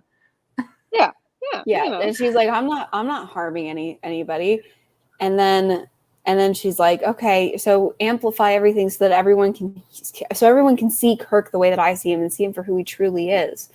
And it's gonna be great. But also, why are we fucking dealing with this right now? Why is this happening right now when we're supposed to be at the climax? Who cares? It's golden. So then then she takes him over to the trees, and she's like, all right, we're gonna talk about this. And she's like, Mercy was, and she's like, you told Jax about what we did yesterday? And he's like, what the hell is this? How about you tell me what you said instead? Nothing really, just locker room talk, You talked about me, about us in the damn locker room? You mean the whole team knows our business? Mercy, babe, all us bros talk about our girlfriends. It's like a compliment. A compliment telling the bros personal and private things about our relationship is only a compliment to douchebag, misogynistic pigs like your father. To normal, decent guys, it's a betrayal, an invasion of privacy. I'm such a fool. Bae, if you're going to do the haughty voice on privacy, it's privacy, by the way. I said privacy. You said privacy. I'm sorry. I'm such a fool. I thought you were different. I can't believe I was so stupid. She wiped at her eyes and stared and started to storm past him, intent on touching the trees and ending the spell. But Kirk surprised her by grabbing her wrist. As he stopped her, he dropped to his knees and stared up at her. You gotta believe me. I didn't mean nothing. I promise. Just tell me how to do better and I will. Mercy looked down at him. His blue eyes were huge. His face had paled and he was truly upset. Had she overreacted? Kirk seemed genuinely sorry. She wiped her eyes and shook her head. Kirk, what you did was really bad. She crossed her arms over her chest and waited for him to make it right, for him to be the guy she believed he was. Babe, like I said, I just didn't know. I totally get it. I'm not going to say shit about us again. Seriously. He reached out for her, and Mercy let him take her hand. He kissed it and smiled up at her. You know, I'm an idiot about this kind of stuff. Sorry, my witchy. Really? She pulled her hand away, and he's like, no, please, don't walk away. Because she's just trying to end the spell at this point. Yeah. And yeah, she's like, okay, cool. You totally misunderstood. Kirk, it's okay. We can talk about it. Mercy, I mean it. I didn't get what I was doing. I was just happy. I want to tell everyone so they know how much you love me, how much I love you. You know how much I need you. Oh, also at this point, he is like sobbing. He's sobbing. He's sobbing. On his knees, He's like, sobbing. Okay. I overreacted. No, And you can't do this. You know how much I love you. Kirk, it's okay. I forgive you. Wait. I need you. You can't leave me, Kirk. And, it's hard for me and to he's listen to you. making his voice hitch. Yeah. And he's snotting all over his stomach. Yeah. And it's a mess. How do I fix this? You want me to kick Dax's ass? And so she touches the tree, so the spell's over. And then like a guy comes up back, like the football team is here. Dude, are you seriously crying? Right? Derek, the varsity center, a big meaty kid who looked like a chubby Hitler youth. And then he's like mocking him, like, babe, don't leave me. And then Kirk rocketed to his feet and rolled around. The entire varsity football squad, cheerleaders had poured through the thing. They're laughing at Kirk. And then Mercy says, "Oh, shut up! This is between Kirk and me. None of your damn business." After you amplified it for the whole fucking. The two of you shouldn't have been yelling like that. We heard. Yeah, you were super loud. We heard everything. So then Kirk stands up and he gets mad, and he's like, well, shit. I guess cat's out of the bag now, or should I say, pussy's out of the bag. Can't blame a guy for trying to get more BJ though, right? Kirk, what are you saying?" And then Hunter's like, "Come on, Mag. Yeah. Like, let's go home for once." And then he says, "For once, I agree with Usler. Go home, Mag." And then she's like, "But you love me." And he's like, "Love you. It was fun for a while, but you're too much damn work. Ask any of them. After what they just heard, they know it's true." So yeah. So then he's just like, you humped my hand like the bitch and hit you. Oh yeah. Yeah. That I was like, holy fuck. Now, what I have questions about this is, yes, ma'am. Is he saving face or was he really using her? Because in my experience, I have the same teen boys do not snot cry on commit. That is a girl manipulation. Yeah. Not I think he was trying to save face. I think he's saving trying face, to save face, and we'll see the results of that next book. I think he'll try and do something next book. Like, I'm so sorry, I fucked up, blah blah blah, and she'll be like, "You didn't deserve me," and she'll storm off, and it'll be like girl power moment.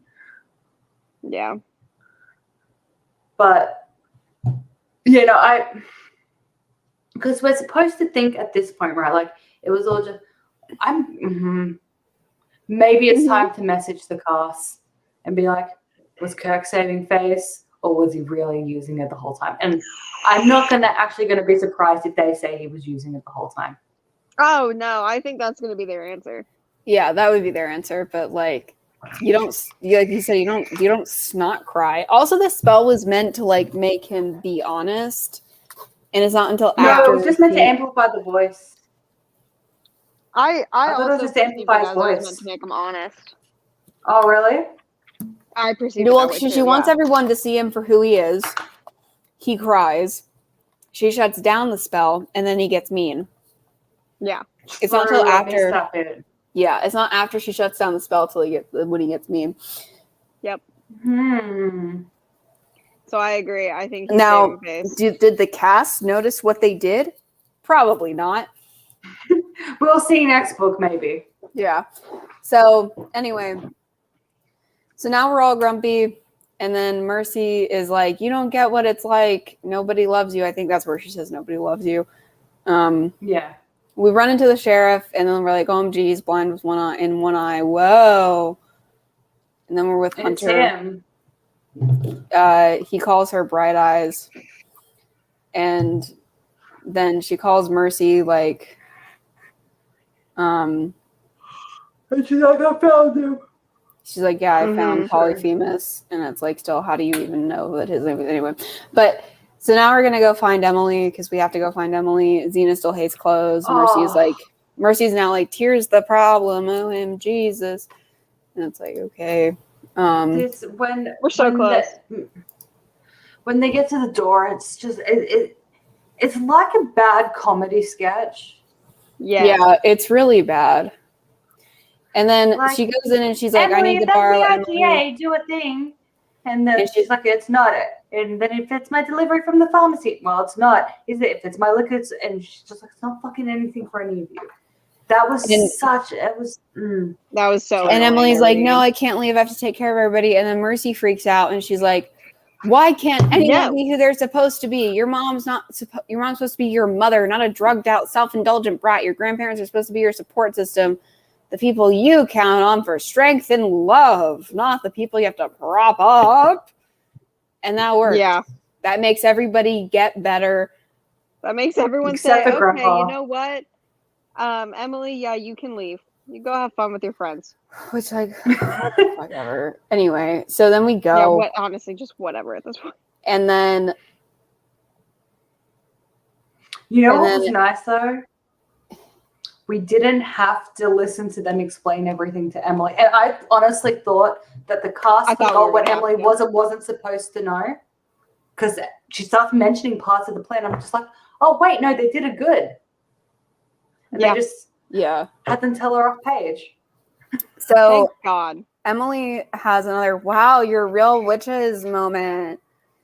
Yeah. Which, whatever. So then they're like, "Okay, set your intention, no bad moods." And then... No bad vibes. Like, by the way, Hunter, and Hunter, you're gonna have to forsake your God. I'm sorry. Yeah. And also we tell Emily and Jax that Xena's a cat, and Xena's like, "I'm really sorry you're allergic to me. That's like super sad, bro." And then we talk about the plan a little bit more for like the 10th time. Emily keeps sneezing, and then we get blades. And then I was like, she's like, "The blades are sanitized," and I was like, "Not if Emily keeps getting snot on them. They're not." So they fight more after being told that they need to be positive, but they fight more about Tyr and shit. And so now they're really pissy. Yeah, and she goes into like a rant where it's like, "I didn't choose him because I'm gay. I just chose him because I have a connection with him." You know, and I was like, okay, yeah, that's fair. But like, what's happening? But like, the gay angle wasn't really brought up before this, but now it is. And I'm like, all right. Yeah, we get it. You think you're woke. Very boomer of you. Anyway, they're very boomery woke. So because like, I've met black people, and you're like, okay. And so ultimately, like, they like Hunter, Mercy, Jax, Emily, and Xena are all going to different trees, and because they all have to time it right. Yeah. Everyone except Hunter is on speakerphone, so they can be like, "Go." Yeah, because Hunter's got to go get the sheriff. Yeah, and being on speakerphone would be a little bit, conspicuous. Yeah. But Mercy's like, "Oh, well, we've got our witchy twin connection." And when she connects to Hunter, Hunter's got a nice, brilliant, bright light going, and it's all happy days. So they're like, "Okay, let's do the spell." And then they do a spell. Yeah. And the colors are all gross. Before that happens, though, Hunter does go to the thing. She sees Trish. Like, so before we get to that, yeah. So, and then she's like, everyone's sad, and she's like, hey, Sheriff, I need you to come to the olive tree with me. And she's like, wow, it's crazy. And then he's like, okay, wow, that's crazy. And then they just go. Like, we just see that. Yeah. And so then in chapter 30, spell time. So close. Mercy does have a moment where she's like, wow, it must suck to have to forsake Tyr. And it's like, okay. And then anyway, so yeah, we're just at the tree with Mercy. She connects to Hunter. Yeah, we start the ritual. I said it's the biggest circle ever. Zoe could never. Zoe wishes. And then we do blood. Also, we keep talking about the third eye, which like, okay. Anyway, they also keep talking about blood magic, but they don't like give details on blood magic, like whether or not it's deemed as bad. They insinuate it's deemed as bad, but Hunter keeps using it throughout the book. Like in modern neo-paganism, it's not usually seen as like a negative thing necessarily. Yeah. But and blood was used in the original spell. The house is protected by bull's blood. Yeah. So I think, but again, the magic system is hella underdeveloped and everything, because also we're mixing a lot of magical lore, like third eyes and shit like that, and like and like we're tarot. having to guess a lot because they're not explaining jack shit. Yeah. So like, honestly, we're just not given that much. So anyway, we keep doing the thing. The trees no more stinky stink, and then Hunter gone. But like the gates are all like they're closed, but they're not happy looking. Yeah, so. But they don't stink, and we cannot no more feel Hunter. So then we go to chapter 31, where they're going to the olive tree. He slapped her or whatever. We do the magic, and she's like, I swear myself to Amphitrite. And she's like, you're mine now. And then she's like, I offer you. She's like, I offer you a cyclops. And she's like, hey, you know my mom. And then that's it. You're my bitch now. She's like, you're mine. Yeah, and she's like, you are mine now, Hunter Goody. And then it's very creepy. And then like that's it. And we're at the epilogue. We're with Hunter. Things are really tense. The poem, and then like things are just tense as fuck. Like we don't actually get like a wrap up to this book at all. Like no, the book doesn't actually wrap up. They're just playing around, and then suddenly they're like, the trees aren't healed. I betrayed my god for nothing. It's your fault. The palm tree the palm tree like does a Voldemort at the end of the last I was movie. gonna say it just goes, Mr. Stark, I don't feel so good, and then it does that, and then she now encased her heart. OMG, I rejected Tyr for nothing. Blah. You're just like the rest of them. If you think I'm not just like you, then there's something wrong with me, blah, blah, blah. But Sarah's poem said, I don't give a fuck what the poem said. Fuck you all. She'd fix the mess Mercy made, and this time nothing would stand in her way. Not even her sister. Now, I want to do my prediction. Because also, one thing I didn't mention again was in the last gate closing spell, Mercy kind of had to force her magic out again. I think the issue is Freya.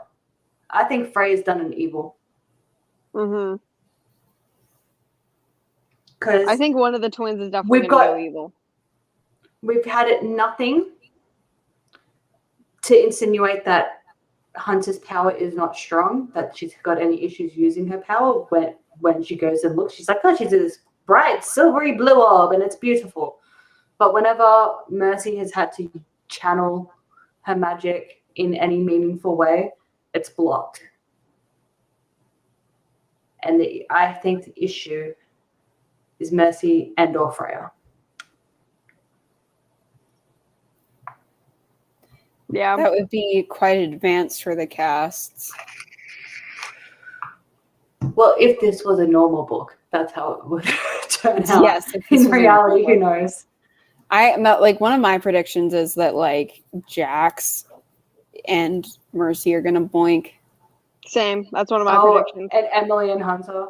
Yes, Emily and Hunter is another one of my predictions. If they even bother to give Hunter Yeah, they might not even give her. Well, because also some chick was flirting with Hunter earlier, and Jax was like, "Why don't you go get her number?" And she's like, "Because I'm really not even interested in dating."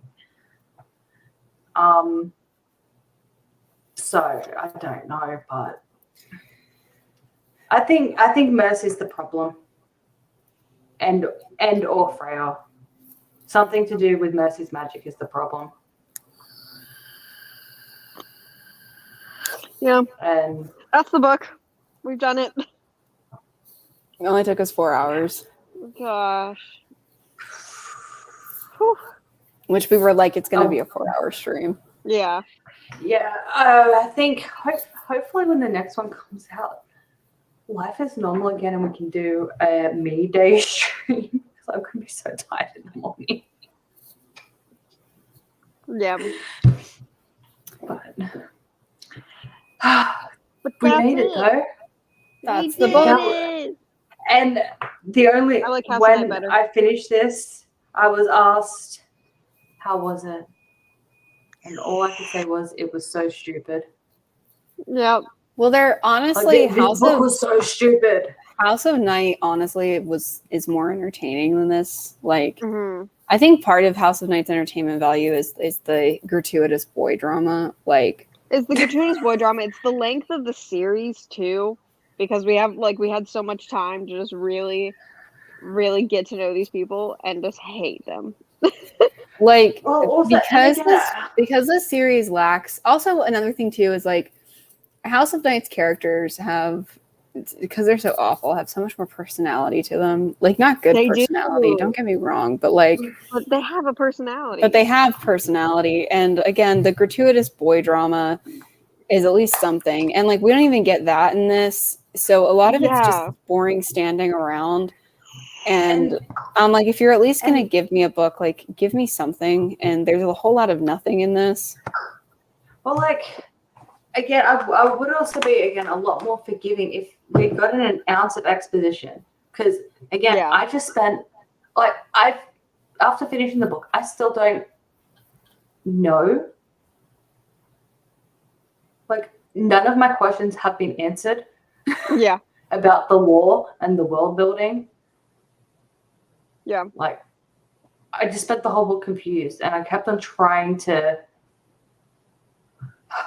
House of Night, they told us vampires are a thing. Everyone knows this is how it happens.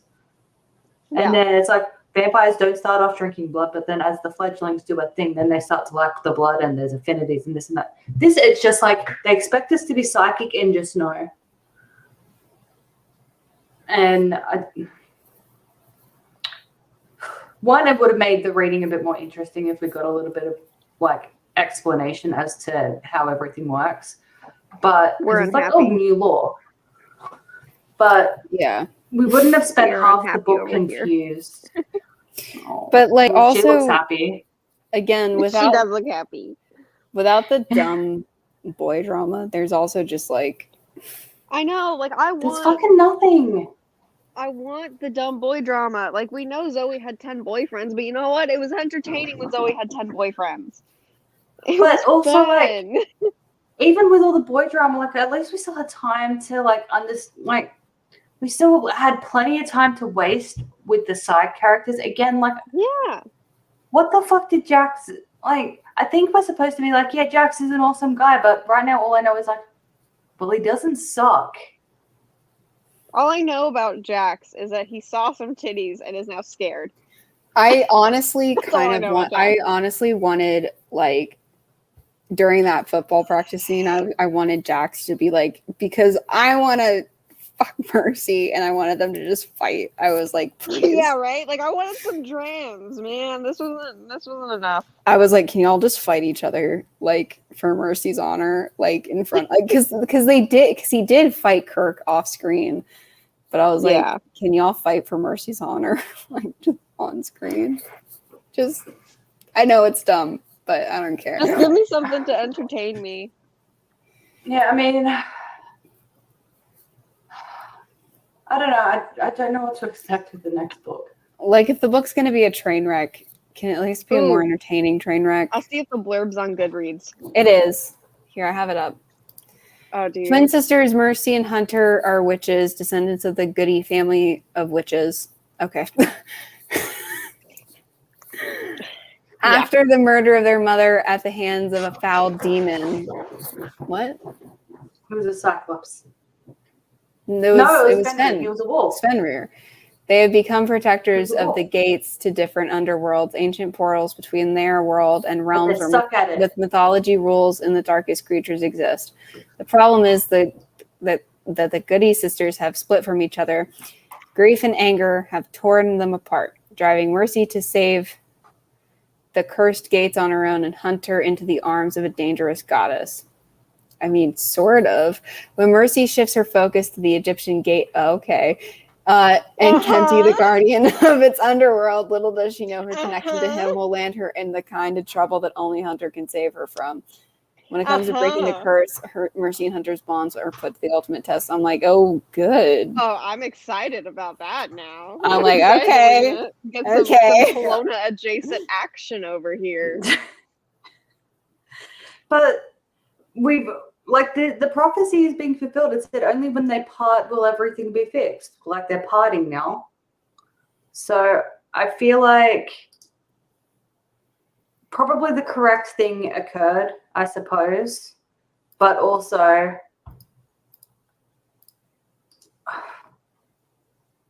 yeah, we'll see. But yeah, like, it's, as soon as she got all aflutter at the look of this guy, I was like, yeah, that's probably who she ends up with, not gonna lie. Maybe Jax and Emily will end up together. Dude, I just want someone just to start. I just want someone to have drama.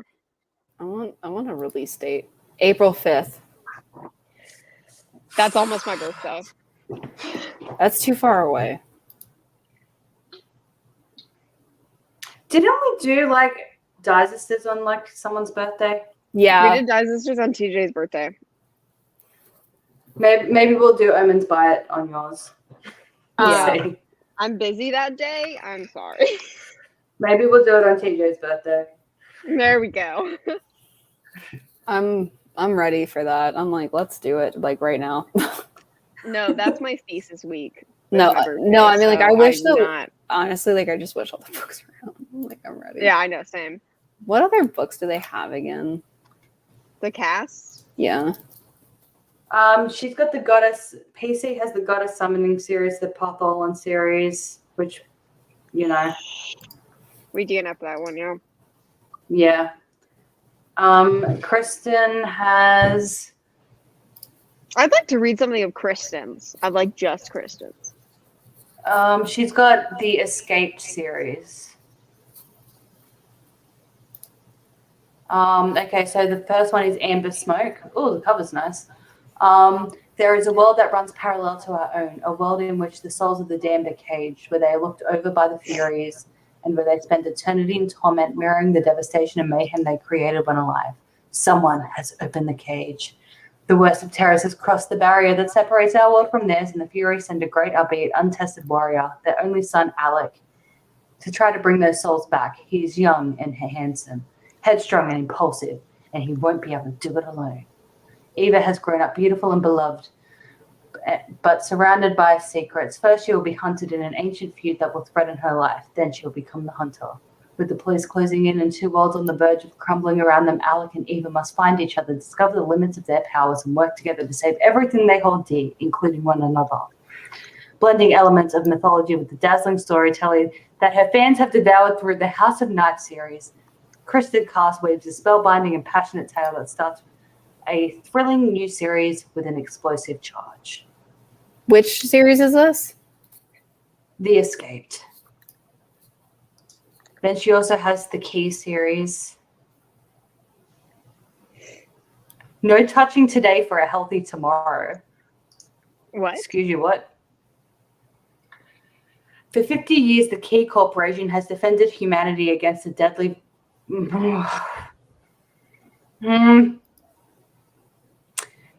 This was released late last year. Mm-hmm. For 50 years, the Key Corporation has defended humanity against a deadly virus that spreads through touch. Lovers don't kiss or even hold hands. Personal boundaries are valued above all. Break the laws and you'll face execution. Elodie, a talented young nurse, believes in the mission of the key and has never questioned the laws that control her life. But Elodie is forced to break the rules when she sets out in search of a terminal patient who goes missing while under her care. From the outside, it seems like Aiden was given everything he wanted from the key, a purpose, an education, and a future. But Aiden knows more than he's letting on, and the dark secrets he's keeping could tear the key's strict society apart. When Elodie and Aiden's lives collide, the fallout will be devastating. What do you do when the brutal system that once kept you safe hunts you down?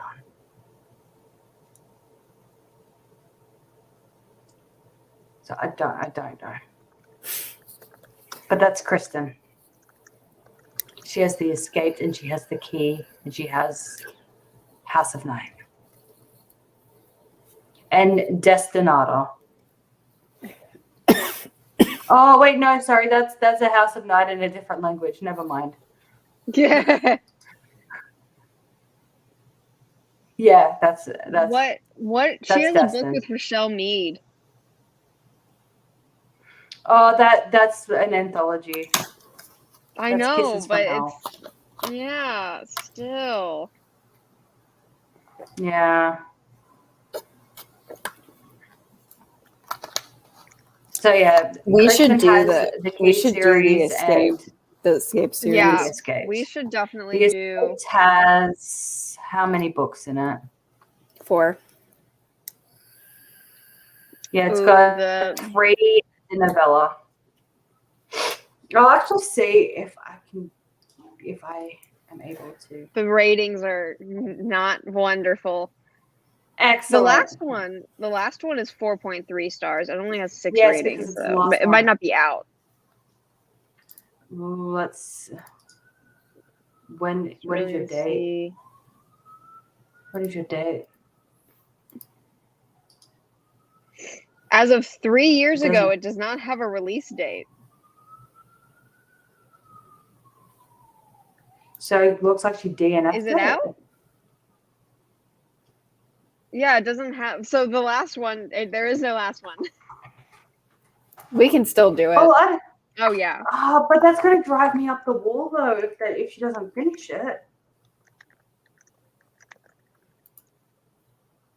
And Escaped is not on her. Interesting that they can't get much more than House of Night actually published. It's not on her website. She's DNF'd it and hidden it like Sisters. Yeah, because Sisters wasn't selling well apparently, or something like that. Yeah, but do we want to get 2.5 books into a series and then just like not have anything? Oh, okay. So she has, so it's not the Escaped on her list. It's Cerulean Sea, and it has like and it has her. Oh, there's some tea in there. What's it say? So months before I submitted the 3rd book to my editor, I had a conversation with my former agent about some issues I'd had with the publishing house that published the first 2 books in the Escaped series. She advised me to speak with a literary attorney who thought it best to end my relationship with the publisher, as my concerns were actually breaches of contract. I still have the outline and hope to one day write it. For now, I must fulfill my current contracts and work on CS in my spare time. So do we want to put a pin in that series and wait until if and when she releases Cerulean Sea? It's been like 3 years. I don't think she's going to finish it. Unfortunately, I think we have gone through about everything that the casts actually have to offer. I haven't done Goddess Summoning, but do we want to do honestly, like, I'm just not interested in the other shit. That traumatized from PC is written. And the other thing is, like, it seems like they just continuously have issues with anything that's not House of Night. What? No. What? The person who narrates the Escaped series. Mm-hmm. Babe, guess who it is? Is it Jennifer L. Armentrout? No. Oh, She's sorry. an author. Sorry. Is it Justine It's Eyre? not Justine. No. Is it Lorelei King? No. Who is it? Caitlin Davies. Oh. Whoa.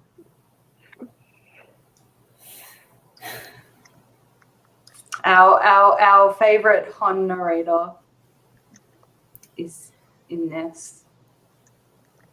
I have a feeling we're gonna have to find a new source of cringe. Best cringe authors a la PC Cast.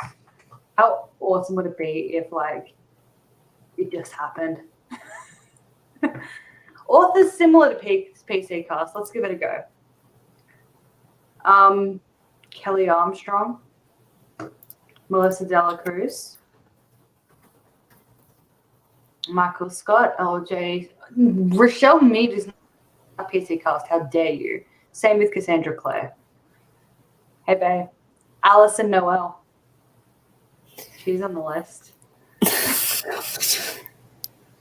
Kristen Cast reviewed Spells Trouble. No, she didn't. Yes, she We did. reviewed our own books. No, though. she didn't. Did we review them and star them? No, we just started them. Okay. She reviewed it. Oh. No, What? she didn't. She's like, I love Mercy and Hunter, basically. Oh, that's sad. That's sad.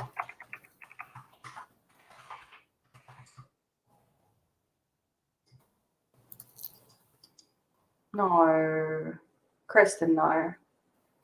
Okay, now that I finished this book, though, I do need to read some of these readings because I haven't. Oh, yeah, I was just reading some. What else has Alison Noel written? It reads like a middle grade book or a corny, silly, satirical movie, and then bam, you get hit with a sex scene that doesn't help the progression of the plot at all. We could try the Soul Seeker series by Alison Noel.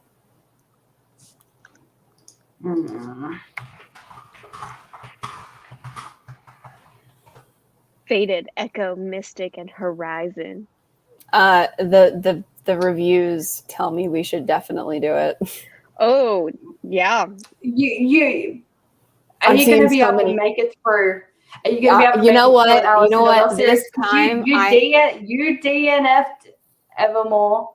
This time I am committed. Yeah, oh, sorry, the Immortal series. Yeah, I'm interested. This time I'm committed. Which book did you rage quit in? Was it book 3? Yeah. I think it was book 3. I'm committed, though. Go.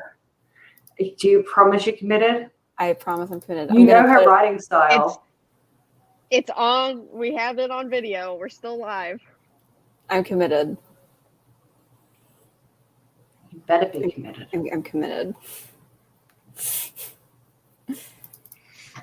Oh, wow. Sorry, just looking at the Spells Trouble thing. And you know how usually the ARC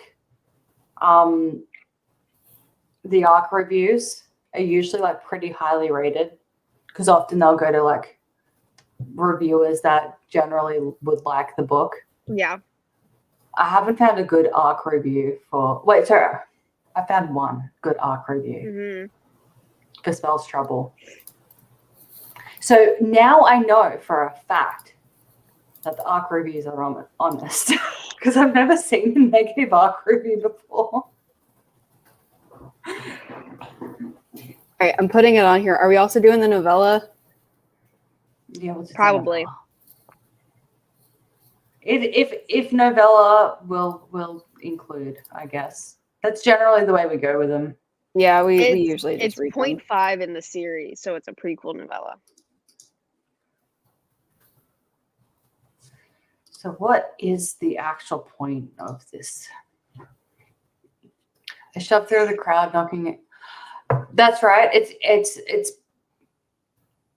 It's first person present tense. That's how she writes. Yep. Okay. Yeah, just Okay. Or at least it looks like that's how this series is, and that's how Evermore was. It was first person present tense. Which is it's a bit orcs, not gonna lie. Nick marked it as to read 11 years ago. I wonder if the main character in this series will be less annoying than ever. Who marked it to read? Oh, someone in the community reviews. It was like, Nick marked it as to read. I wonder if the main character in this series will be less annoying than ever. Next one. I hope the characters are nothing like the Immortals, especially ever.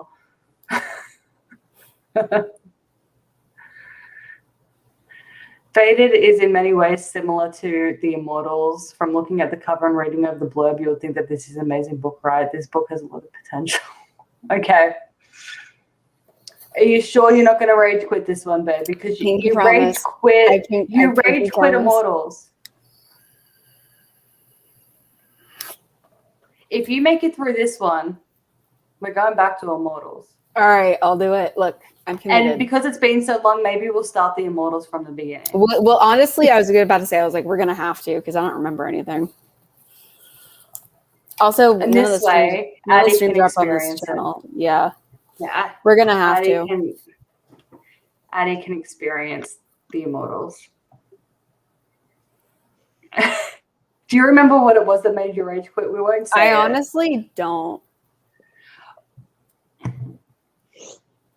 What was it? Addie, can you take your headphones out for a sec? I'll do a big wave when you can come back. It's muted. I can't. Okay. My audio's off. Okay. It was when, because they can't touch, he was like, maybe you should be with the other guy. That's right. That's right. Okay. We're calling it back now? Yeah.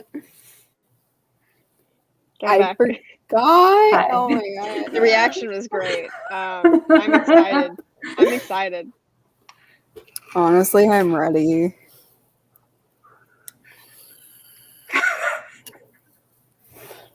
Because honestly, now that House of Night is like over, I'm like a little bit starved for something that is. Because also, like the Covenant series is gone. Bad. I'm starved for something that level of bad. Like this is bad book week, and like, you know, Ixie is not bad enough for me. Ixie is like it's fine. Yeah, I mean, it's too good.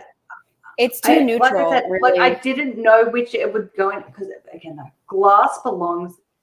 I will say the Glass series absolutely belongs in bad book week, and I'm not sure if just events that happen in book 3 of the Glass series just taints my opinion of the whole thing, but I don't think so because I can't stand the MC. Cannot stand the MC. I'm just gonna be honest. We've been reading too many good books. I know. And book club, I want to lose brain cells when I read for this. Book club began as us raging about hideously awful books, and like I miss that energy, you know. Yeah, I miss us deliriously crying over bad books and alcohol. I will never forget book clubbing. It wasn't Apollyon. It was the book before Apollyon. Whichever book it was before Apollyon. I'm pretty sure that's the one that I was in labor during. Yeah. Because we book clubbed when I was in labor. Like, I didn't realize this. So we're joking the whole time. Yeah. So I'm like, he's really moving around in there. It's weird. And then I was like, lol, how funny would it be if you're in labor? And then she was. And 6 hours later, I'm at hospital. And no, like book club began as us like really good at finding bad books. And I'm like, with House of Night. Huh? Didn't it begin with House of Night? But we didn't actually break it down. We didn't start with House of Night until a lot later. However, we talked about House of Night all the time before we ever did it. Like I think we did a long chitty chat about House of Night, but just as an overall and not as a book by book. Right. And we didn't, so we talked about it a lot, but we didn't like go into it as like book club for a while because it began with us talking about Eve the Awakening. Yes, and I think, did we also do a thing where I was like comparing Vampire Diary, like we read the first Vampire Diaries and just compared it to the TV series or something? Yeah. I think that was one of the first things we did too. And then we read Mercy, and then we read the Covenant series and Lux, and so it was mostly bad. We always bitched about House of Night, and then we're just like, why don't we actually just do House of Night? But then we took a long pause, and then we brought Addie into it. For Awakened, I think is when I came in, and I had to binge read the entire. It was earlier than that. We were praying for you. No, Burned was the last one I had to read before we went into it. I'm pretty sure Awaken's after Burned. Okay. Yeah. I remember we were in my apartment listening to Burned, and we were just like, I want to die, because Burned is one of the ones I hate the most. The hatred I have for Burned is unparalleled. But yeah, we have not been truly enraged since really House of Night. And I miss it. I miss that feeling. It's so cathartic. I remember this series.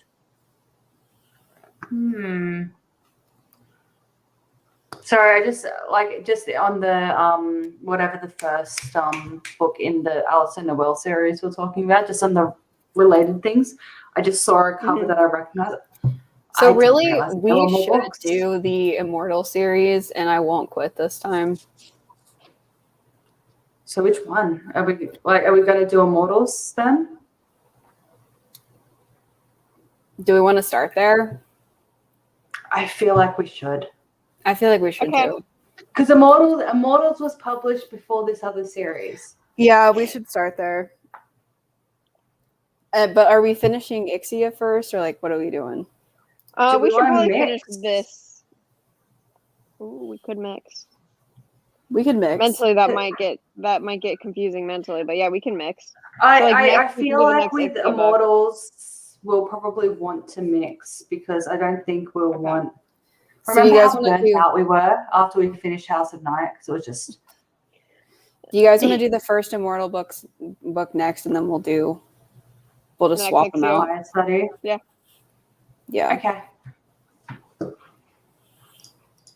Sounds good. We'll work out when after, I suppose, because it's 1:30 in the morning. Yeah. Yeah. We need to let you go to bed. Yeah. If you said the Immortal series by Alice and Noel. I found it. Okay. Yeah. Do we need the Eternal Flame novella? I think so. Give me until tomorrow, and I'll check everything tomorrow. Okay. Sounds good to me. God. On that note, I guess we can finally end the stream. What if we agreed to half an hour of us just talking? Of us just chatting. That's okay. Anyway. So yeah, okay, that's what we're doing. We're gonna do it. Let's say Eternal Flame just literally says Damon's POV. Jesus Christ.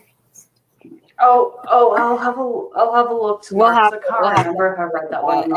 Anyway. Anyways, thank you guys for watching, and we'll see you guys next time.